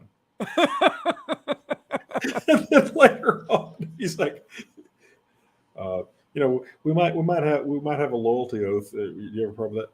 Not at all, as long as they are consistent with all the concepts of communal living. And Swanson's over going, I no longer like Ron. Oh no. Oh yeah, yeah. Sam Elliott. It turns out he's just as far left wing loon. Oh He's no. wearing what in the name of God is that on your feet? Oh, these are my sandals. They give my toes room to breathe. What's funny is that I picture Sam Elliott to actually be conservative, and Oh, Nick yeah. Offerman is not. So it's like No. this perfect. But Offerman plays a remarkably yeah. awesome, In fact, yeah. I was talking to my law partner Don. I was talking to his son. Ron Swanson is a very strange mix of me and Don, because Don is even more antisocial than I am, and so Swanson went, what was it? I forgot how it went. It was about, I don't like to talk to people. I had a good friend once. We never talked for 3 years. We still sometimes never talk. Anyway, I just like when Ron goes to breakfast at that place. He's like, "Now I'd like to order all of your eggs and bacon." Now let me stop you. What you heard me say was, what you think you heard me say was, I want a lot of eggs and bacon. Yeah. But what I actually said was, I want all of your it. eggs and bacon. Yeah. He has a photo album of every steak he's ever had. And Rob Lowe came onto the show and played this uber happy and uber health nut and stuff. And they had a grill out, and Swanson's over there and goes, "What in God's name is that?" "It's a soy patty." "It's a vegetable steak." And he's like, anyway, yeah. Didn't they do turkey bacon at one of the cookouts, and he gets it and just throws it all in the trash? They're going through a Sam or through a Walmart or a Sam's or something, and they have samples. And they're going to those in. Another, please. Another. Oh man. I don't think I can give you any more, sir. And then his assistant, who is great, she goes, "I'd like some turkey bacon, please." And he hands it to her, and she throws it in the trash can. Steven says, I never even knew Jack Murphy's name until this whole thing. Had he not flipped on that girl, I'd still only know his face as the weirdo from Timcast. I could have gone my whole life without knowing. Oh, no. They're talking about something else. Yeah. The whole reason this came up is because he was on Elijah Schaefer's show. Elijah Schaefer is the guy from the Blaze TV. Okay. And he was on Elijah's show, and his co-host, Sydney Watson, was reading the super chats, and the super chats brought up the cucking article. And apparently a super chat had come in earlier, and he had said, I don't really want to talk about it. And then she reads the next super chat, which says the same thing. Can you explain the cuck article? Yeah. But dissemble and evade the super chat. No one else will call you out on it. Right. And when he did that, when she said that, he's like, you know what? Fuck you for bringing that up. Seriously. Are you kidding me right now? A heartfelt fuck you. Wow. Like he explode. Of course, the super Geiga Alpha Chad move is to explode on a woman that you have no relationship to. Right. For reading a super chat. Right. And she's like, I didn't know what it was about. I'm sorry. Right. And he's just like, no, fuck you. Right. Like he just looked like a complete bitch when he did it. And so that's what attracted everybody to this thing. That's what blew it up. Mm-hmm. It was very, very silly. It did not look good at all. If you're gonna set yourself up publicly to be, it's not pronounced Jigga when you're talking about Chads. It's pronounced Geiga when you're talking about Chads. I invented this word. It's a term of art. You take your Jigga Chads however you want, Vladimir. Man, I'm gonna have to bail. I'm about to pass out here. I've had a thoroughly good time. Yes, get out of here so I can actually finish these. Yeah, right, because this could go on forever. Yeah. At one point we were snickering at Legal Mindset and Drex going on. Oh, how the hypocrisy flows. Oh, everybody was just like, oh, they did the longest show. I was like, 5 hours. I've been doing 8-hour shows every day. What are you talking Hell, about? you and I have done 6 hours on this thing, Yeah, just talking about shit. Guys, Merry Christmas. And as always, it's been a genuine pleasure. Nick, Merry Christmas to you too. Merry Christmas, brother. Yeah. Tell the family I said hi and my best prayers and wishes for them. Yeah. Tell your mom and dad I said hey, and of course, Lady Rackets. Guys, think of something that went really well this year. There has to be something, and be thankful for that. That's what I've been doing. Guys, Jack Murphy's a giant cuckold. There you go. You don't need any better news. It already comes prepackaged. If you can't think of anything else, and I'm sure you can. There you go. Hey man, you have a great one. Yeah, and watch out for the what's Brianna's Twitch thingy? Unlikely Beard. Unlikely Beard. Yeah. If we can get the role playing game stream set up, she'll Twitch it out or whatever you Twitch people do on your Twitch thingy, and it should be fun. Awesome. Okay, my friend, Merry Christmas and stuff. So yeah, see y'all later. All right, see you, buddy. Bye. All right, my ears get to breathe again. Woo-hoo-hoo. Talon Sears says, when is the next 24-hour stream? God willing, never. Although I do owe one. Maybe we can make it happen soon. I don't know.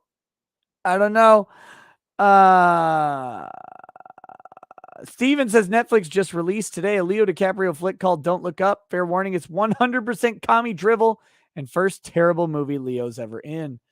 I mean, the beach isn't great though. Lost in Las Vegas says, I'm so drunk it took me 10 minutes to get the super chat out. Good job, guys.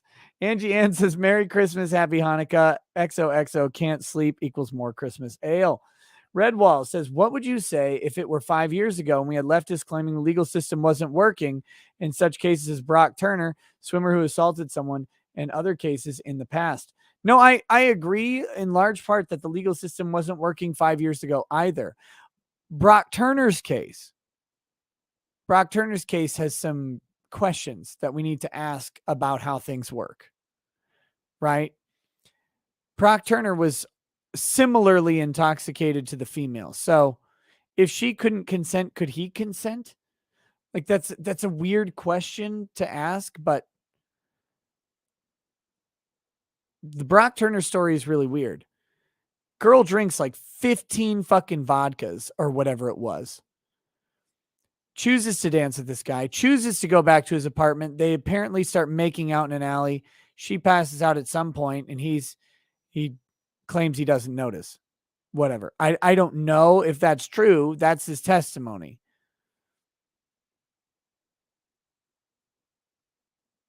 I think a guy who's dancing with a chick at a party, she agrees to come back to his apartment. They're walking back to the apartment. They start making out. I think the guy has reasonable belief that he's got some consent, but I don't know. Maybe I'm crazy. So, we'll see. We'll see, or we won't see, I guess. But the Brock Turner, it was not I'm not married to that case either way, but I think there's some real questions raised by it conceptually. What if the opposite had occurred? What if they're making out? Brock Turner passes out and she tries giving him a hand job. Does she go to prison? Does she get charged?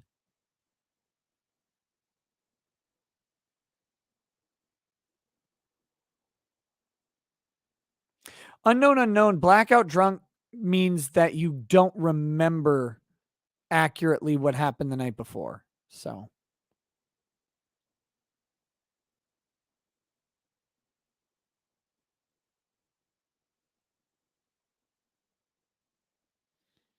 But there's some. All I'm saying on the Brock Turner thing, there's a lot of questions, and the reason that people were mad about it. Let's be very, very honest about why they were mad about Brock Turner. He was white and relatively wealthy, and a male. That's what they were mad at. That's what they were mad at with Brock Turner. That was the trick. I don't mean to be that way, but that's what people are mad at for Brock Turner, right? White, relatively wealthy, and male.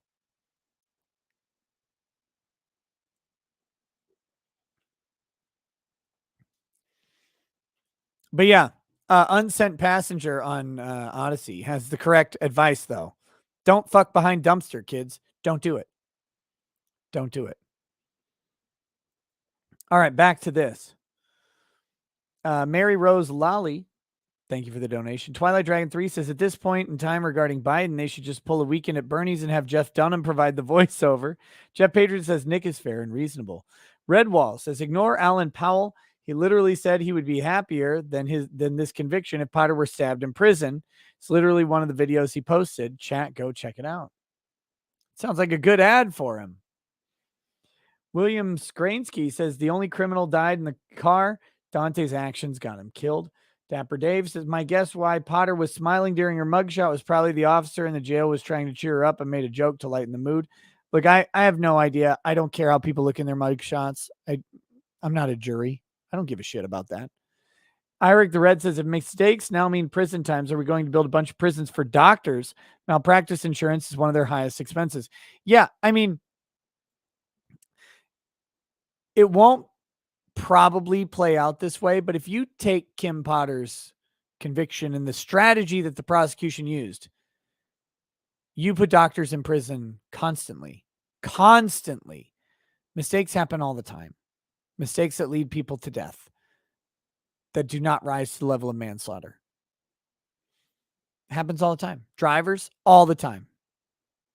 All the time on some of these professions. Clumsy Clairvoyant says, tell Ty about chocolate cock and Richardson interview. Did. 200 Watt Studio says, Potter got convicted because the DA misstated the law. Political trial and Earl effed up and muddied the closing. Tragic. Should have never been. I agree. Phoenix Lord Asterman says, Merry Christmas, everyone, even to Custodes fans like you, Nick. You stop it. It's a bunch of Jack Murphys, and they're all cool. Shador says, behind, but got to correct Ty. In Dune prequel, lasers were not considered reliable weapons, so we're not used in combat when they were invented. William Skransky says, since she resigned, is her pension safe? I remember a cop in Connecticut resigned before he was arrested, charged, and convicted, served his time, and collected his pension. I think it might be. I don't know. Yeah, correct. Alan Powell says he has no part in that indirect advertisement. No, I don't think he did. I'm just saying it was like a good ad for him from the person who sent the super chat. The John Beck says, odds judge is scared to death of protesters at her door. I don't think she's that scared of protesters at her door, frankly. Judges deal with a lot of shit. I don't think they're as rattled on that stuff. I'm not sure how the judge feels in general, but I don't think that the protesters at her door was going to be the thing that made her do anything. Taylor Cook says, Merry Christmas, drunk on Whistle Pig. Every day I move closer to anarchy. The state seems to exist to stomp out our rights, not protect them. Also says, federalism should return in a big way. Freedom is dangerous. Liberty to the individuals is a keystone to the freedom of society. Correct. That's the whole thing. People are like, oh, but if you have freedom here, people are at risk. Yes, that's freedom, baby. Freedom is risk. Always risk. Mark Schnake says, so will doctors go to prison now when they make a mistake instead of a civil trial? Malachi Gaming Talks says, Merry Christmas. Woke up as some fat guy broke through the boarded up chimney, had some sweet stuff in his bag, but even he couldn't find an Xbox. Dudes, I was at Target with my daughter 2 days ago. We were looking for, she had to buy a present for one of her siblings. Secret Santa. We call it a Secret Santa, even though they know there's no Santa, but just, it's sibling drawing. In the electronics section, and a guy buys a PlayStation 5, and I was like, fuck me. I checked the website. I was like, I should have checked the website. It was the last one. Damn it, I was mad.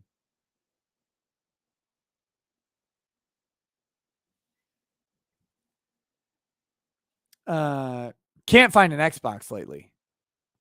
I mean, you can find an Xbox. I need King Terry says consoles in 2021.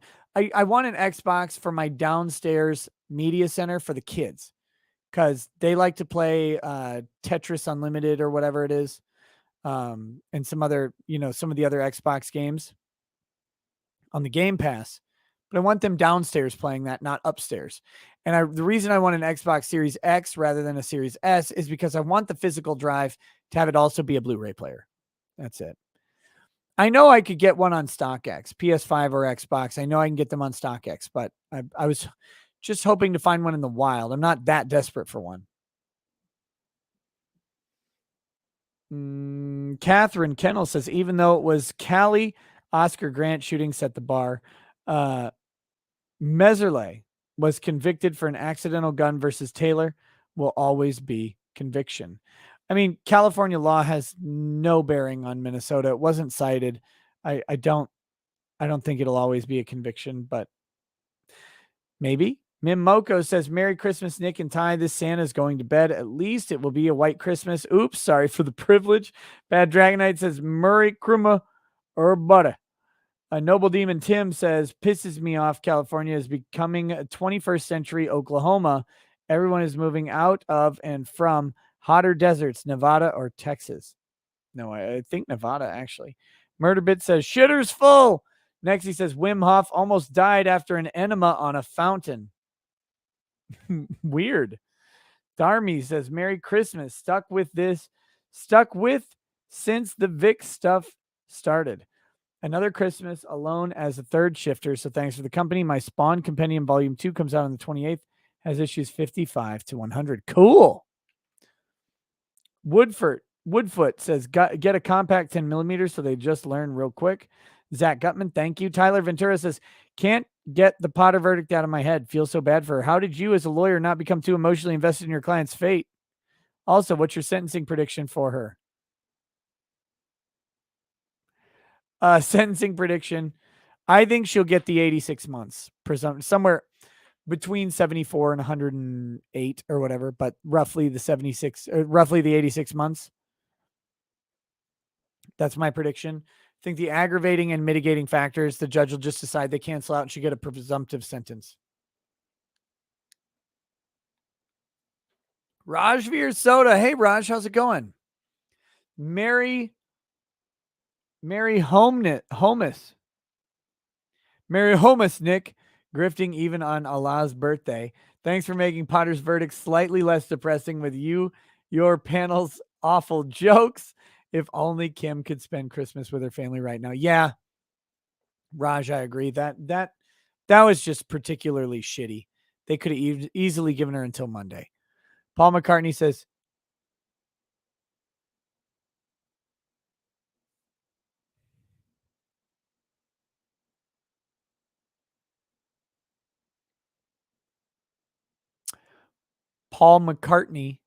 says, simply having a wonderful Christmas time. Simply having a wonderful Christmas time. Simply having a wonderful Christmas time. Simply having a wonderful Christmas time. Simply having a wonderful Christmas time.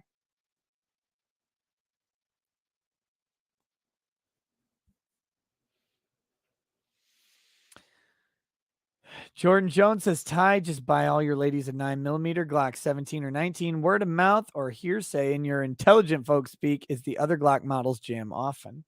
Shot Red 555 says, tell Ty to get an AR-10 or anything in 308 like FAL.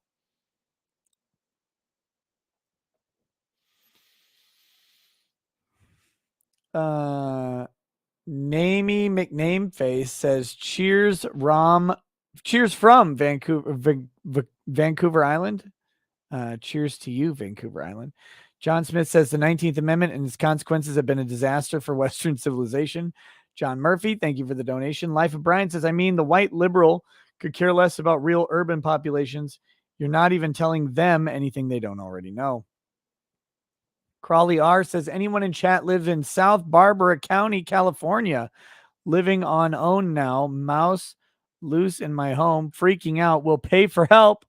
Also, jury sucks. Just get a mouse trap. Put some peanut butter on it. You'll be fine. Kyle Bogue says a reasonable jury doesn't exist in Hennepin or Ramsey County in Minnesota. No cop can receive a fair trial inside those two counties. Dwayne Oldson says, is the outcome of the Potter trial is that cops either pull and fire a Glock or go to Dunkin' Donuts and should never choose a less lethal option. The last part's true. Never choose a less lethal option at this point. Catch you later, Death Wish. I might wait for The Expanse till it's actually all out, because Lady Rackets and I burn through a series when we're watching it 2 to 3 episodes at a time.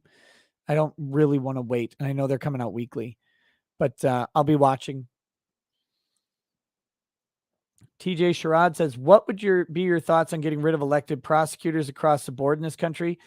It'd be fine, but most prosecutors are not elected. Only the head attorney in a county would be elected, and then the rest of them are hired by that person's office.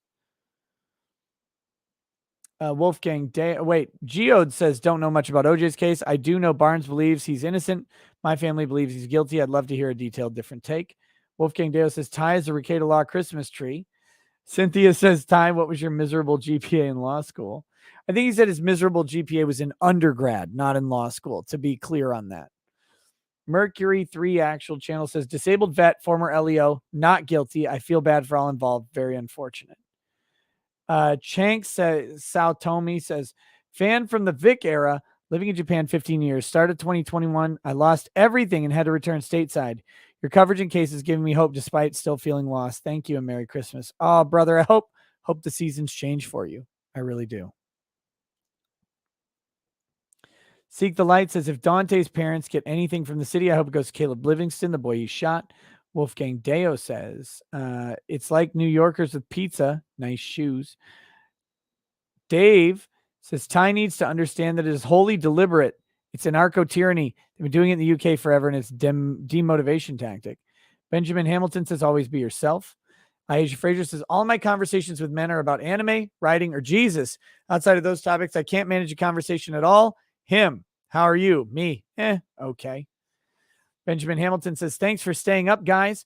I was trying to write a song and you guys were way more entertaining. Old Dune movie is worth watching. Trashman says, Ty, do you think you'll ever add active kill systems, and will North Korea get their new T-62 with IGLA's duct tape to the top at some point? He's gone. Sorry. Stephen Oglesby says, Law Tubers. Bad Dragon Knight says, big fan of the first Witcher book and first season of the show. Shit. Where are we?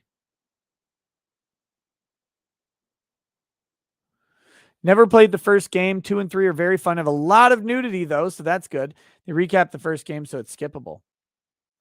Timothy Reaper says, has Ty seen Fluffy? Show him true pain. Bad Dragonite says, first Witcher game is generally seen as the bad one. Crusader says, every Christmas I watch the story of how the Sword of Allah, the Grinch, wages holy jihad against the pagan Who's of Whoville. Benjamin Hamilton says, should I give in to my wife and tell my kids there is a Santa Claus? In my house, Santa was verboten. It's up to you guys. I don't think it really matters either way, honestly. Bad Dragonite says, appreciate holiday show. Stuck working at 12. Cheers. Thomas says, can't believe it's been 2 months already. Merry Christmas all. Hey, Merry Christmas to you, Thomas. Squizgar says, if you make the take your swig mugs, I'll buy 2. Revenant 465 says, show Ty the furry news clip. No.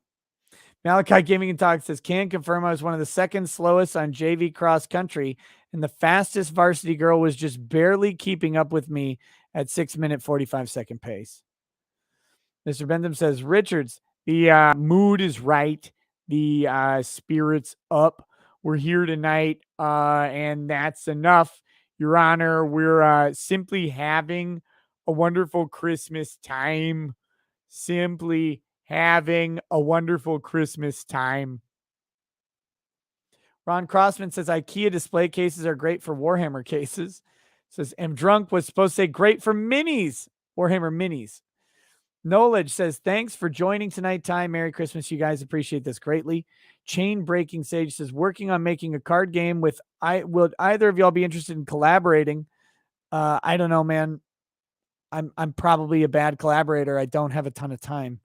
Nova says, I'm way behind at the Jack Murphy right now. Mutual is Tim Pool. If Jack causes issues and stops you from getting back on Timcast, call it out so I can unsub. Merry Christmas from AU. I have no information on that. I have no particular prospect of going back on Tim Pool anytime soon. So I don't want to look. I'm not gonna allow Jack to do that to anybody. If Tim Pool has me back on or not, will always be Tim's choice. I have no idea. So,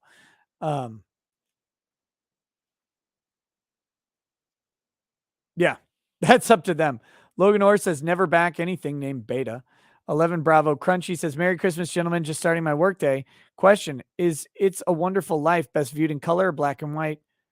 And then Wisconsin is greater than Minnesota.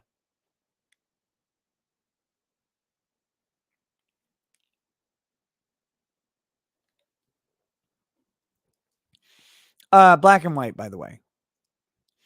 Chad says, hi, all from old 45 dude in Calgary, AB Canada. How's it going, buddy? Techno Geek says, Merry Christmas from my family's Vegas home. And I'm not going to stop giving money to remind you all to call our beverage buddy until you get sponsored. Oh, shit. Yes. Oh, my gosh. Can you, Techno Geek, I hate to do this. Can you please refresh me the message? Because I don't remember where it is. I think it's in my text, but I think it's got pushed way down. A Fuzzy Creature says, think Jack Murphy is about power and more like wanting to control people and show his manliness. Wonder what wife number 1 would say. Psycho behavior. Luck says, Merry Christmas, Nick and Ty. Sarah says, Tim wanted you, Barnes and Viva on after Potter ended. Cool. If they want me on, happy to do so. We'll see. Luck says, Merry Christmas, Nick and Ty. Cerberus says, Merry Christmas to you both and skins over shirts. Stephen Oglesby says, 2 episodes. Body count is about 50. Damn. Tara Rayner says, Merry Christmas from the awesomest Canadian. Watched your presidential debate streams with Ty. Laughed my ass off, especially when you disappeared. You got messy. Who did I get messy? Wow. Sigurd Hellickson Crypt Keeper says, check out the movie Officer Down. It's a 2020 movie that feels like it's an awesomely bad 80s action movie with violence. Cool. Ryoji Mata says, guess we can say Nick's a cuck to the Witcher TV show. Not Applicable says, Jack looks like a Kevin, i.e. one of the unfuggables. Eric Bunce says, hey, Nick, I've been watching you for about half a year now. Gotten into Drex and Good Logic. Love all of theirs and your content. Wanted to show my support for you, and I wish you a Merry Christmas. Back at you, brother. Thank you. Jacob Landers says, one of my law professors explained how in California, if both are willingly intoxicated, the male's always guilty. It was wild. It's fucking crazy. Locknav Livox says, what if there's a mattress by a dumpster? Can I do it behind the dumpster then? Oh, Merry Christmas from my freezing apartment in Romania. Locknav, I doubt it. Debbie O says, I have a new in-the-box Xbox that I'd sell you for a reasonable price, Nick. I'm not looking to profit.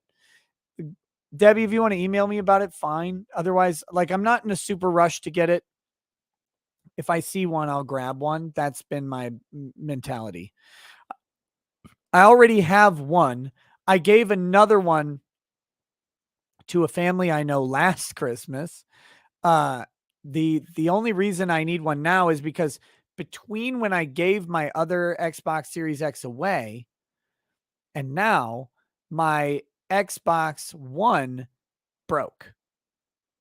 And so I had a Blu-ray player and media center and an Xbox One that was fine for my downstairs. I only have a 1080p TV downstairs. It's not like I need the 4K-ness of it.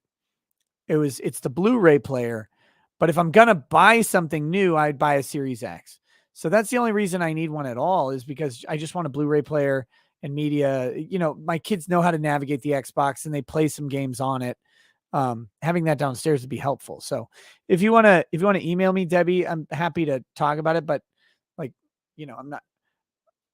I'm not like desperate for one either. So, but I probably would, buy it, or it's all about the delivery, right? Jesus Davila says, Nick, Merry Christmas. By any chance, you have a ghost story? I do. You want a ghost story? Okay. I have, this is my other house. My other house had 3 paranormal encounters outside of norm. I don't mean they were ghosts. I don't know. But I had 3 of them. Okay. The first one that happened, I'm sitting with my dad. I'm at a table, dinner table in dining room. And then my wife had a rocking chair that she got from her grandmother who had passed away. And the rocking chair is sitting there. It's like I'm at the head of the table. My dad's on the side of the table. And the rocking chair is kind of angled between us, but back a little ways. And we're sitting there just talking, hanging out. You guys have, many of you have heard this, but that's okay. The rocking chair just starts rocking. We're just talking. It's the middle of the day. And the rocking chair just starts rocking back and forth. And then it stops. And I looked at my dad. I said, did you do that? He's like, no, I mean, I don't know how I would. And I'm like, I don't either. But the rocking chair clearly rocked. I mean, we were sitting there. It wouldn't have been convenient for either of us to like move it. You know, you'd have to either obviously move your arm, your foot, you'd have to like slide over, kind of straddle out to get to it. So it was weird. I don't know. It's possible like maybe a cat ran under it or something. I to this day cannot explain what happened there. I just said, don't tell Lady Rackets. Please don't tell Lady Rackets. She'll freak out. So this was weird. The next thing was I was playing video games or something at night in my office in the other house. And we had we had laminate wood floors in that house. And if you know anything about laminate, they're fucking loud. They're really loud. Hardwood is not loud. Laminate is very clacky and loud. Unless you can put shit down to make laminate less loud, but laminate in general is louder than wood. It looks nice, but it can be pretty loud. So I'm in my office and I hear like it almost sounded like a pebble or like a steel marble dropped, and it goes right, like you hear that sort of that bouncing and then, you know, diminishing bounces until flat. And I went out, I looked, I couldn't find anything that would explain that sound. I couldn't find a rock, I couldn't find a marble, I couldn't find anything like that. Plus, everybody's asleep at this point in time. It's like 3 a.m.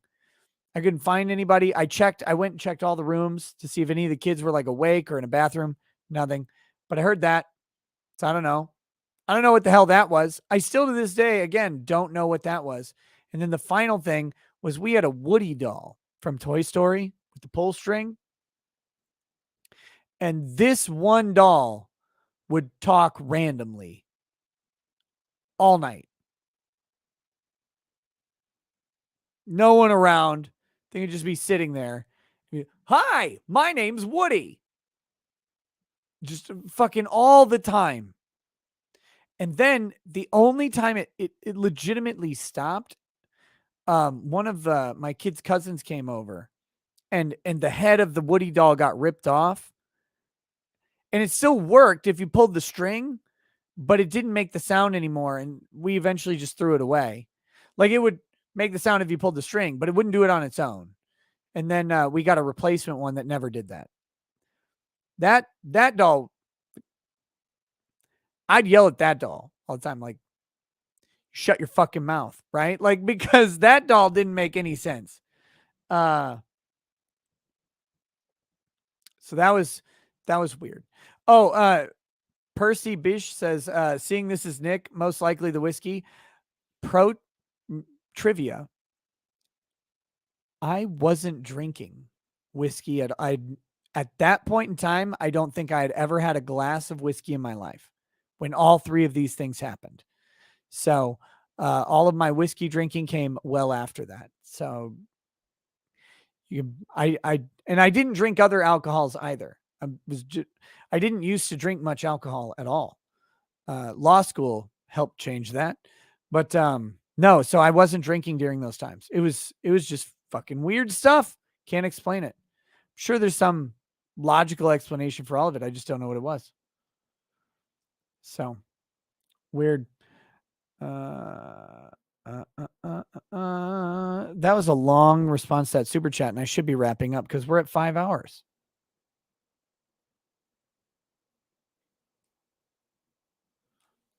John Burton says, Merry Christmas. Thanks for your commentary on recent trials. Between you and the rest of the gallery you've had commenting, I've learned a lot about how criminal law works or doesn't. Skeleton says, simply having a wonderful Christmas time. Having a simply wonderful Christmas time. Wonderful simply having a Christmas time. Time Christmas wonderful having a simply. Souply having a cereal Christmas time. Talent Seer says, here's the issue about Santa Claus. The man existed, St. Nick of Myra, but the myth is false. Makes more of the man than it ought. Best to educate properly. Alex Scott Thompson says, Merry Christmas, Nick. Doing the Lord's work, brother.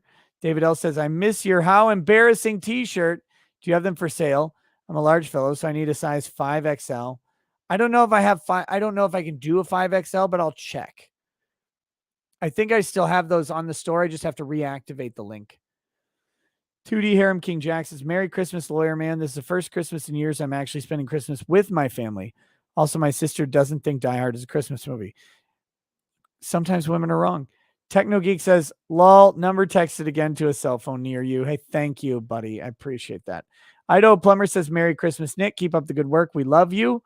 Robert McCrae says, did you notice the main characters in Bone Tomahawk are warlike, hungry, diseased, and a death dealer? Ooh, I didn't. That's very cool. I want to watch it again. Okay, guys. That's it. Go have a Merry Christmas. I love you all. So does God, and so does Jesus. I don't proselytize much. I don't advocate religion much, and I don't care if you become Christian or convert. Just know that some boomer drunk in Minnesota thinks that God likes you a little bit, and that's it. What you do with that is up to you.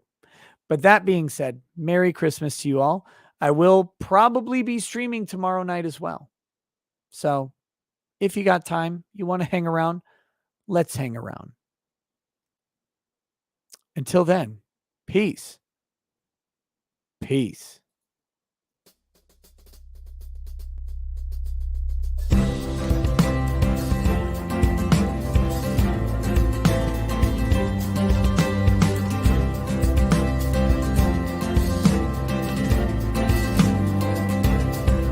Oh, he drinks a fair bit, but you realize that it just helps get his noggin jogging along. With his glass by his side and his kids asleep tight, we'll hear some law-splaining tonight. With his microphone muted, we'll laugh at this boomer until he explains it's all part of the plan. Watch his face become redder as he becomes meta, raging at idiots from Twitterland. From the white shores of Maine to the hills of Glenlivet, there's no one who explains the law better than Nick. So pour out a glass for the ones who have passed, to make the law what we have now. Oh, his lady is fair, and she handles herself with the grace of one who has borne many children. As the wife of a lawman, she makes sure that he has the time and the place to provide for them there. So pour out an Ardbeg, a Balmore, a Love, spirits flow as the ones who get unemployed. So pour out a glass for the tea post on Twitter, as we hear law-splaining tonight. From the white shores of Nairn to the hills of Glenlivet, there's no one who explains the law better than Nick. So pour out a glass for the ones who have passed, to make the law what we have now. Oh, the guests are all plentiful, from Doug T to Drexel. They bring their perspective and spice to the mix. But the reason we're here and the one that we cheer is the one who is showcasing us his career.